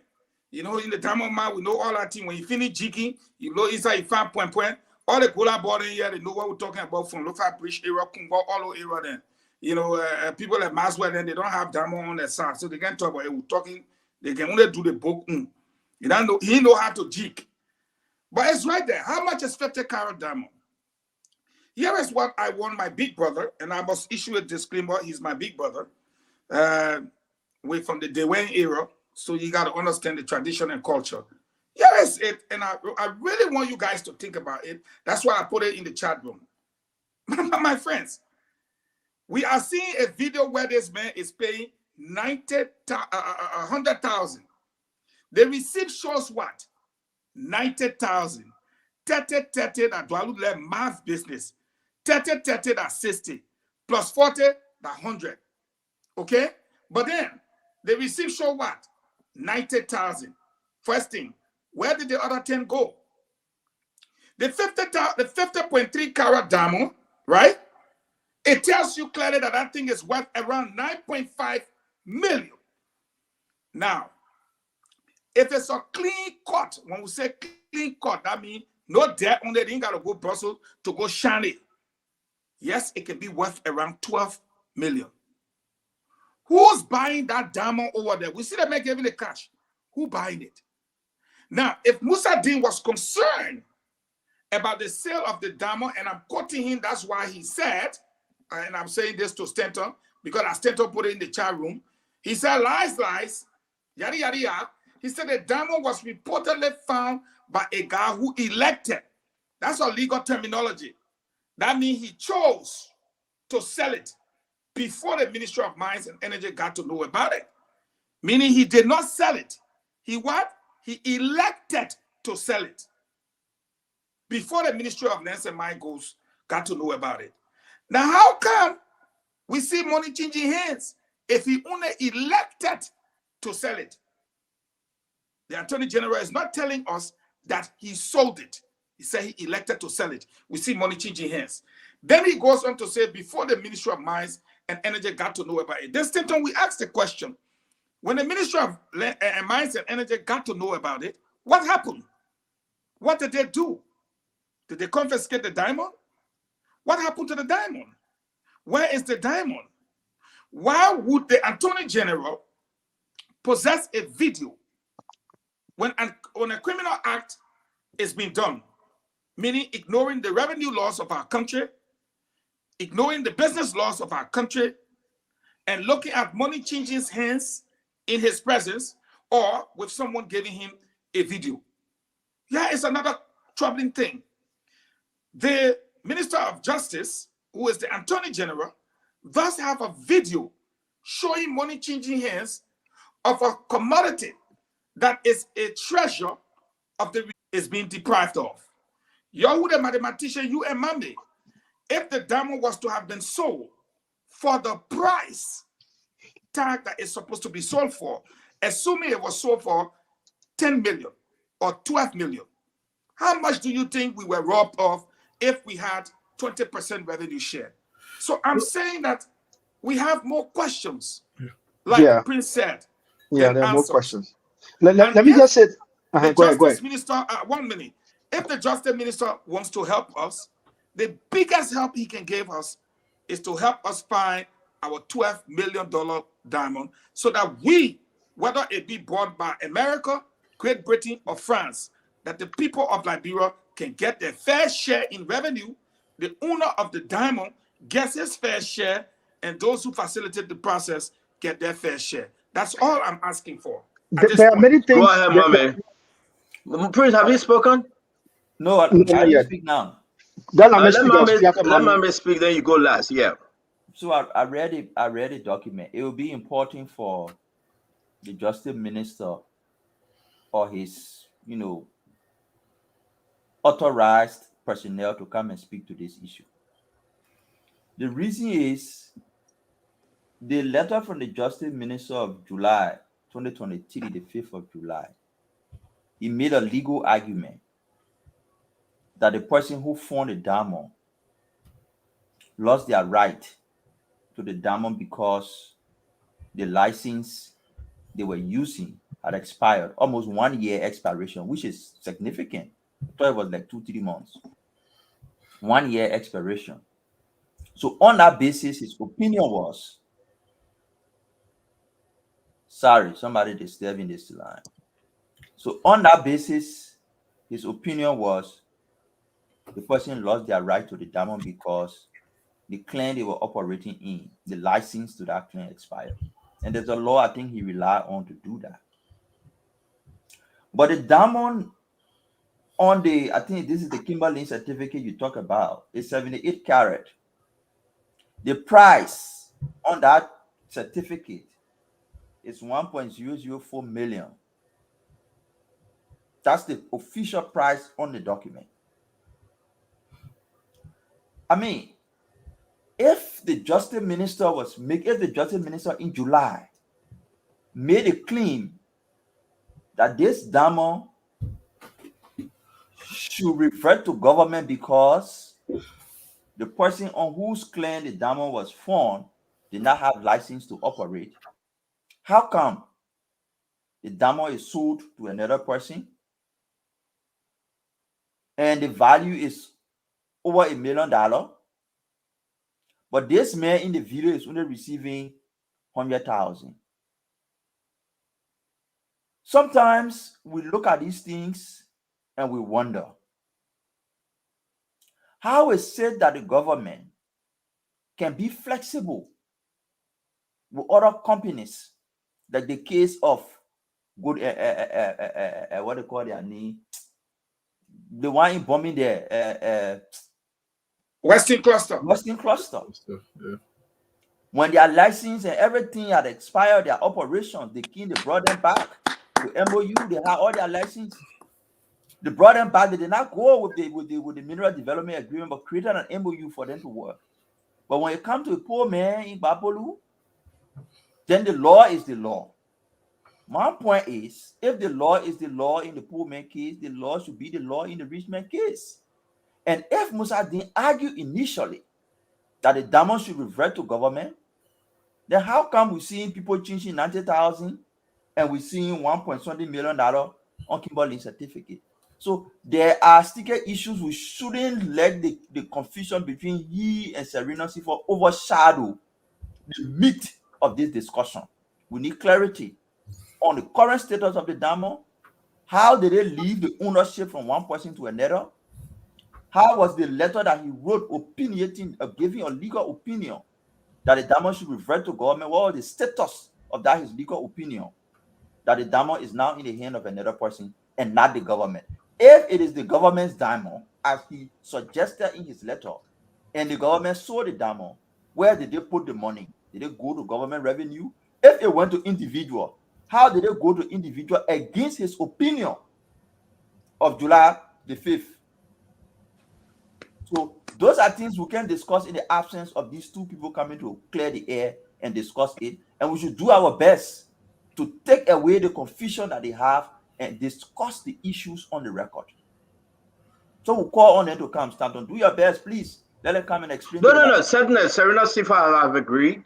He will be appearing with the diamond owner. Musa Din, I'm going to ask him because this involves Musa Din. With all the document he sent, and we have gone through the document. You are in possession of it. Yes, Prince might as well talk to us, and then we'll wrap this thing up. I mean, it's getting murky by the minute. As you look at the documents, there are very much a lot of inconsistencies that are there. First and foremost, the individual that found a diamond, the category he falls under is what they call the artisanal diamond miner category. So he's a small diamond miner, blah, blah, blah, blah. Okay, whatever the case might be. He found a diamond. He wants to sell it illegally, meaning he lacking information. The government apprehended the diamond in time. It's in government's possession. The fact that it's a major fine requires a national announcement of such a fine. The government should have announced to the entire public of such a fine because that is constitutional. If you read the document he stated in the Ministry of Justice legal position, it is for the entire country. So because it's for the entire country, that should be properly announced to the country, but that wasn't. It wasn't announced to the entire country. The second thing is the individual, they are looking at the paper, they say that Kimberley certificate paper. That's not a Kimberley certificate paper. That is the paper from the Ministry of Ministry of Lands, Mines and Energy, stating that this is the process. It reads here the application to export diamond under. The application to export diamond under. That's not the certificate itself. Now they say here again, they say the consignee is Jalad DMC in Abu Dhabi, United Arab Emirates. That's where the diamond gone. So this person bought the diamond and took it to United Arab Emirates address. Everything is on this paper. So it means that if you have an address and if you have the amount, if you have a consignee name, it means that the diamond is not in Liberia. You understand? So everything surrounding the sale of the diamond, the export of the diamond, the unannounced event of the diamond, the confiscation from the individual who are trying to sell the diamond, he also have rights to the diamond despite the fact that he was wrong. It's illegal. The government of Liberia, that entire process they went through was absolutely illegal, and the diamond needs to be brought back so that the precedents of the competition That diamond gone. That diamond gone. What do I mean by it's illegal? Number one, there are two processes for a government selling a diamond. There's a process of tender, and there's a process of live auction. Those two things were not done. Quickly, before Dwalu come, there is some math on that paper that this brother talk about. It says royalty to be paid on an same application. $30,146.78. Royalty to be paid where? To who? It's on it. It's on so it. Again, let me say this, folks. Again, we ask, we are backing Minister Dean to please address this issue. But Minister Dean said, this is why he's texting, he's watching the show. He said, I know nothing beyond my legal opinion. And Minister Dean wants us to reach the guest led Herbert Murray, Land Mines Minister, that handled the transaction. He's available. So while you guys are speaking, I'm going to reach out to him. Again, this is Steven. He's listening to you. You want him to come and show face. But this is huge. So my brother, that talking you talking. Do you see something on that paper? The thing now moved from 53 to a 78.1 carat. Do I look that way? Yeah. 78. So it went up. It didn't come down. It went up. It come down. Yes. That is a national fine that should have been announced publicly to the entire republic. And that diamond should have only been sold in two processes: a tender process or a live auction process.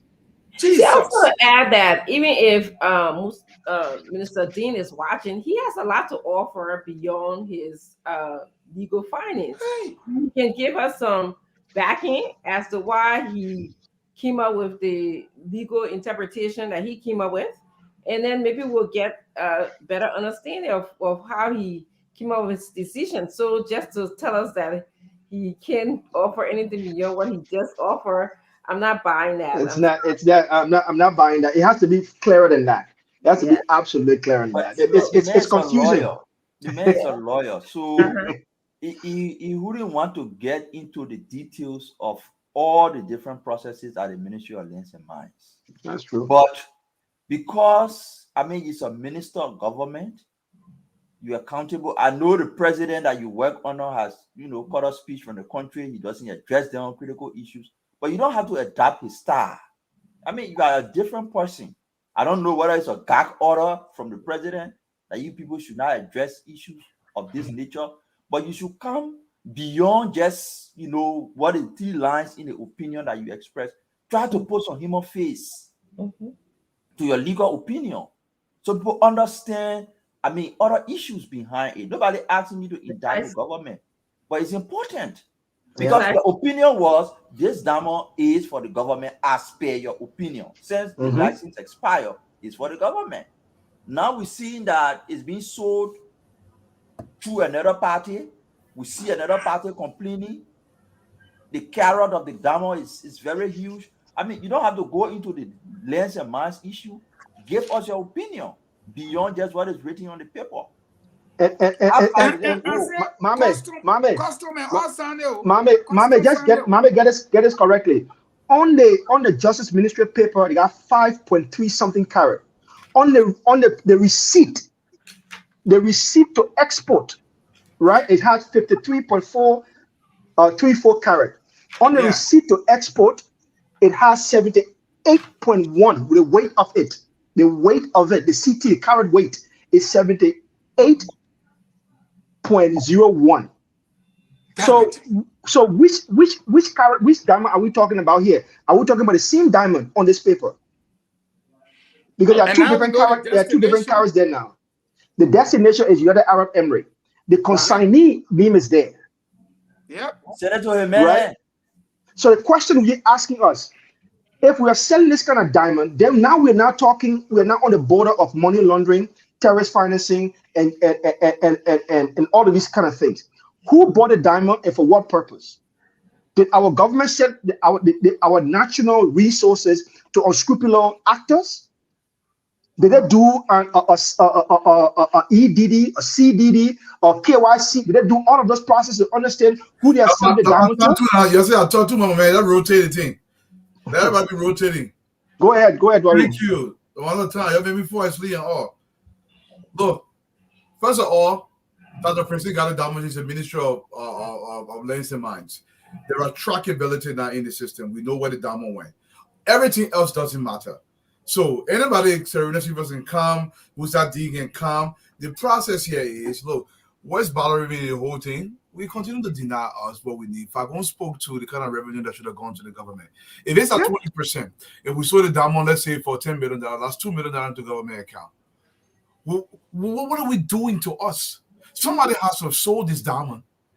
First of all, why are they giving that picking chicken fee when he was in the mud for years? How do you? For years. If the people's asking, so the diamond carriage has gone up. Eric, do I have to interrupt you? I have the Minister of Lands Man, Mr. Gessler, Murray. Minister, welcome to the Spoon Talk. We're so happy to have you. Thank you for joining our group of panelists tonight. Concerning the diamond in question, 53.34 carat, Minister, can you help us understand the involvement of the government into this matter? Yes, this diamond was discovered in a mining claim, I think claim 12, in Babolu County. And that it was 53.34 carats, as assessed by our diamond appraisal office. Now, mind you, each diamond that is discovered, must be traced from its point of origin and up to the point of export. And that was completely followed because Liberia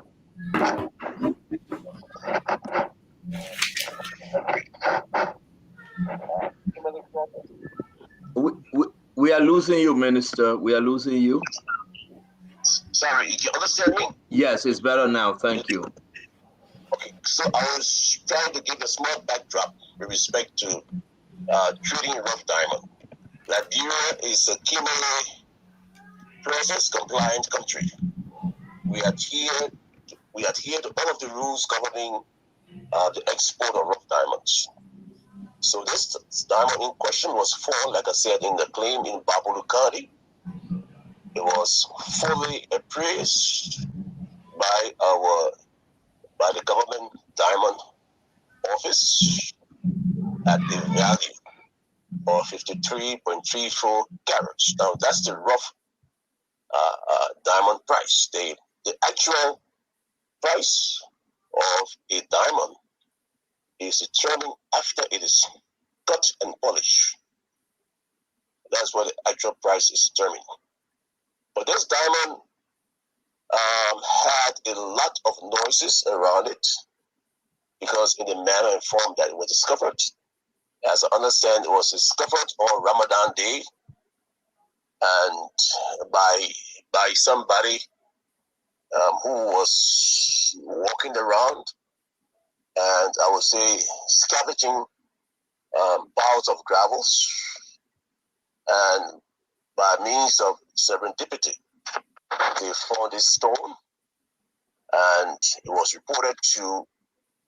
We have what we call in Liberia. We have an association called the National Dealership Association. They help the ministry to regulate the trade in rough diamonds. So this diamond was discovered, and it was reported to the office of the minister, and it was fully appraised. Now, under the cumulative process regime, there's a tripartite analysis of all diamonds leaving the country. So, the owner of the diamond, the appraisal office, we all assess and appraise all diamonds leaving the country. So to cut long matter short, this diamond was appraised by the government diamond house at that value, and because the guy who found the diamond, I think by the name of Junior or something, the claim was not registered at the time of the discovery. So the guy who bought the diamond, the Liberian guy who bought the diamond, was fined $30,000 United States dollars. In addition, he also paid the required export value of 3% of that 53.34 carat diamond, and the diamond was exported out of the country. So thank you. Can you please allow us to ask you a few questions, sir? Now I'm going to take from the end. Thank you very much again for joining Spoon Talk on Super TV, Super FM, Spoon TV, Spoon FM, and Fabric, and other outlets around the country. I'm going to start with the question. I'm going to bring the former Deputy Minister of Information, and he's going to ask you a question, and the rest of the guys will chime in. Thank you very much for taking out your time to join us tonight. The diamond in question, it is you said lastly that it is out of the country, so it's done, it's out. It has been sown, right? Yes. Okay, so it's very clear that the diamond is out of the country. Who sold the diamond, sir? And for how much? Well, if you look at like I said, the appraised value is 53.34 carats. So I don't have all of the analysis before me to determine the cost, but it was upwards, I think, of about 900,000 to $1 million US dollars. The appraised value, the appraised value of the rough diamond, not the cut and polished diamond. All right. So I asked my two questions. Let me bring the other guys in because I know we took you from your quiet position. Minister Fagon, I was already dozing off to sleep. I know. So I want to squeeze everybody in. We only about 7 more folks left. We want to squeeze them in. Then thank you. Please be patient. Minister Fagon, please. No too long statement. Let's jump to the question, sir. Yeah, it's very important since we have the minister. Good evening, Honorable Minister. Good evening, sir. Thank you. Let's go straight to the point. You said the diamond was appraised by the government diamond office. You are telling us that it was appraised at 53.3 carat. The records here show with the stamp of the government diamond office. The stamp is there. We're looking at it. That the diamond was appraised for 78.01 carat. And the stamp is there. The diamond was sold for $1,004,892.55. Are you suggesting that a document we have in your hands? Hello. So yes, if the Spoon TV desires, we could provide the real appraised value as I saw it from the GDO, the Government Diamond Office. So that value you have is incorrect, I may say. It's incorrect. Okay. But so corporation, before Fagon continue, these documents were presented in court and this document was sent to sponsor. So what make it incorrect? Yes, because I'm telling you, as far as my memory, as far as I can recollect, was appraised at 53.34 carats at a value of about, I think, $1 million. That's what I know. That's the record that we have in our GDO. Thank you very much. Then we move on, sir. Thank you very much. We will just hold your answer today and make a comparison note. Fagon, your second question, sir. Yeah, my second question is, I think you guys saw the first answer with respect to the actual figures and with respect to the actual cuts. Now, he said this guy was fined $3,000 for buying the diamond. No, I didn't say 3,000. I said 30,000. 30,000. 30,000. Yeah, $30,000, Fagon, not 3. 30. Okay. And Thank he you. was made to pay a certain amount to the, apart from the fine. Can you go over that before I ask my question, because I don't want to make a mistake? Apart from the fine. There was a penalty that was levied on the purchaser of the diamond, because the diamond was found in a claim that was not registered.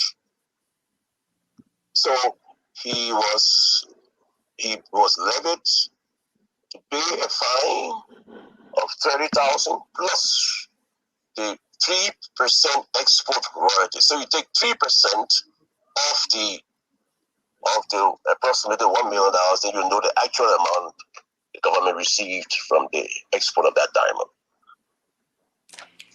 Okay, thank you very much. I see royalty to be paid at $30,146.78.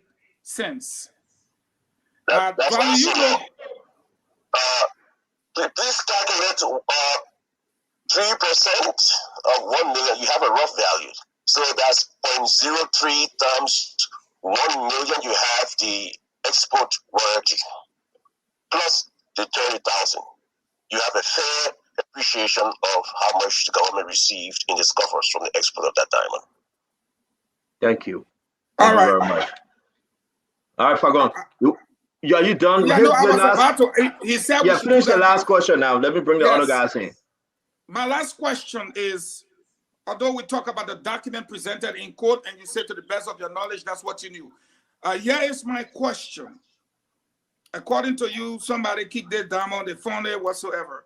A diamond of such size and price, we saw a video of money changing hands for a total of $100,000, but a receipt for a purchase of the same diamond for $90,000. Are you aware of that transaction? Or since it was reported to your office, and according to Minister Dean, he said your ministry came in front of it before the gentleman elected to sell it. What was your ministry action as Minister of Mines and Energy? Help us understand. What did your ministry do? Listen. We have our field offices that document diamonds that are discovered in the various mining districts. So diamond is like cash on hand. If a diamond boy or anybody finds a diamond, he begins to transact. So in terms of knowing exactly all of the transactions that occurred, a diamond has no fixed price. It depends on what the buyer sees in it. So I understand there were several financial transactions before the diamond reached the Ministry of Mines and Energy. And the guy, Junior received, I think, upwards of, I don't know, $200,000-300,000 US dollars, plus a compound with 2 houses. That's the story I'm hearing. And the same junior guy claimed that it was just his bonus. He wanted, extra amounts. So, but yeah, there were transactions going on before the diamond finally reached the Ministry of Mines and Energy. I may say that. Thank you very much. You're right. I'm about to show the picture of the 2 property that he received, likewise, for the folks to see. You are quite correct, Minister. Let's bring in Stephen. Mr. Stephen Johnson, please. Your 2 questions, very brief, please. Yeah, thank you. Thank you. How are you, Minister? Yes, how are you? Good. I'm a little confused, especially when you talked about the circumstance surrounding the discovery of the diamond, that the individual, while walking, discovered the diamond. Now, I'm reading a letter here from the Ministry of Justice, which in the last paragraph talks about the record having confirmed, and I'm reading quote, the records having confirmed that the claimant's license expired on May 25, 2022, and the diamond was found April 21, 2023. It is our considered opinion that the claimant lost all legal rights, privileges, and claim to the diamond. Are we talking, is the fellow who discovered the diamond a legitimate diamond, has a legitimate diamond mine, or it was just a random guy walking and discovered this diamond? It was a serendipitous discovery. Can you break it down for the sake of the audience? I mean, finding something just by chance. That's what I mean. So you're saying that the guy was just walking around and discovered diamond by coincidence? That's the story that we received, and because we did an investigation, it was contested. So mind you, the government established a joint investigative team comprising Ministry of Mines and Energy, the Liberian National Police, I think some other entities. I think even the National Army.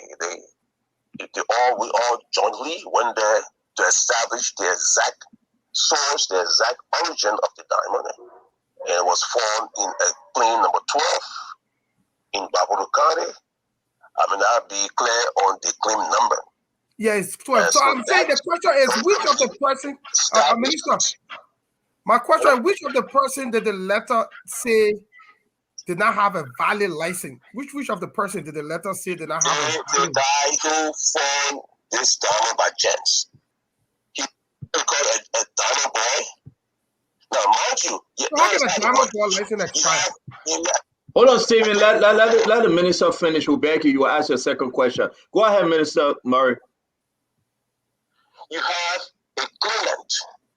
The claimant is the person that goes and launches an application for a Class C mining license. Now, mind you, Class C mining license is restricted to Liberians only for the purpose of empowering them locally to improve the economic wherewithal.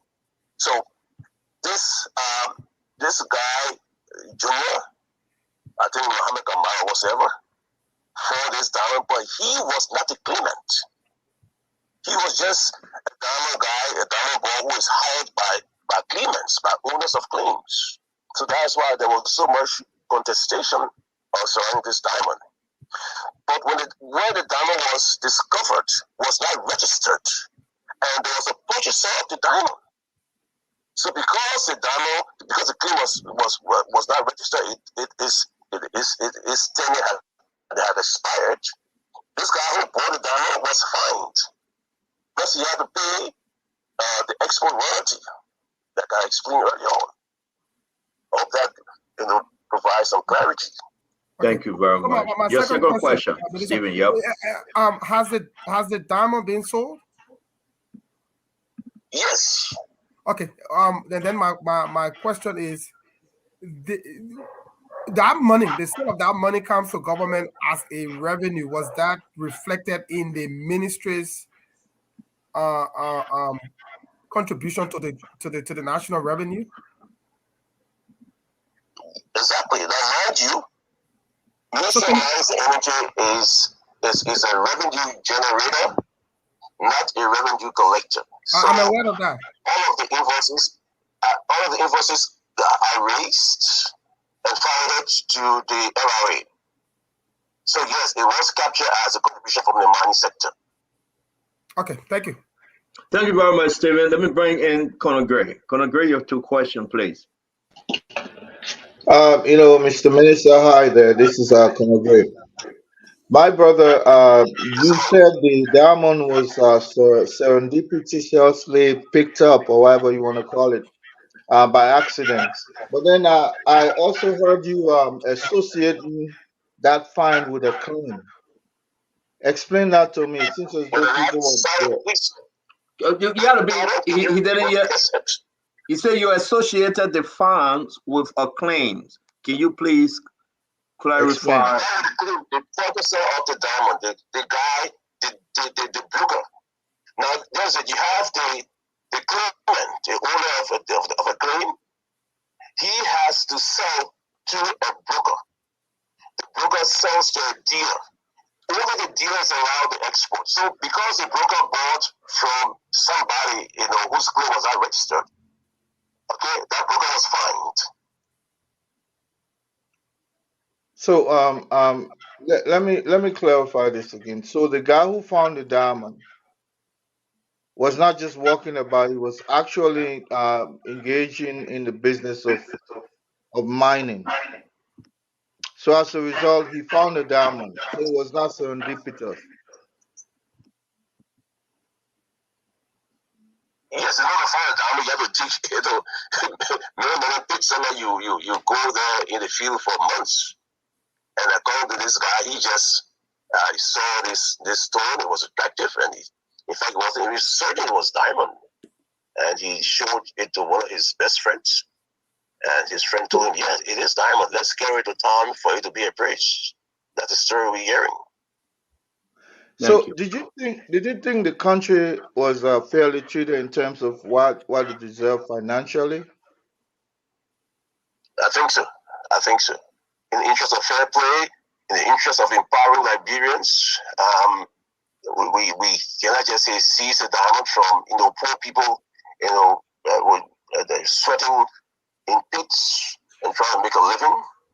So you see, I hope this guy's life has been transformed. The junior guy, the diamond boy, can you imagine owning a complete compound with 2 or 3 houses, owning $200,000-$300,000? You see, that should transform his life. That should transform his life. I hope that he used those funds very, very wisely. So honorable, sorry to interrupt you, because we have to allow the order to come in. I think you have answered that question. But before I bring in Mohammed, Mr. Duado Prince, and Dr. Richardson will take us home, sir. Why is this diamond issue in court? Why? Why Serena Seaforth? Why the old man pressing and he was awarded a rewarding verdict and say, yes, the diamond belongs to you, Honorable Minister? Why you guys were summoned by the House of Representatives? Why are you guys in court? Why are they asking you to give the money or the diamond to the old man? Why? Why are we over here having this conversation? Sorry, sir. Which old man are you referring to? All right. Is this issue in court? This 53.34 carats diamond issue, is it in court? Not to my knowledge, because the first thing, it went to the Temple of Justice, the Supreme Court, and the justice in chamber threw it out. It asked that the petitioners go to the lower court. So it's not to your knowledge, or you are telling us that it went to court? It went to the were invited. No, I'm trying to just understand. I'm sorry for me interrupting you because you say it's not to my knowledge. So are you taking that back to be on record that it went to court? I don't know what is in court right now, but I'm saying that it went to the Supreme Court. The Supreme Court asked that those who are filing that petition should go to the lower court. The court, the court warned Mr. T. David Slower and Mohammed Kamara. The claimed number 12F/S from Smithtown, Buffalo County. The court awarded them. They are telling you.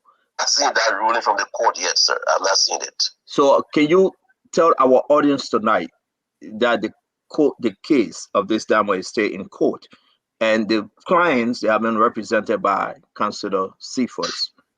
Is that true? Are you aware? I'm not aware of that case being in the court right now. So maybe Spoon can bring me up to speed with respect to that, to that case being in the court. What was the case concluded? Did it conclude the case, sir? I'm saying that it were invited all of the parties, including the former, I think it's a representative from Buffalo for the district, all the representatives. He joined the aggrieved party. We all went to the Supreme Court. Like I said, the justice in Chambers, I don't recall his name, threw the case out and said they should go to the lower court. That's why they should have made the filing. But it's mind-boggling that Junior, who is Mohammed Kamara Elias Jr., will still be claiming ownership of the diamond when he has benefited substantially. And if that's the case, are you telling me? I'll be very, very surprised to hear that. After he has benefited immensely from a compound of houses and receiving, a couple of thousand US, $200,000 US dollars. I'm just taking it back to hear that. So the case against her, I was going to bring in Mohammed to ask this question, but it's kind of like confusing that you are the Minister of Lands, Mines, and Energy, and you were called, and you went to court, and you do not know the conclusion of this case because all the court.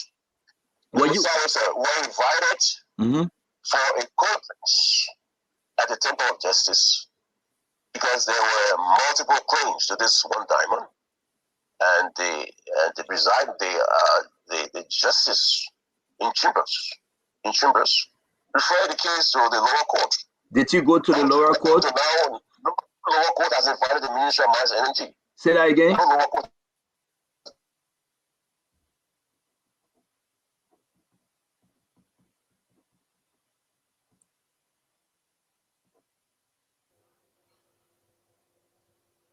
Stenton, are you there? Or the man gone? It's coming back. It was just reconnecting. I'm sorry. Minister, I have in my possession. If you said no, you didn't go to the lowest court. George Peabody, J. Kennedy Peabody, Circuit Court, requested your present. Your name is on the petition right here on the writ, not petition, growing out of the case. Writ of summer, September 2023. Okay? On the 18th day of September 2023. You are first here, Honorable Gessler E. Murray, Minister and Lands, Mines, and Energy, and all his deputy minister, assistant minister, director, and all other person acting under the authority Mustafa Tankara. This case and every other thing, they requested you. You were somewhere at the court, Peabody Court. You didn't attend? Did you receive this summer, sir? So, lots of documentation. Okay. So I have to maybe review all of those writs and see, because I may not have appeared, personally. But it's saying that your office received it on the 16th of August 2023. Yes, so your office received it. I could counter check that information and find out whether somebody did go for the ministry to represent the ministry at that hearing. But you didn't attend. I have to counter check. No, I didn't personally attend. Thank you. Prince Master, your question, Mr. Duadu. Yeah, Mr. first and Mami, and foremost, for us to excuse the minister. first Thank you, and foremost, Minister. Let's bring in the next question. yeah, first and foremost, I will tell the minister, please do not. I will urge you, Mr. Minister, with all due respect to your administration and your rank in government, please stop playing this issue down. First and foremost, have you, Minister? My first question to you is this: have you ever received, since you took office, have you ever received such carat in this amount before? I think that's the largest stone that was discovered during our time. So this is the largest stone that was ever discovered under your administration in the Republic of Liberia, and no one thought to properly inform the public of this, the magnitude of the find. It was all over the place. The public was adequately informed. Through what? A newspaper article, an announcement, a video? Yes. The Assistant Minister for Mines, Emmanuel Titi, appeared several times on the radio stations making clarifications. I too made some clarifications on this one diamond. No, I don't mean the clarification of the case. I mean, on the day the diamond was apprehended from the illegal sale, was it properly announced to the Republic of Liberia that this magnitude of diamond was found and is in the possession of the government of the Republic of Liberia? And diamonds with greater carats have been found and exported. You see, in your administration, sir, have you ever come across such a diamond? I said, to the best of my knowledge, that should be the largest stone, 53.34 carats, discovered. Okay. My second question to you is this. Because the diamond falls under the Kimberlin process and, most importantly, anti-money laundering and terrorist financing protocols and regulation under FATA, I will ask you concerning enhanced due diligence pertaining to the owner, the client I was sold to. Did the government of the Republic of Liberia carry on enhanced due diligence to be absolutely sure that the client involved, which I'm beginning to realize was a single client, it wasn't open to tender, it wasn't open to bidding, was this client clear under anti-money laundering rules? Thank you, Prince. Folks, you want me to mute? The minister is on my phone. I cannot mute myself. Hope you understand. Okay? Minister, please go ahead. So, yeah, you cannot subject the diamonds, we do not subject diamonds to tendering, and all of that, because, listen, like I said earlier on, there's a chain of custody governing the sale of rough diamonds. You have the claimant who sells to a broker.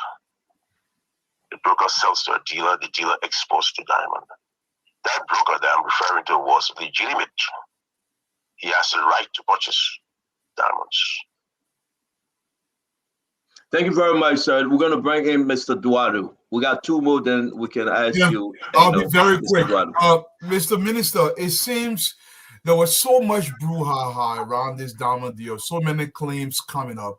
Why the rush to get the diamond out of the country? Why we could not settle this disagreement amongst the claimants before the diamond was shipped out of the country? Why did we rush to get it out? No, there wasn't any rush. It took us a while to simmer down, to calm the tensions. So it was not done in a rash fashion. There was a methodical process that was followed, involving all of the various claimants now. So it was not, I think it took more than a month or so before that diamond was finally exported. And you think a month is sufficient for almost a $9 million worth of diamond? I think, look, the exports on the royalty on the export of rough diamonds is 3%. The dealer paid the 3% plus the fine that I earlier alluded to. So 3% of a million. So if I can recall, I think it was up to 80,000 that was paid to the government. Okay, thank you. And my last question to you is, this diamond operation falls squarely under your jurisdiction, the Lands and Mines Ministry. How did Minister Musa Din get involved in this? How did it come about that Musa Din was involved in it? Or is he involved at all? Thank you. No. Minister Din has no direct involvement in the sale of that diamond. It was exported to the Kimberley Process Certification Scheme, the KBCS. He had no role to play. The role he played was when the president established a joint committee comprising Mines Energy, Justice Ministry, the NSA, I think even the AFL, to go and do a thorough investigation as regards the origin of this diamond. That's the only role he played. It's the only role he played. He had no direct role in the sale of the diamond. It was through the Ministry of Energy, through the GDO, the Government Diamonds Office. Now, mind you, in the government's diamond office, we have an international consultant called Diamond Council International, because according to the Kimberley Process regime, we must have 3 analyses of all diamonds leaving the country. This consultant is paid, annually to do that analysis, that valuation. Plus, we have our own Liberians that are in that office that will do an appraisal of the diamond. Plus, the owner of the diamond itself. So you have 3 values that are appraised, and then a determination is made as regards to the value of the diamond to be exported. All right, let's bring in Mame. Yes, thank you, Minister, for the time. I really appreciate your patience and your response you're providing. We encourage this. We hope others can do. I will ask you this question, and please wrap it up in almost, it's a twofold question. One, if I'm walking on the street and I found a diamond, what the law applies? The reason why I asked that question is because the Justice Minister's opinion was that the person who found the diamond lost ownership because they did not have license. So I am a person too, I don't have license. If I'm walking on the street and I found a diamond, what the law applies. Now, while you're answering that question, I hope you can clarify or explain. How did the Justice Minister opinion? Can you answer that first question, please? You want to answer the first question, please, Miles? Go ahead, sir. Because I've been sleeping all my eyes. I just one more person left. We appreciate you. Yes, sir. To the new Minerals and Mining Law of 2000, all minerals occurring on or beneath the surface of the earth, in the territorial confines of Liberia, belong to the state. So if you're walking down Broad Street and you stumble over a piece of diamond or a gold nugget, you have to report it to the Ministry of Mines Energy. It doesn't belong to you. It belongs to the state. However, if it's reported you the fine of the diamond, you don't think you need to be compensated or given something? If you smuggle it, then you problem us. But if you report it, of course, then you can get that compensation for the discovery of the stone or the gold, whatever. The system works. Good. So with that said, my concern now is, how did the state not take ownership of the diamond, but a third party named Musa Tunkara is selling the diamond and earning millions of dollars and only paying 3% of that as tax to the state? Because the Justice Minister's opinion was that this diamond was found, and the place the diamond was found, there is no license. And as you regularly confirm, the state should take ownership because it's found on the surface of the earth. How then Did this diamond land in the third party? How did the state not take its property and only taking 3% interest? In this case, how did it happen in this case? Because there was a discovery of the diamond in our best judgment. Okay, confiscation of the diamond at that point in time was not the best method to pursue. Now, I'll be very, very frank. We're talking like Liberians and we all nationalists. Listen, diamonds are smuggled out of the country because technically it's an armored substance. It's not metallic, so it's hard to be detected except by some scanning method, which we don't have. So if you go about just seizing diamonds that are found because somebody found it in a manner and form that was, by chance, they will start going undercover. So help me understand. Diamonds, we believe, are being smuggled from Liberia into Sierra Leone, smuggled from Sierra Leone in Liberia to Liberia, smuggled from Guinea. So we have to play our game well. Now, mind you, even Guinea right now, they have lowered the export rate to 1%. No, for I export wanted of in diamonds. Stanton, can I come in?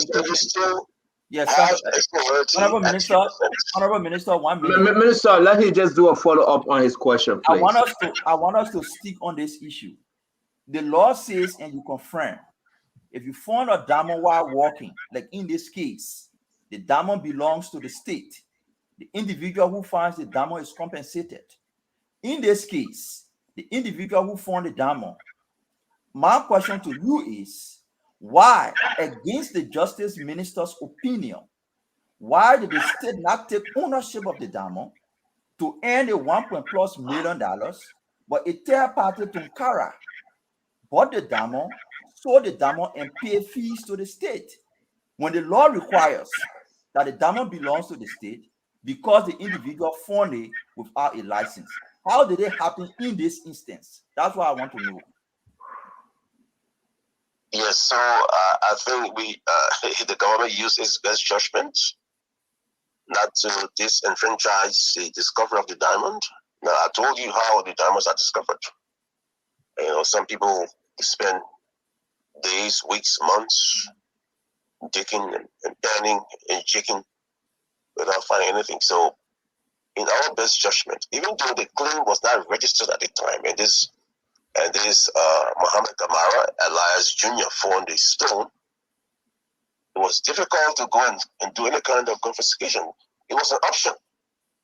Now, the confiscation of the diamond, people start going undercover. Now you have to use police force, chasing somebody here and there. You may not even find the diamond that you're looking for. So, sir, we got only one person left, and again, want to say thank you. But let's just chime this a little bit. Please forgive our ignorance, sir. If the government were to sell the diamond, the government was going to receive $1 million, correct?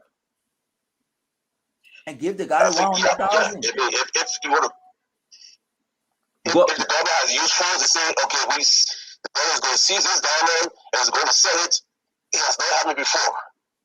It has never happened before. I want to understand when you say the government used force. Why are we talking about using force? Because it is within the law, it is within the guidelines that the government owns this diamond.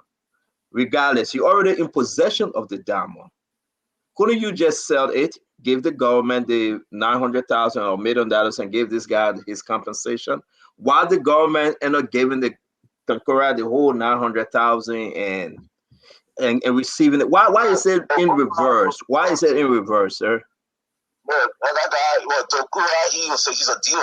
He's a dealer, so he had the right to purchase from a broker and expert. But I use now understanding where we're coming from with this second to the last question, that because your ministry caused this to happen, Liberian government, the people of Liberia, end up losing on the $1 million, sir. Am I correct? No. Let's be open. Let's discuss this matter with open-mindedness. Who found the diamond? A Liberian. That's all. And I told you, diamond is like cash on hand. Junior found that diamond, Muhammad Amara allies Junior found that. He began to transact even before he reached the office. And mind you, a diamond like that can pass through so many hands. But it didn't So in how do this you trace case, and I don't want to interrupt you. Let me bring in the last person for tonight is Dr. Francine Chinua Richardson. Thank you very much for being so patient and taking our questions, sir. Dr. Francine, your question. Minister, thank you so much for talking to us. I know we interrupted your sleep, but we appreciate you coming on to Spoon. I have a few comments and a question. My comment is I'm seeing a undermining of the revenue that Liberia was supposed to collect from this diamond. And I see a trickle down effect because the less money we get from our minerals and things like diamond impacts the road development, school system, healthcare, money that the government could use. If you now that we sort of explore this case a little bit with you, if you could do anything over again, what would you do differently? Well, it depends on the controlling circumstances. There are a lot of factors involved in our decision-making process. So, like I said, sentiments come into play. If you were Minister of Mines and Energy, would you have seized this diamond? Would you have confiscated this diamond from Junior? No. I would have taken it and given the 100,000. He doesn't want you to answer. Let him finish. But for that, I saw a compound. He agreed. He a compound with 2 or 3 houses. He received cash. Isn't that economic empowerment of that family? We're talking about the state losing to Tankara. We are talking about the state losing to Tankara, not the guy. The state could take the diamond. The state could take the diamond and give the guy the 100,000 and give him the 2 houses and earn over 900,000. But Tankara is the one playing the role of the state. Exactly. No, Sankara, purchased the diamond. Sir, Let him finish. Let the minister finish. He got to go. Dr. Richardson, stay on the floor. I beg you guys. Minister, can you learn on your answer? And we're going to bring in Dr. Richardson. Last question, please. Yes, so I'm saying we applied our best judgment, and confiscation to us wasn't the way to go. Mind you, there were demonstrations all around the place. There were citizens from Babu that went to the president's Jamaica resort protesting. There were lots of settlements all around the place. So you go and seize the diamond and meet all of the resistance. You demonstrate there before the office. One group of 300 persons will come and see the diamond plus another group. So to us, it would have been more chaotic if we had seized that diamond. They would have said, oh, the government is dispossessing people, the poor people of their property. I'm happy that Junior benefited immensely from the sale of this diamond, and the government received its fair share of the diamond based on the existing export protocols of 3% export royalty plus a fine. Okay, so we're going to bring Dr. Richardson to ask our last question, sir. Then we can excuse you for tonight. Again, thank you very much. I need to go into the case, but for some reason, I'm not feeling like the government got its fair share from the diamond. Number one. Number two, do you think your lackadaisical approach to the court case, like you said that you didn't even go there, you don't know, would you do it differently? I mean, we're talking about the largest diamond fund during your era. So that's why I asked. It's a moment of reflection. Now that you know all of this stuff, we're asking these questions. What would you have done differently to improve our country? Yes, I would say it depends on the prevailing circumstance. Okay. I'm not being like that's difficult about this case. I'm saying that we have a legal counsel that may have represented us. Now, mind you, when a writ is served on an official government, he does have to appear in person. But I appeared at the Supreme Court So I'm not being lackadaisical about this case. I appeal at the Supreme Court. The Supreme Court threw the case out, that they didn't follow the procedures, the established procedure in terms of civil law cases. So if it went to the court, perhaps this went to the ministry and there was some representation for the Ministry of Mines and Energy. So I have to find out the status of this case right now, as Spoon has indicated that it's in court. I have to do a small check and to find exactly the status of the case. If we have a contractual lawyer, I would ask him whether he ever went to represent the ministry at the lower court. Thank you. The Honorable Minister, thank you very much. The last question we have, because Maxwell asked you whether this is this diamond 53.35 carat is one of the largest you have ever received at that ministry, and you said yes. Am I correct? Yes, 53.34 carats. Were you in office 2018 when a diamond of 127 carats were discovered? No, not to my knowledge. No. From Fishtown, River G County? No, I don't have that information. No. Again, the Honorable Minister Gessler Murray, we appreciate your time. We will be speaking to the defendant in this case and his lawyer, Serena Seaforth, on Wednesday, and we hope you can listen. And if you want to weigh in, we appreciate it. Thank you very much, sir. And thanks for taking What time on Wednesday is the show? What time on Wednesday? The show is Liberian time, 8 p.m. 8:30 p.m. Liberian time, Monday through Sunday. Okay. I will try to listen. Thank you very much, sir. We appreciate it. You're certainly welcome. You're certainly welcome. Right. Thank God it was very quiet. Thank God we all disciplined our questions. Guys, let's wrap this thing up. I'm going to start with my sister, Dr. Richardson, who will take us around the corner all the way to Fagan. A lot of questions, a lot of folks appreciating Spoon tonight. This is huge. Dr. Richardson.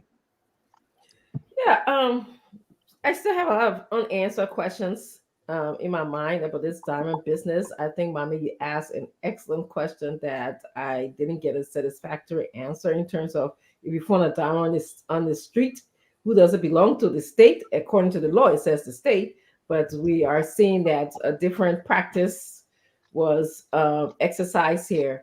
I'm just going to wrap up. We're closing right now, right? We started talking about, the United States government new law to prosecute people who accept bribe, foreign government officials and family members who accept bribe from an American company in American or on American territory. I believe that that law is a good law. I believe that it will help the American government curb corruption in developing countries, considering that the American government the American citizens have been paying taxes for so long and perhaps not getting the benefits of their taxes. The second thing we talked about here was George Weah believing, and I'm just kind of summarizing that he he was unaware of, I'm sorry, I have to laugh because I think this is funny that he was unaware of how Liberia voted, that Liberia voted against a humanitarian ceasefire against Gaza. The president said that he's a peacemaker. He would have never voted that way and held, to some extent, he didn't mention her name, Mrs. Sawyer responsible for that. I think that's laughable. I actually think as a leader, the buck stops with you. You shouldn't be accusing or blaming other people. And of course, I just believe that this government has been chaotic for 6 years. We have seen the chaotic demonstration all over. Lawlessness in the country. They collect diamonds. They don't even know what to do, how to do it. We're not getting our fair share. Nobody seems to have that desire, to fight for our country. And hopefully, I think it's a new day. It should be a new day in our country. And I urge the young people, the people young people to keep your eyes and ears open, that we bring our country up to par to the rest of the world, the rest of the other African countries, even as close as Sierra Leone or Guinea. At least during my lifetime, I'll be happy. So thank you, guys. It's a great show. Thank you, Dr. Richardson. We appreciate you. Prince Maxwell. I feel insulted by this minister who just came on air not to provide clarity, but to come up with a strategy to just back end and backhand all of the information that was provided to him. Minister, I'm a diplomat. I'm a diplomat for a living. That's what we do. And that's what you just did to Liberian people by insulting them. Let me be clear to you. There's a news article on the BBC website called Sierra Leone Pastor Finds Huge Diamond in Kono. The diamond he found there was 709 carat. The precedent that Sierra Leone established was the diamond was given to the Central Bank of Sierra Leone for keeping. That is the reason why I asked the question, why is it there wasn't a public announcement of this diamond? Because what the government was trying to do under George Weah's administration was to avoid the legal processes surrounding government holding, maintaining, or confiscating diamonds. The government should have done two things. The government should have created an international tender for that diamond, and the government should have also, another process, allow a live auction of that diamond. Because the government never wanted a public announcement of the diamond, they decided to use a third party. Now, there are two questions I asked the individual. I understand the intermediary had his right to sell diamond because he's a legal diamond broker in the country. But such magnitude, such diamond fine cannot go to such individual. Now, the company or the buyer of the diamond in the foreign country, the question I asked was, did the government do an enhanced due diligence on this person to know that this person is a legitimate diamond broker, diamond buyer, or a clean individual? Because many people can use diamonds for terrorist financing and illegal money laundering. So the question becomes, who do we sell our diamond to? Did the government have any information on the people that bought the diamond? And the minister did not give us any clue to what that. In fact, he reverted to the middleman. The man in Liberia was a legal diamond broker and dealer and everything else. That's not the guy I was talking about. So there are too many steps the government missed in this issue on this particular diamond story. And to me, this diamond story is even more fishy. I will ask those that are in the Senate to look into this carefully because something is smelling here. The diamond, Dwalu asked a very good question. Why was the process rushed? The process was rushed because they figured out that it was the best way to sell a diamond and confiscate the proceeds, not the diamond itself, the proceeds. Thank you, Maxwell. No, you can land on that line because we just got to go. Stevie also asked a brilliant question. In terms of revenue, what's the line item that the money went to? Where did the money go? Which bank account did the money go to? This minister has absolutely no clue, but his ministry was responsible for the sale of the diamond.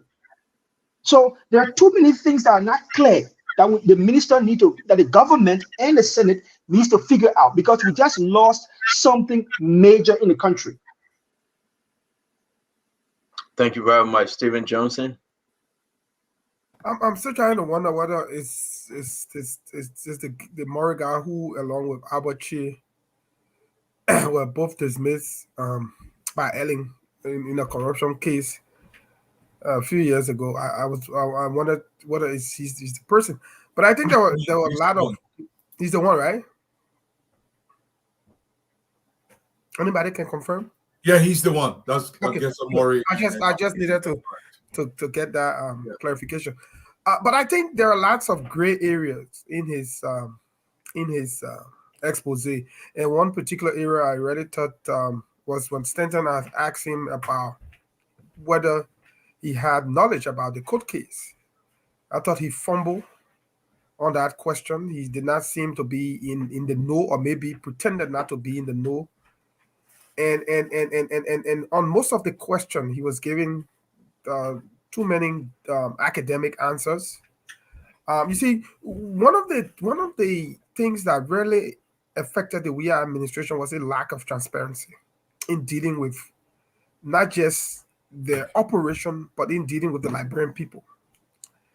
We all can recall, even when the president traveled for 48 days, people lied that the president went to Qatar and they extended the conference. And it was a lie. They did not extend it, but because they wanted to give us reason why we has stayed there, they lie. When the president is traveling, we don't even know the delegation on the trip. Nobody says these things. If this diamond issue from the beginning had been open to the public, a transparent investigation was done. He talked about how there was a committee. Musa Din did not write on behalf of the committee.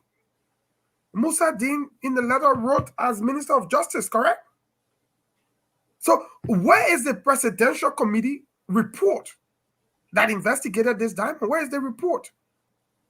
When Musa wrote the letter, he wrote as Minister of Justice. So if a presidential committee had been set up, an investigation done by the Ministry of Lands, Mines, and Energy, the Justice Ministry, the NSA, and the Armed Forces of Liberia, where is that report? Where is that report? We cannot find that report. So it's sad that we have these kinds of situations come up, and until we talk about it in the public space on these forums, we never get answers. And I'm glad that we were able today to bring the minister out and talk to him.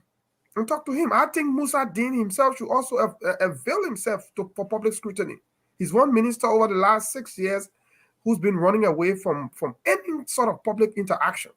He's a lawyer. He's supposed to have answers to these things. He's the Minister of Justice. And finally, I'm happy, that we can come here regularly almost every evening to talk about Liberia and give our people the little we know. We do not come on this show to pretend to be experts on anything, but I will use our little knowledge in whatever areas we've worked or interacted and just provide for them the information they need, and also be able to hold people accountable, especially those who are managing the commonwealth of our country. Thank you. Thank you very much, Steven. It's good to have you. We appreciate you. Abula? Yes, after listening to the minister try to justify why the government did not take the diamond, as the Minister of Justice provided in the letter, it makes me to conclude this. He may not be the person, but this was a scam. They took the diamond. Instead of giving the government, you calling it a scam? I know you're close. I'm sorry, but wow. Yeah, it was a scam. It was a scam intended to defraud the government of the cost and value of the diamond. Pass it through an individual and share the cost. That $1 million that he sold that diamond, that money was shared among few individuals. The Justice Minister's opinion was, because, and I asked the Lands and Mines Minister, I said, when I'm walking on the street and I found a diamond, what happens to it? He said, it becomes the state property and the state will compensate me. In this case, according to the Justice Minister, according to this Lands and Mines Minister, the guy was moving around. He did not have a license to operate mining place, and he found this diamond. So as per the law, as per his confirmation, the diamond belonged to the state. Nobody asking the state to go confiscate. The state should have taken the diamond, gave this guy the 100,000 and 2 horses he took. He will be satisfied as an individual. He will not complain. The 100,000 Tunkara gave him, the state could give him that 200,000. The 2 horses, the state could have given him the 2 horses. And the state would have sold that diamond for more than $2 million and go back to the community where the diamond was found and implement some social programs with either maybe 500,000. Go back to Bapolu, go back in that village. The state sell the diamond. The man who found the diamond compensate him with 100,000 and 2 horses. Sell the diamond for $2 million. Take 500,000, go to Bapolu in the community the diamond was found. Build the bridges that are there and put chairs in the school and jobs in the hospital. And the state take the balance money. But they put in this Tunkara guy as a third party. They put him in the middle of the farmer and the state and allow him to buy the diamond. These are allegations, right? You have nothing to prove. That's my conclusion about what happened, because the minister alluded, he said when you find diamond, it's for the state. So in this case, why the diamond was not for the state, but you had to allow Tunkara to buy it. Yes, Tunkara has a license to buy diamond, but Tunkara has a license to buy diamond that are owned by people who have diamond license, not people who find diamond in the street. So yes, Tunkara has the right to buy diamond, but he should buy diamond from people who have diamond license and license that are operational. In this case, the person who found the diamond, according to the minister, never had a license, is not a diamond mine owner. It's an ordinary person who found diamond. And he said, when ordinary person finds diamond, the diamond belongs to the state and the state should compensate. In this case, the state did not compensate.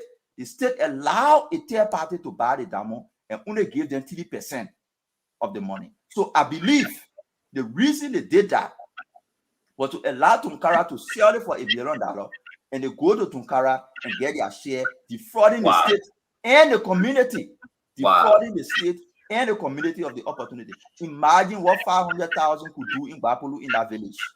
After paying the man who found the diamond 200,000, and the government can get the rest of the money. But that money is into Tunkara's hand, and Tunkara share it with a few people who allow him to buy a diamond that he should not be buying anyway. Thank you very much. On this note, we want to say, guys, thank you. Let me wish real quick before the rest of the last 3 members come in. That's our boy Patrick, the boss Okai. He's celebrating his 23 years wedding anniversary. Beautiful wife, Madam Elizabeth Okai. We want to wish them well. Patrick, the boss Okai, celebrating his wedding anniversary. We'd like to remember you, our dear brother. Enjoy your anniversary. Be blessed, and God bless you and your family. Thank you very much. And you see what Dr. Richardson can put more on. Now, the guy sitting down, the woman standing up. My man. The man got to go that the people pitch about. And with Tusha, I agree. They agree. They agree. Mr. Twali, go ahead. I'm going to go one with two, my man. So, the first thing I would say is there's too many red flags. I'm not going to say what Mama said, but I will speak something that the audience decide for themselves. First of all, the spread between the rough diamond and what the diamond is sold for when it's cut is too massive. I mean, from $1 million to almost $10 million. First of all, when we will start thinking in Liberia, if I know something is valued at $10 million, and Dr. Francine is the person that polishes diamond, I can go to Dr. Francine and pay the polishing fee and sell the diamond at full market value. Look, we continue to tour around what's happening to Liberia every single time, okay? That thing was rushed out of Liberia. A lot of people did what they had to do, and Liberia got disadvantaged again once more. I'm not going to dwell on it. Everybody knew what happened to the diamond. This is normal and typical in Liberia. We celebrated, oh, this young man, he got 1-2 houses. Let people hear that yet. Why if the young man got $5 million? Okay? He can start his own small operation. And another thing I want Liberians to realize, gradually, I tell you guys, Liberia will get better in some fashion. The law will be enforced. We want to be thankful to the Americans. But I think my brother Prince Maxwell has said this. Until we localize the law enforcement in the country, it doesn't matter what the Americans do. It's not going to take us too far. We have to own up to our own responsibility in the country. If I commit a crime, you have to try me, prosecute me, let's build some prisons. Let's take the issue of governance very seriously. This is the only way we're going to get results. Because if we continue, $1 million diamond will be sold for $1 million. I'll put that in quotation, by the way, sold for $1 million. But realistically, it's not $1 million. Once again, man, I got to go warm the food before they kill me. So Santa, I got to run. Look at me, you want to toss it. Dualo, while you running, want to say thank you for joining us. Let's send a shout out to one of our faithful listener. Again, at this time, we want to wish them a happy birthday. This is Salome Rambo. Salome, we want to say happy birthday. Tomorrow is your birthday. Your mother, Madam Teresa Yima, your dad, the entire family, say happy birthday to you. Enjoy your day tomorrow, Salome. Not forgetting also on this, while we're here with Salome, let's try to wish her brother likewise happy birthday. This is Edmond Rambo Salome brother. The birthday passed. It's a belated birthday, which was the 15th of this month. The 15th of this month. It was this on Friday. We want to say, Edmond, happy belated birthday to you, and Salome, happy birthday to you. Wishing you guys speed, enjoy, yeah. This is from your mother, Teresa, the entire family. They're wishing you guys a happy birthday, belated or to come. God bless you guys. All right, let's go to Edmond. Today, the funny guy's birthday. Yeah, my man. By the way, explain our program. I was I was saving that bunch for la. I won't say the man medical, the man in the hospital sick. That a picture I about to show the people. You saw the Wait, man small. who bought in front of him? Oh, yeah, in the Oh, you hospital. saw that? Going great. Oh, that man can't eat that food, man. I was there last night when terrible shift. Anyway, but anyway, let's I'll leave that to Stanton. I called you as promised, but you didn't pick up. Are you there? You call me? Yeah. Remember we had the agreement that I should call you when. So what they got? Remember, I didn't remember. They man stay behind me. I'm getting finger number. You say the thing like your own thing. You stay behind me for the woman number. I can't do it, but let's continue our show, man. I can't get you finger number. That's why you call me. I told you no. If I know you see this guy, he asked me. I said no. Then you stay calling me. You want bad baby, but let's keep that end our show, man. I can't get you finger number. No way. The woman said I shouldn't share an hour with you. She said the way you treat her was very bad. Get far too, oh, that far too. But you know what? When I asked whether the state got its fair share of that deal, and then the minister, pivoted to the gentleman who found the diamond, I know definitely that he was just trying to kick the can, under the rug or sweep it under the rug. Namibia export less diamond than Liberia, and it's a $1.3 billion industry annually. Liberia, we're not even up to when I look at them, the number of export we do. The thing about we're still raw material driven. We take things in their raw stage, just like rubber, and ship them abroad. You get less for your money worth because we have to. Dwalu said it. Unless we change the way we do business. If you know you have this number of diamond in your country, I think Liberia ranks, if I'm not mistaken, number 11 for export of diamond. But it's not even a $500 million industry right now annually. Can you imagine? Which means we're being robbed. But if we can change the way we do business, we'll get a lot of money for our natural resources. And diamond is not the only. When I look at the table of countries exporting diamonds, they don't just pick up the raw material and send. That's like I've always equate the way we do business in our country like the 14th century. We're still way down that line. I mean, you have been endowed with some valuable minerals, including natural resource like diamond.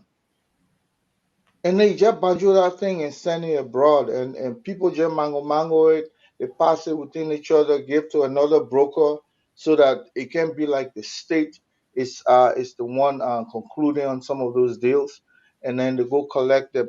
Look, all of these kinds of things are what the law that the United States passed. Hassan Ali. That the United States passed. That's the law they hope to address some of those things where people will be collecting on the table royalty.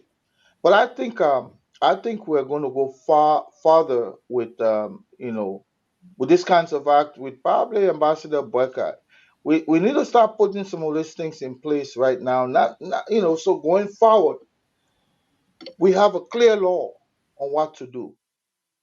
I don't think we have clear and guiding laws that will follow. We still don't, either we have them, we're ignoring them, or people just don't care. Liberia could be a lot more advanced in terms of our natural resources than most of these countries. Look, Rwanda doesn't have even a third of what we have as a nation. But go see Rwanda. We keep playing, man. We keep playing, Stanton. Thank you very much. I know you got to answer Christina. Go ahead, answer Christina. Before Fagon join us, Fagon come back in, guys. Let's wish our dear brother Fadiga, who is not well, a happy birthday. We will sing the birthday song. I know Fagon will take us home, but I want us to do this. Happy birthday to both Fadikas. All right. Happy birthday to both Fadikas. That's Fadika right there. Hossein and Al Hossein. Again, today, they are twins. I don't know which one gave which one rising. But when they met JMB, you see them right there, distinguished gentlemen. And, we want to welcome our own. Since he got back from Liberia, he came. He's very, very sick. Look at him. Look at him. Look at Fadiga. The man is, man. How can we say happy birthday to this? Oh my God. What you guys have to say, man? They would say happy birthday to both of them, though. But look at Fadiga in the hospital. This thing can help. This thing can help bad if I go. The man get passion.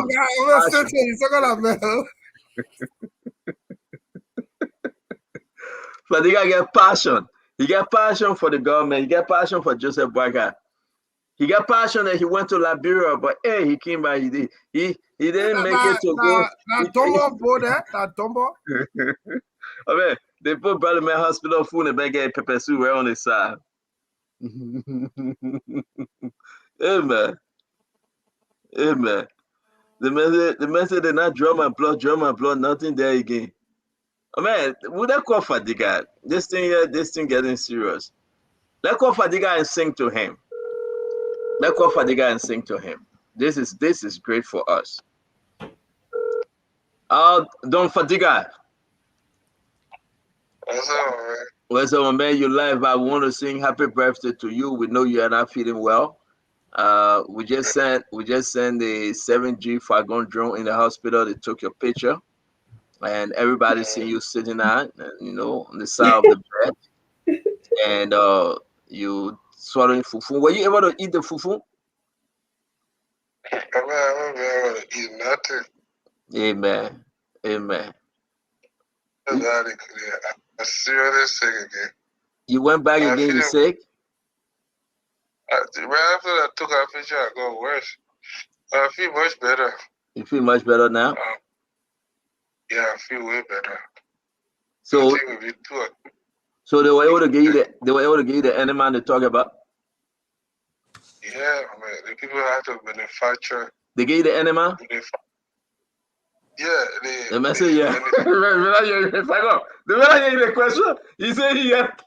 You can't talk about animal on the show. Why you not bring a man health record yet? Why you not bring? If the man had excessive sex in Liberia, why you gotta come talk here? The message. So happy birthday to you. We call to wish you happy birthday.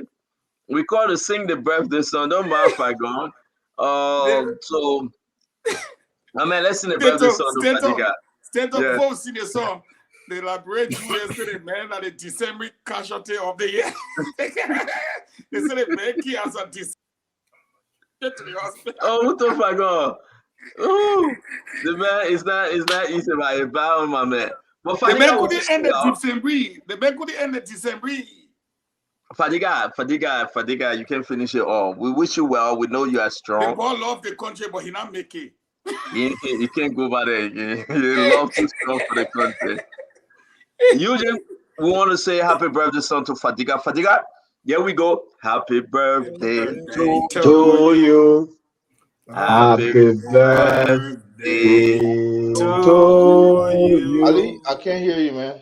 Happy birthday to you. Fadiga. Happy birthday to you. We wish you good health. We wish you good health. We wish you good health, Fadiga. Happy birthday to Fadiga. Fadiga, happy birthday, my man, to you and your brother. Your brother is somewhere. We say good health, my man. We know how it is. We are discussing. I know it's rough right now. What kind of We man pray is this? that we're open. Why they make it allow We me will, to sing the test we, tensor? we will open. We'll open the line tomorrow Yeah, to see if the people can appreciate you because you came back broke like hell. We're gonna say to you, please, please, please. We'll bring you on the show by fire, by force, and you're sick for us to appreciate you. But we'll say happy birthday, my dear brother. Happy birthday. May you not challenge Liberian ladies. May you not challenge Liberian ladies again. May you not challenge Liberian ladies again, or else you will come back like Hey, Eugene. Hey, Eugene. Leave the man alone. You are. You got anything to say? You get nutty. Thank God for this country because what happened, what the country did, other doctors, they were just a miracle. More than 20 doctors. Wow. They had to manufacture. I heard the price tag for one of those medicine. I gave up $30,000. They had to fly clean and deliver it. For them to give you every day. The live manufacturer one with the airplane and bring it. This is serious. Yeah.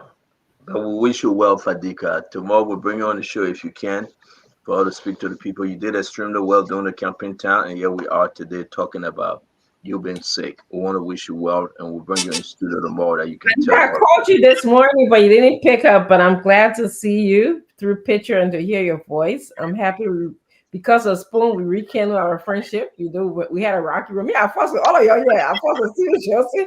I fussed with Fatika. But anyway, I'm happy for you, and I wish that your birthday was in a different way. But I'm sure next year you would make up for it. Happy birthday, Fatika. Thank you, Fadika. Again, man, we wish you well. The birthday greetings to your brother likewise. I hope he's enjoying. Have a good one. All right. Thank you very much, Fadika. Again, that's our brother Fadika. You know, we miss him on the show, but we wish him well. Just one last person. We want to give a happy birthday greetings out to our sister Blessing Kebe Eku. Kebe Eku, wherever you're watching your nothing birthday, we want to wish you a happy birthday. This is from your father, Pastor Charles Eku. All right, Pastor Charles Eku is saying to you, happy birthday. You're his beautiful daughter, and he's wishing you well, Kebe. Blessing Eku. Fagon, take us home. The end of the show, we're done. Do your closing, Fagon. And Nelson will move ahead with the other announcement thereafter. Fagon? Folks, it's wonderful to be here on this platform. One thing I would say to all of you, the fun, the jokes, the heated moments, and sometimes the disagreements is what makes this show #1 in the nation. If we were to come here and be so serious, you guys will be bored to death. That's part of the reasons why you come here. We bring you the news. We're best in entertainment. We're first in news. And you all know that we are the station or the network or the platform that brings enlightenment like tonight to the face of the Liberian person. With that said, Father God, you're by your head. Father God, we pray that Ambassador Joseph Newman Boakai will do exactly what you have destined him to do. That any man who stands before him to prevent him from liberating the people of Liberia, Father, we punish them in the name of Jesus. Amen. Having said that, I had to say that prayer, Dr. Francine, because of what I saw tonight. And this is what happened. Facts versus fiction. Fact #1. The minister said the justice minister was never involved in anything with respect to this diamond. The letter proved otherwise. If Minister Dean had nothing to do with it, how come he wrote a letter where he opined that the diamond belonged to the state? So who was Musa Dean then? It means he had something to do with the diamonds. His opinion helped shape the decision or the narrative behind the diamond being gifted to an individual rather than maintained by the state. The second thing here is this, the Minister of Lands and Mines said, and I quote, the government benefited over $80,000.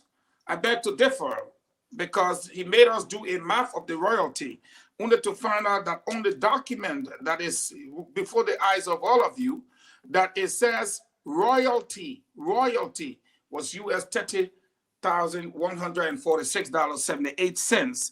And that's constituting 3% of the amount paid for the diamond.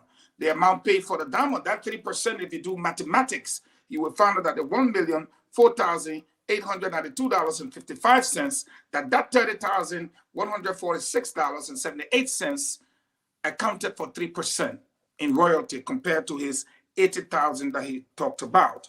I'd like the minister to understand, he talked about $30,000 fine to the individual. Well, we don't see anything that indicates on the document that there was a fine for $30,000. Neither do we see a receipt or anywhere the $30,000 was paid. I also like to inform the minister that he said in response to Dr. Francine's question, that listen, Dr. Francine, if you were Minister of Mines and Energy, would you have confiscated the diamond? I'd like the minister to understand that confiscation was not, according to him, the best option. In this case, there was no such thing as confiscation. The Attorney General of the country said the diamond belonged to the state, so there was no need to confiscate the diamond, but rather to own the diamond and do what the law requires of the state to do. In the case, own the diamond, sell the diamond. The minister said that the people benefited from the diamond. I strongly disagree with him that the fact that they benefited $100,000 in cash as shown by the video, 2 houses, does not mean they benefited their fair share or that the state benefited, quote unquote, its fair share. Why do we say that? The value of the diamond is placed at around $12 million. And the diamond was sold for a lesser amount. So when you talk about fair share, you have to break it down to tell us what's fair. What's fair is that a 53-carat diamond to which you admitted was the largest fine in your 6 years at that ministry, meant that it could not have been sold for just $1 million. The price for it, the 53.34 carat, was sold at an underprice. However, the document tells us, Honorable Minister, that the value of the diamond was not the value, but the carat was 78.01. That's what's on the legal document. To tell us again that this diamond was 53 and present to the court that the diamond was 78 carat, I think you're doing us injustice. However, when I looked, I contacted the LRA to make good on what I saw. And the LRA then informed me that the stamp was not sufficient. It needed flag receipt. That just because, here is what I'm quoting them. I wrote it right here. One of the bosses there said, attestation is not proof of payment. I repeat, attestation is not proof of payment. Proof of payment is, quote unquote, we need a flag receipt. And tomorrow we'll be following up on this. Having said that, he said that they have a Department of Revenue, not a Bureau of Revenue. Why it's true that the stamp looks like somebody signed it, they will be looking at it tomorrow. What I want to say to the minister is this. Honorable Minister, our diamond on the document says 78 point something carat. However, you brought it down to 53. Whatever the case be, whether 53 or 78, the diamond was then owned by the state, according to the Justice Minister. The state did not possess the diamonds. Therefore, it is corruption at its highest.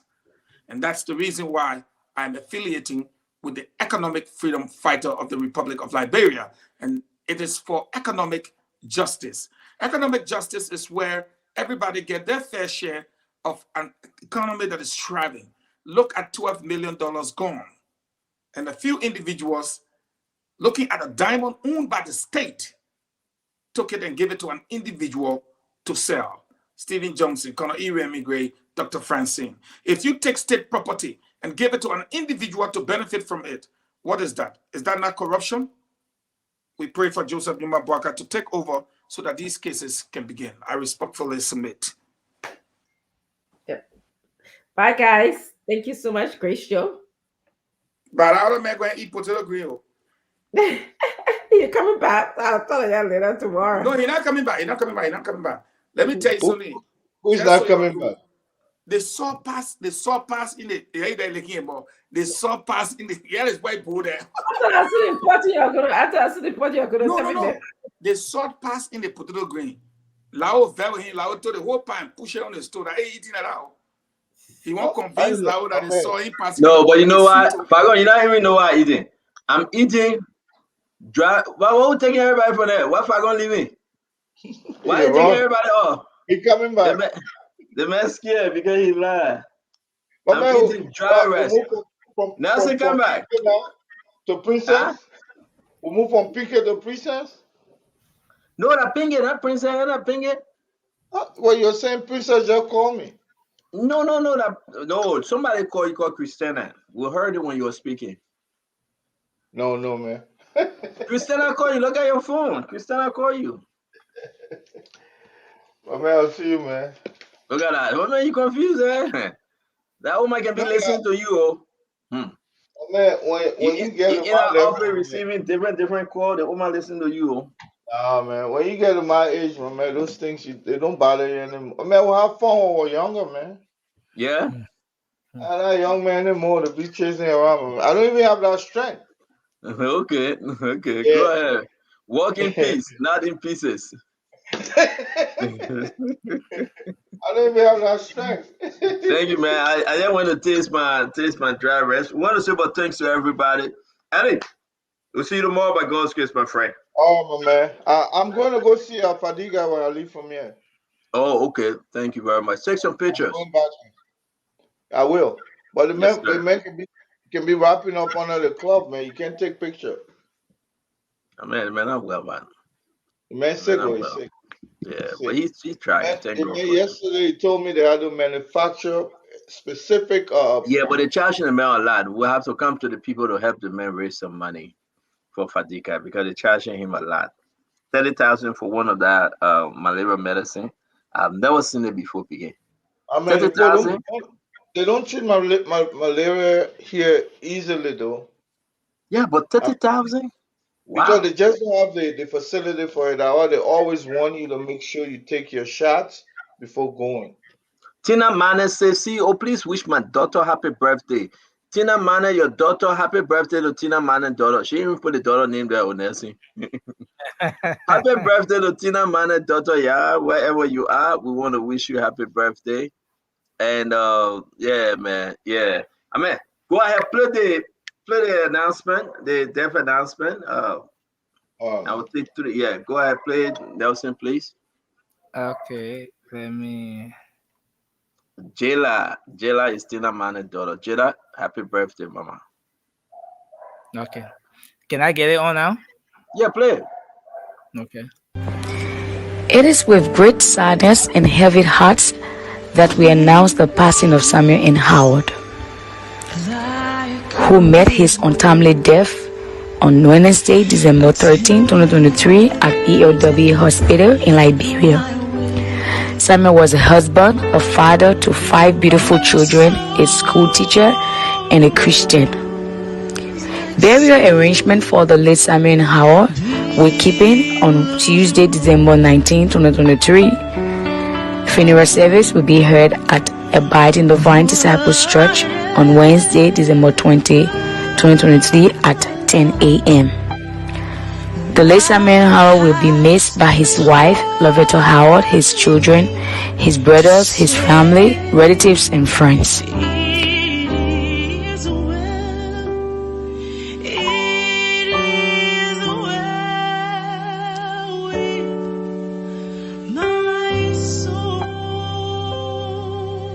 This announcement was brought in by his brothers, Reverend Emmanuel, Reverend Victor, and Reverend Abraham Howard on behalf of the family. For further information, you can call the family of the deceased on the following numbers: 0775-578497, 0555-811297, 0777-870532. May his beautiful soul rest in perfect peace till we meet again. Wow. Our sympathy to the family. And again, thank you for playing those announcements. We want to wish the family Godspeed. So, Nelson, here we are. We are blessed to have a wonderful show. Yeah. Tomorrow will be very, very interesting. You know, JMB is in Washington, D.C. They were meeting folks and engaging. We will highlight all the engagement and we highlight his activities here on Spoon tomorrow as well. But what's up from your end? While we have about 4 more minutes left before we call Pastor Raymond. Yeah, everything is moving on gradually. We here at the network, we're getting set for our game on Saturday. The whole thing will go practice. The men mistakenly they get us 6-0. Yeah, that was a mistake. I heard that information. That was just by mistake. So yeah, so you'll put it on the practice. Yeah, we getting up, but everything is going on well, and we've been following closely the case of Councillor Scott today. Jurors will be going at the house tomorrow. And yeah, so it's expected that very soon, maybe this week, there'll be a ruling in that case or so. Yeah. Gloria Musu-Scott case? Yeah, Councillor Scott. Oh. Yeah. And this at this particular phase of the case or this particular phase of the trial, the evidences are just coming in. And yeah, we don't want to, kind of preempt or assume what the outcome don't might do be, that. but Let's just wait for there are strong evidences coming. Yeah. Let's just wait for the ruling. It is what it is. Yeah. And this law that you discussed today, CEO, is something that You might say the saw me live eating. I was eating live on the show. Was I you were eating? backstage. I'm about to eat, right? Man, don't mind it, man. CEO You live. were backstage. I was backstage eating, right? Yeah.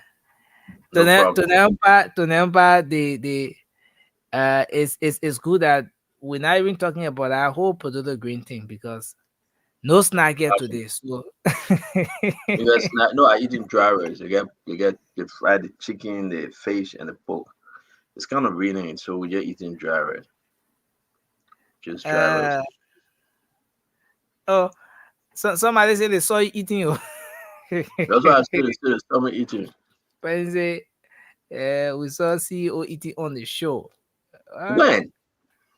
Yeah. Okay, that's the person saying video. No.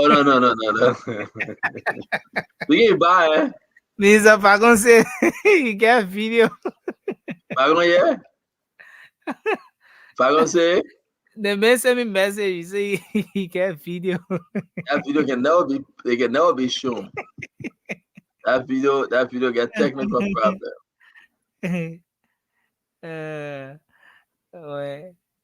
CEO, I appreciate your support for my business. Yeah, okay.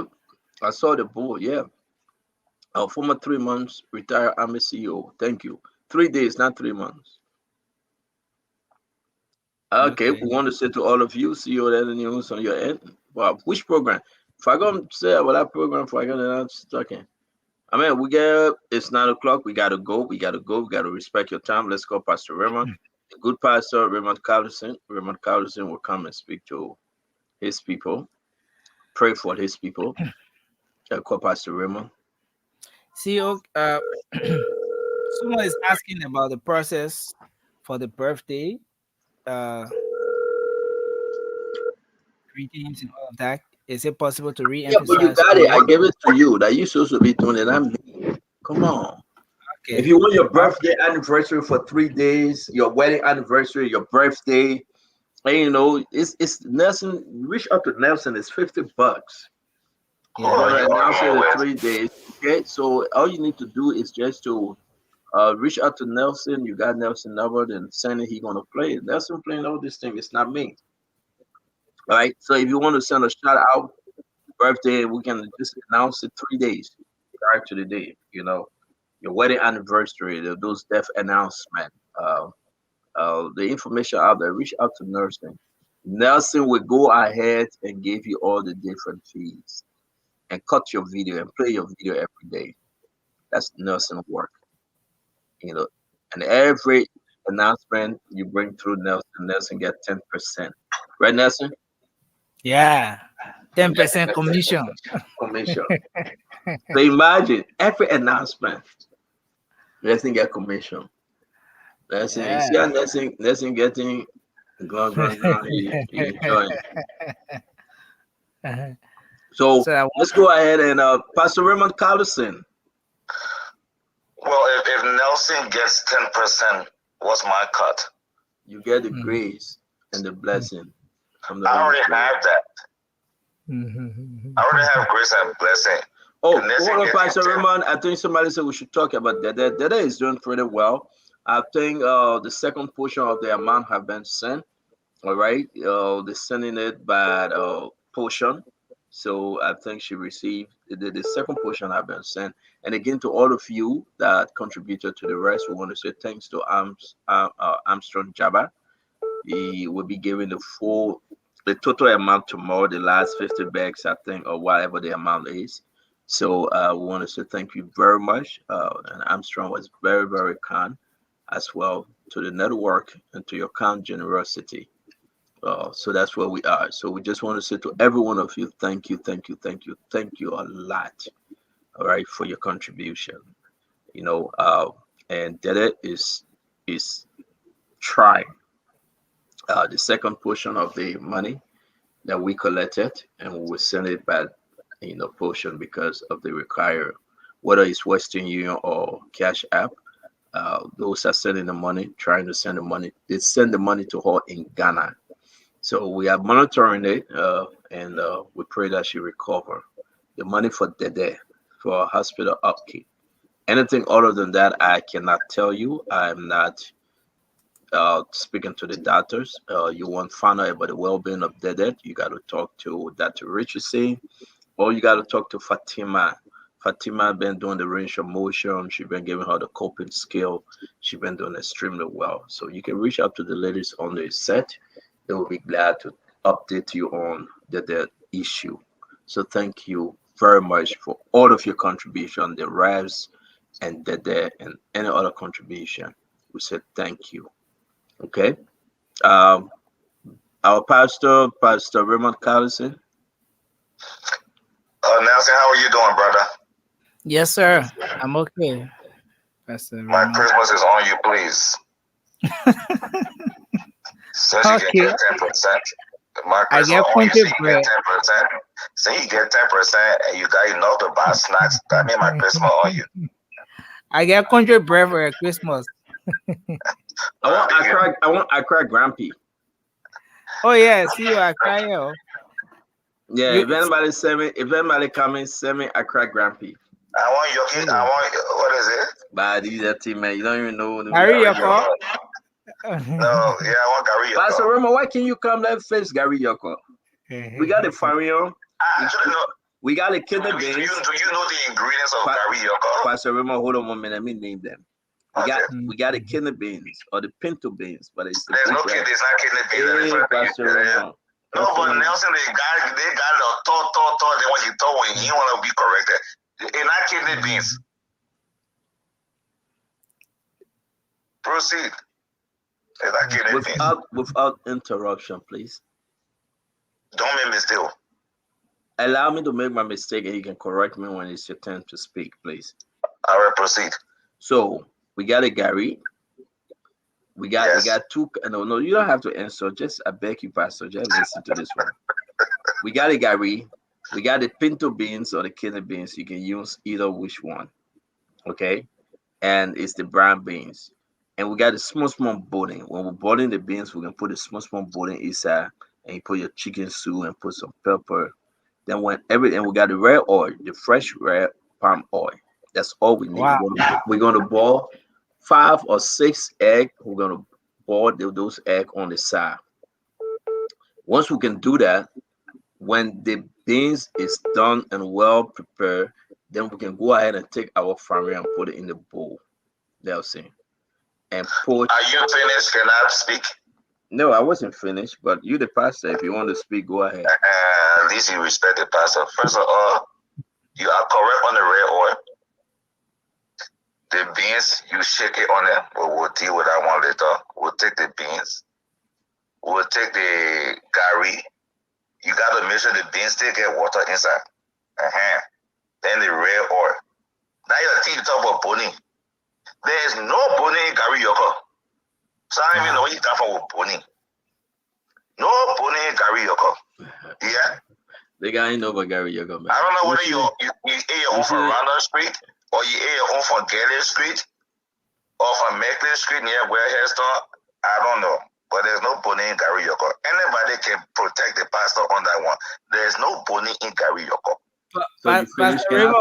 Can I finish? Pastor Roma, maybe that Yoko Gary. That Yoko Gary can put boning in. Pastor Roma, can I finish? No, Nelson wanted to say something because Nelson be the judge. But you cannot stop me. Let me finish, please. Oh, let Nelson be the judge. No, but let me finish. I beg you, please. So yes, because that Yoko Gary you describing, and not Gary Yoko. Pastor Roma, can we speak, please? Speak. I will allow you to speak. Speak.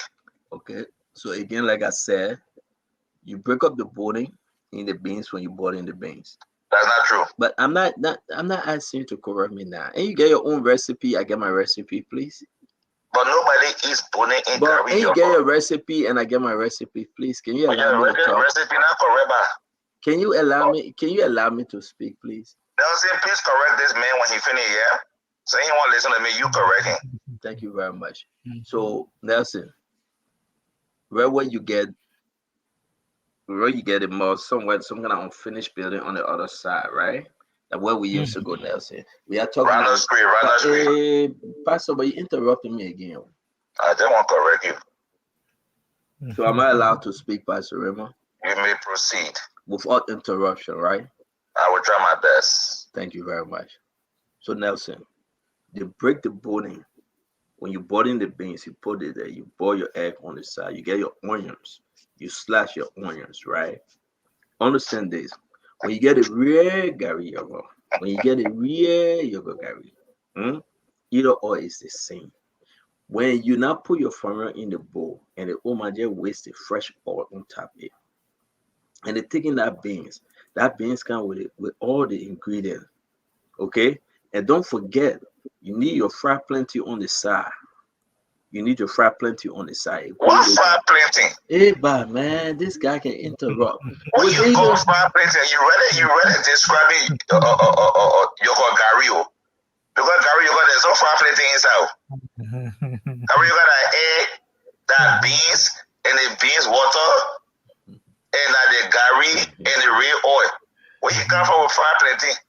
You think we're sitting on the runners who have to fry the plenty? So you see, this pastor. This pastor have never. Nelson, please help me out. This pastor. Don't be scared. I am the pastor. Don't be scared. You can challenge. Let's agree on something, Pastor. Pastor Roma, let's agree on something. We take 10 calls.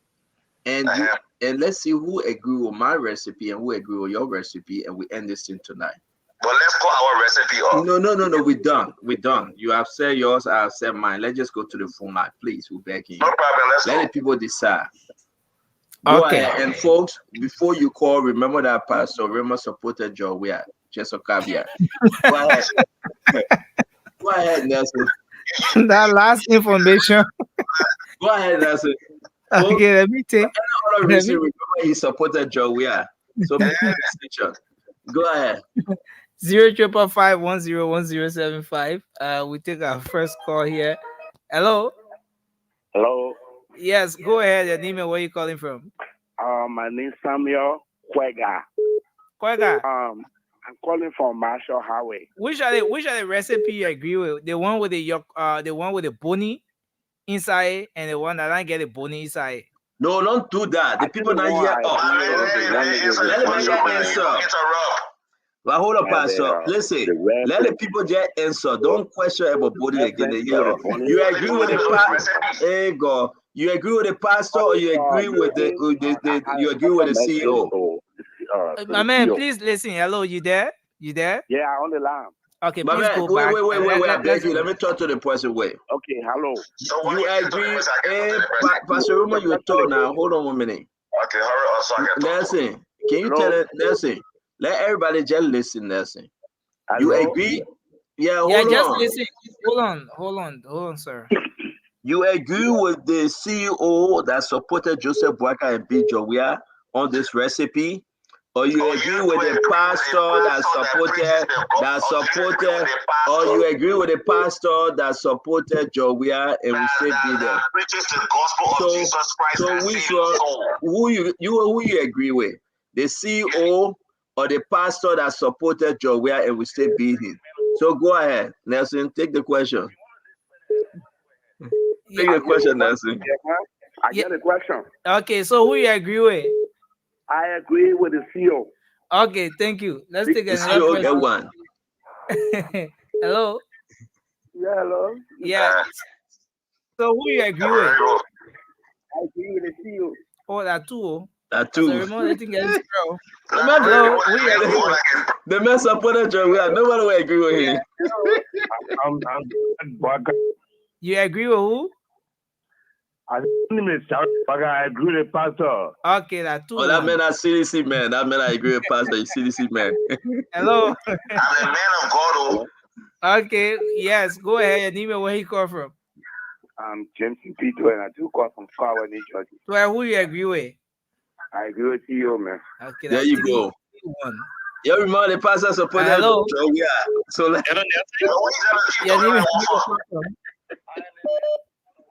well, yes, my name is Eric.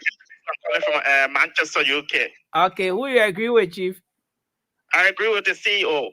There you go, that 4-1. You remember the pastor supported Jowia. You didn't remember that 4-1. Hello. Hello. Hello. This is. I will not pray for you today. I will not. Oh, okay. You agree with the pastor?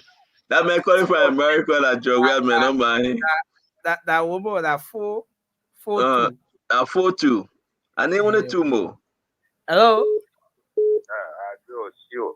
Okay. There you go. That Fatu Mary right there. Fatu Mary. Only one more I need. Game over. Hello. Hello. Hello. Yes. Go ahead. Your name and who you agree with. My name is Jeremiah Tagato and I call from Matari. Okay. Who you agree with, Jeremiah? CEO. 6-2. Game over. Just let me just go ahead. Let's finish it. 6-2. So we got 2 more to go. You call yourself Jeremiah, and you don't agree with your pastor. You don't even know the meaning of your name. 6-2. Go ahead. Yeah. Hello. So Wesley. Mm-hmm. Yeah, I agree with the CEO because you just get somebody preparing rent in my area. Thank you very much. There you go. There you go. Thank you. Hello. Hello. Hello. Yeah. Yeah. Go ahead. Your name and where you call from. Yeah. I'm Amos Governor. You're calling from New Jersey. Okay. Who you agree with, Amos? Yeah, I agree with the pastor, the man of God. Okay, all right, that's 7-7. So that's 7-3. So, ladies and gentlemen, again, the pastor supported George Manawia. The pastor supported George Manawia from start to finish.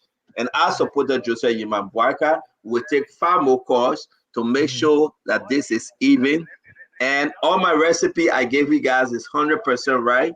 What the pastor talking about is what they used to do in Carisburg. The pastor from Carisburg, he related to Bernard Ure. So let's just go ahead. You see the man related to Bernard Ure, and the man supported Joe Manawia, and let me the CEO I supported Joseph Yiman Boyka. So these are 5 more calls. Let's see that position the pastor tonight. 5 more calls. The whole career of an anti-political. Hey, what thing is in the political team by law too. You know the power say Go ahead, Hello. Hello. Hello. Okay, your name and where you come from? So my name is Thomas Kume. I come from Cameroon. Okay, Thomas, who you agree with? Yeah, so the pasta recipe is not bad, but the last information, yeah. I agree So with who you you. agree with? My man just The said, message you agree with you want your children tomorrow? The message you agree with me, Pastor. Wait now. One, we're taking only 5 this one. I get 1 already. Go ahead again. Hello. Yeah. Okay. For me, highway. Okay, who you agree with? I agree with Pastor. Okay, that Oh, one. Oh. They read one out easy. Oh. They think I read Hello. one, folks. Oh, Yeah, go ahead and name where you come from. yeah, I'm Philip. I joined from Boston. I'm gonna give you. Who you agree with, Philip? Hey, I mean the CEO is from Neguta, man. CEO, that's the exact. There you go. That's it. That's 2-1. Yeah. I just need one more. And we beat the pastor and Bernard Yuri and Joe. We are the second round. I need only 2 more. I need only 2 more. So, go ahead. Hello. Hello. Yes, and name where you come from. I said I will talk. Who you agree with, man? The CEO that we are gonna when he's facing the. There you go. There you go. 3-1. Thank you. So Take the last one. Take the last one at 3-1. Hello. Yeah. Yeah, your name and where you come from. I'm calling from GSA. Okay, so who you agree with? I agree with the passport because see with the apple onion. Oh, I put onion there. You wasn't listening. I said you slice the onion. You gotta change your vote. That vote are invalid vote. That vote are invalid vote. I want invalid vote we got. So I won. I got 3 in the second round. Pastor got 1 and 1 invalid. Ladies and gentlemen, thank you. What's the total? I'll beat you. I got 10 and you got I got 10 and you got 30 and we got 1 invalid. I got 10 and you got 4 and 1 invalid. So that's 15 total. Can I speak uninterrupted, please, for 30 seconds? No problem. Go ahead. Nelson. Yes, sir. I am the pastor of the Literature of the Redeemer. Yes, sir. I'm God's chosen one and God's representative to all of you. Look at yes, that. sir. Just want to say he got 10 and I got 3. The Bible says, I get 4. One invalid. I get 4, he get 10. The Bible says, what man call one day, it can be 1,000 years for God. What man call 1 year is 1,000. Because I am the pastor, Senator Witherspoon has 10. His 10 is 10 times 1. That 10. Bah, that perfectly math you bring here, man. And you multiply my 4 by 1,000, so I beat you 4,000 to 10. That perfectly math. That perfectly math there. I beat you 4,000 to 10. So, ladies and gentlemen, it's over. You see, anybody that go beyond your way will still beat them. The pastors. What did Joey tell me and you come from? So they carry your God thing here in that small thing. They get the honor to. Did you see me like bro voting for Joey or Joe Boga? The pastor was the first that cast his vote for Joey. For Joey. So thank you for giving me a victory tonight, folks. Pastor, can you do all this? Can you beating your team? Oh? No, we're winning 10-0. Yeah, but people are about to go for a touchdown. No, they're not going to score. Even if they score, I don't like the way the game is going. I'm watching it right now on the couch. It's 10-0. We'll handle it. No problem. It could be 10-3. No problem. But you know what, my fellow Liberians, all the people that voted against me, this blessing is not for you. They didn't vote against you. They voted against you because you supported your way. If you come back to Joseph Boakai, to Joseph Boakai, the people will vote for you. Where the meaning of Joey said that? All right. Don't let me put you in Wahala or Selim or Selim Dion.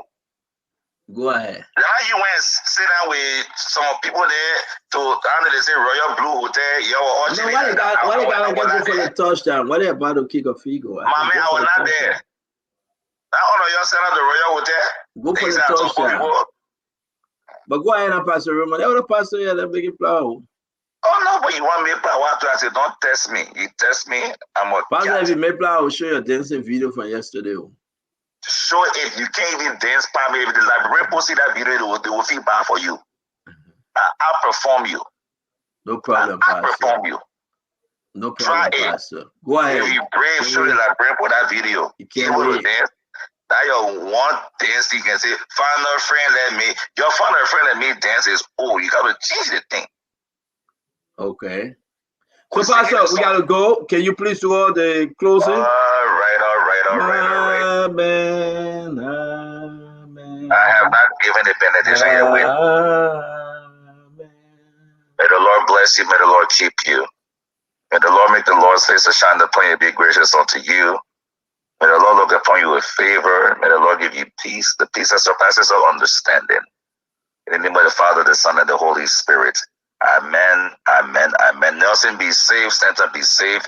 Spawn family, be safe. Spawn network, be safe. Liberia, be safe.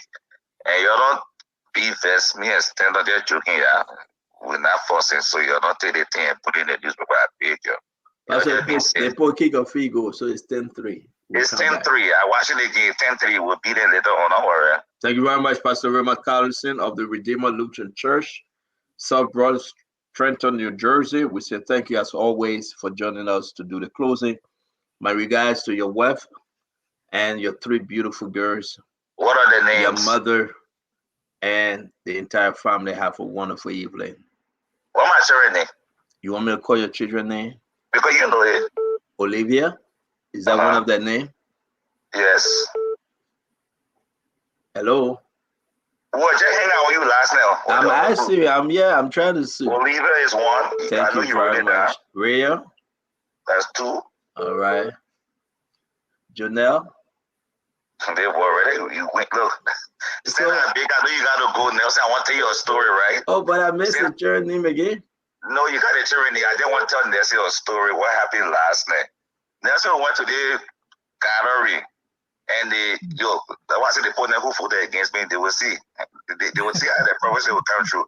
So they were having a gift, like a little game. The woman said, if anybody can guess the number that on her brain, they will get her a basket. Or who can guess the number closer to the number she thinking about, they will get her a basket. So they went from table to table. I guessed the number. I was the only one in the whole place, probably over 200 people. I'm the one, deep pastor. I guess it.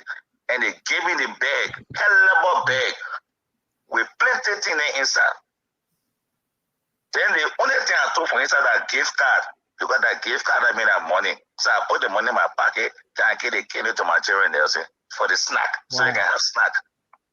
Wow. Yeah. Wow. That's how powerful I am. Wow.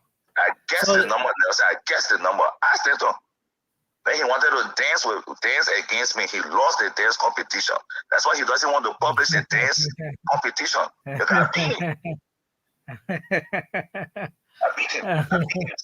But yeah, it was recorded by your wife. Why can't you ask her to send it over? Let's play it. I mean, I want other Oma was recording that thing. Let the Oma send it in and play it. I want that video to be shown to the librarian for how I dare you on the dance floor. You couldn't make it with me. I'm the pastor. Okay, Pastor Raymond. Well, Liberians, this is my brother. Love him to death. That's how we pray. They'll say thank you. I just hungry. My driver is getting cool, and I'm so watch it again. We'll talk after the show. Yeah, after the show, you hang out. We'll call you after the game. Pastor Raymond Carlson, join me. We can wish our dear folks, Mr. Prince and Mistress Doris Yedigan, 3 years wedding anniversary. The 20th of December is their wedding anniversary. We want to wish them well. We will share their photos tomorrow Again, we want to say happy wedding anniversary to the beautiful couple. And let me announce, I don't know if I can. My brother Terrence DeWalt lost his mother. To the DeWalt family, we want to say, may God peace be upon you guys. May God strengthen you guys. Oh, a mother to us all. I knew her very well. We used to be in the compound playing around. A very, very, very, very loving mother. And we want to say to the DeWalt family, Terrence and his sister Donna, and the rest of them, we remember you guys in our prayer for God's strength. Again, we wish you guys God's peace. And I know I will be speaking to you guys soon. Thank you very much, Pastor Raymond Carlson. Thank you, Mercy. Bro, I'll talk to you in a few minutes. Yes, thank you. All right. Okay, folks, we want to say thanks to you out there for being here with us on this edition of the program Spoon Talk. Thanks to all of you who always make up time to be here with us. Thanks for watching. We've been live on Spoon TV, Fabric TV, and Super TV on Facebook. On YouTube, we've been there at Spoon Talk Live. On radio, we've been live on Spoon FM 107.5, Fabric FM 101.1, Super FM 95.5, and also on Punch FM 106.7. In other parts of the country, in Margibi County, we've been live on Gibi FM in Kakata, Margibi County. Thanks to you there for relaying this program. We've been live on Premier FM in Bon County, Central Liberia. And we've also been live on Trust FM in Bowman County. Thanks to the team for always relaying this program. We appreciate you. And the invitation is yours to join us tomorrow. Thanks to our valued followers, those of you always making up time to follow us online. Those of you in Radio Land, we appreciate you. You can always come back to get informative programs right here on this media network on Spoon Talk. As you know, it's Liberia's most followed talk show on radio and online. My name is Nelson Colette, and I'm wishing you a good night. Let's hope we can come back tomorrow for another edition of the program Spoon Talk. Better so you can join us shortly. Coming up will be the late night show, Late Night Politics on Spoon. That's coming up in just about a few minutes from now. You can make up time to join us as well. Until then, have a good night, and bye-bye for now.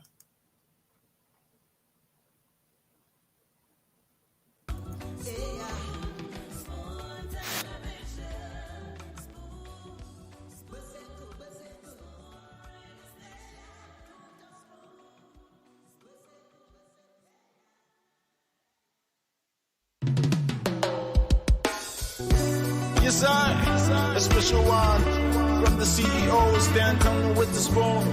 And your boy, Friday the Southern Band. Charges.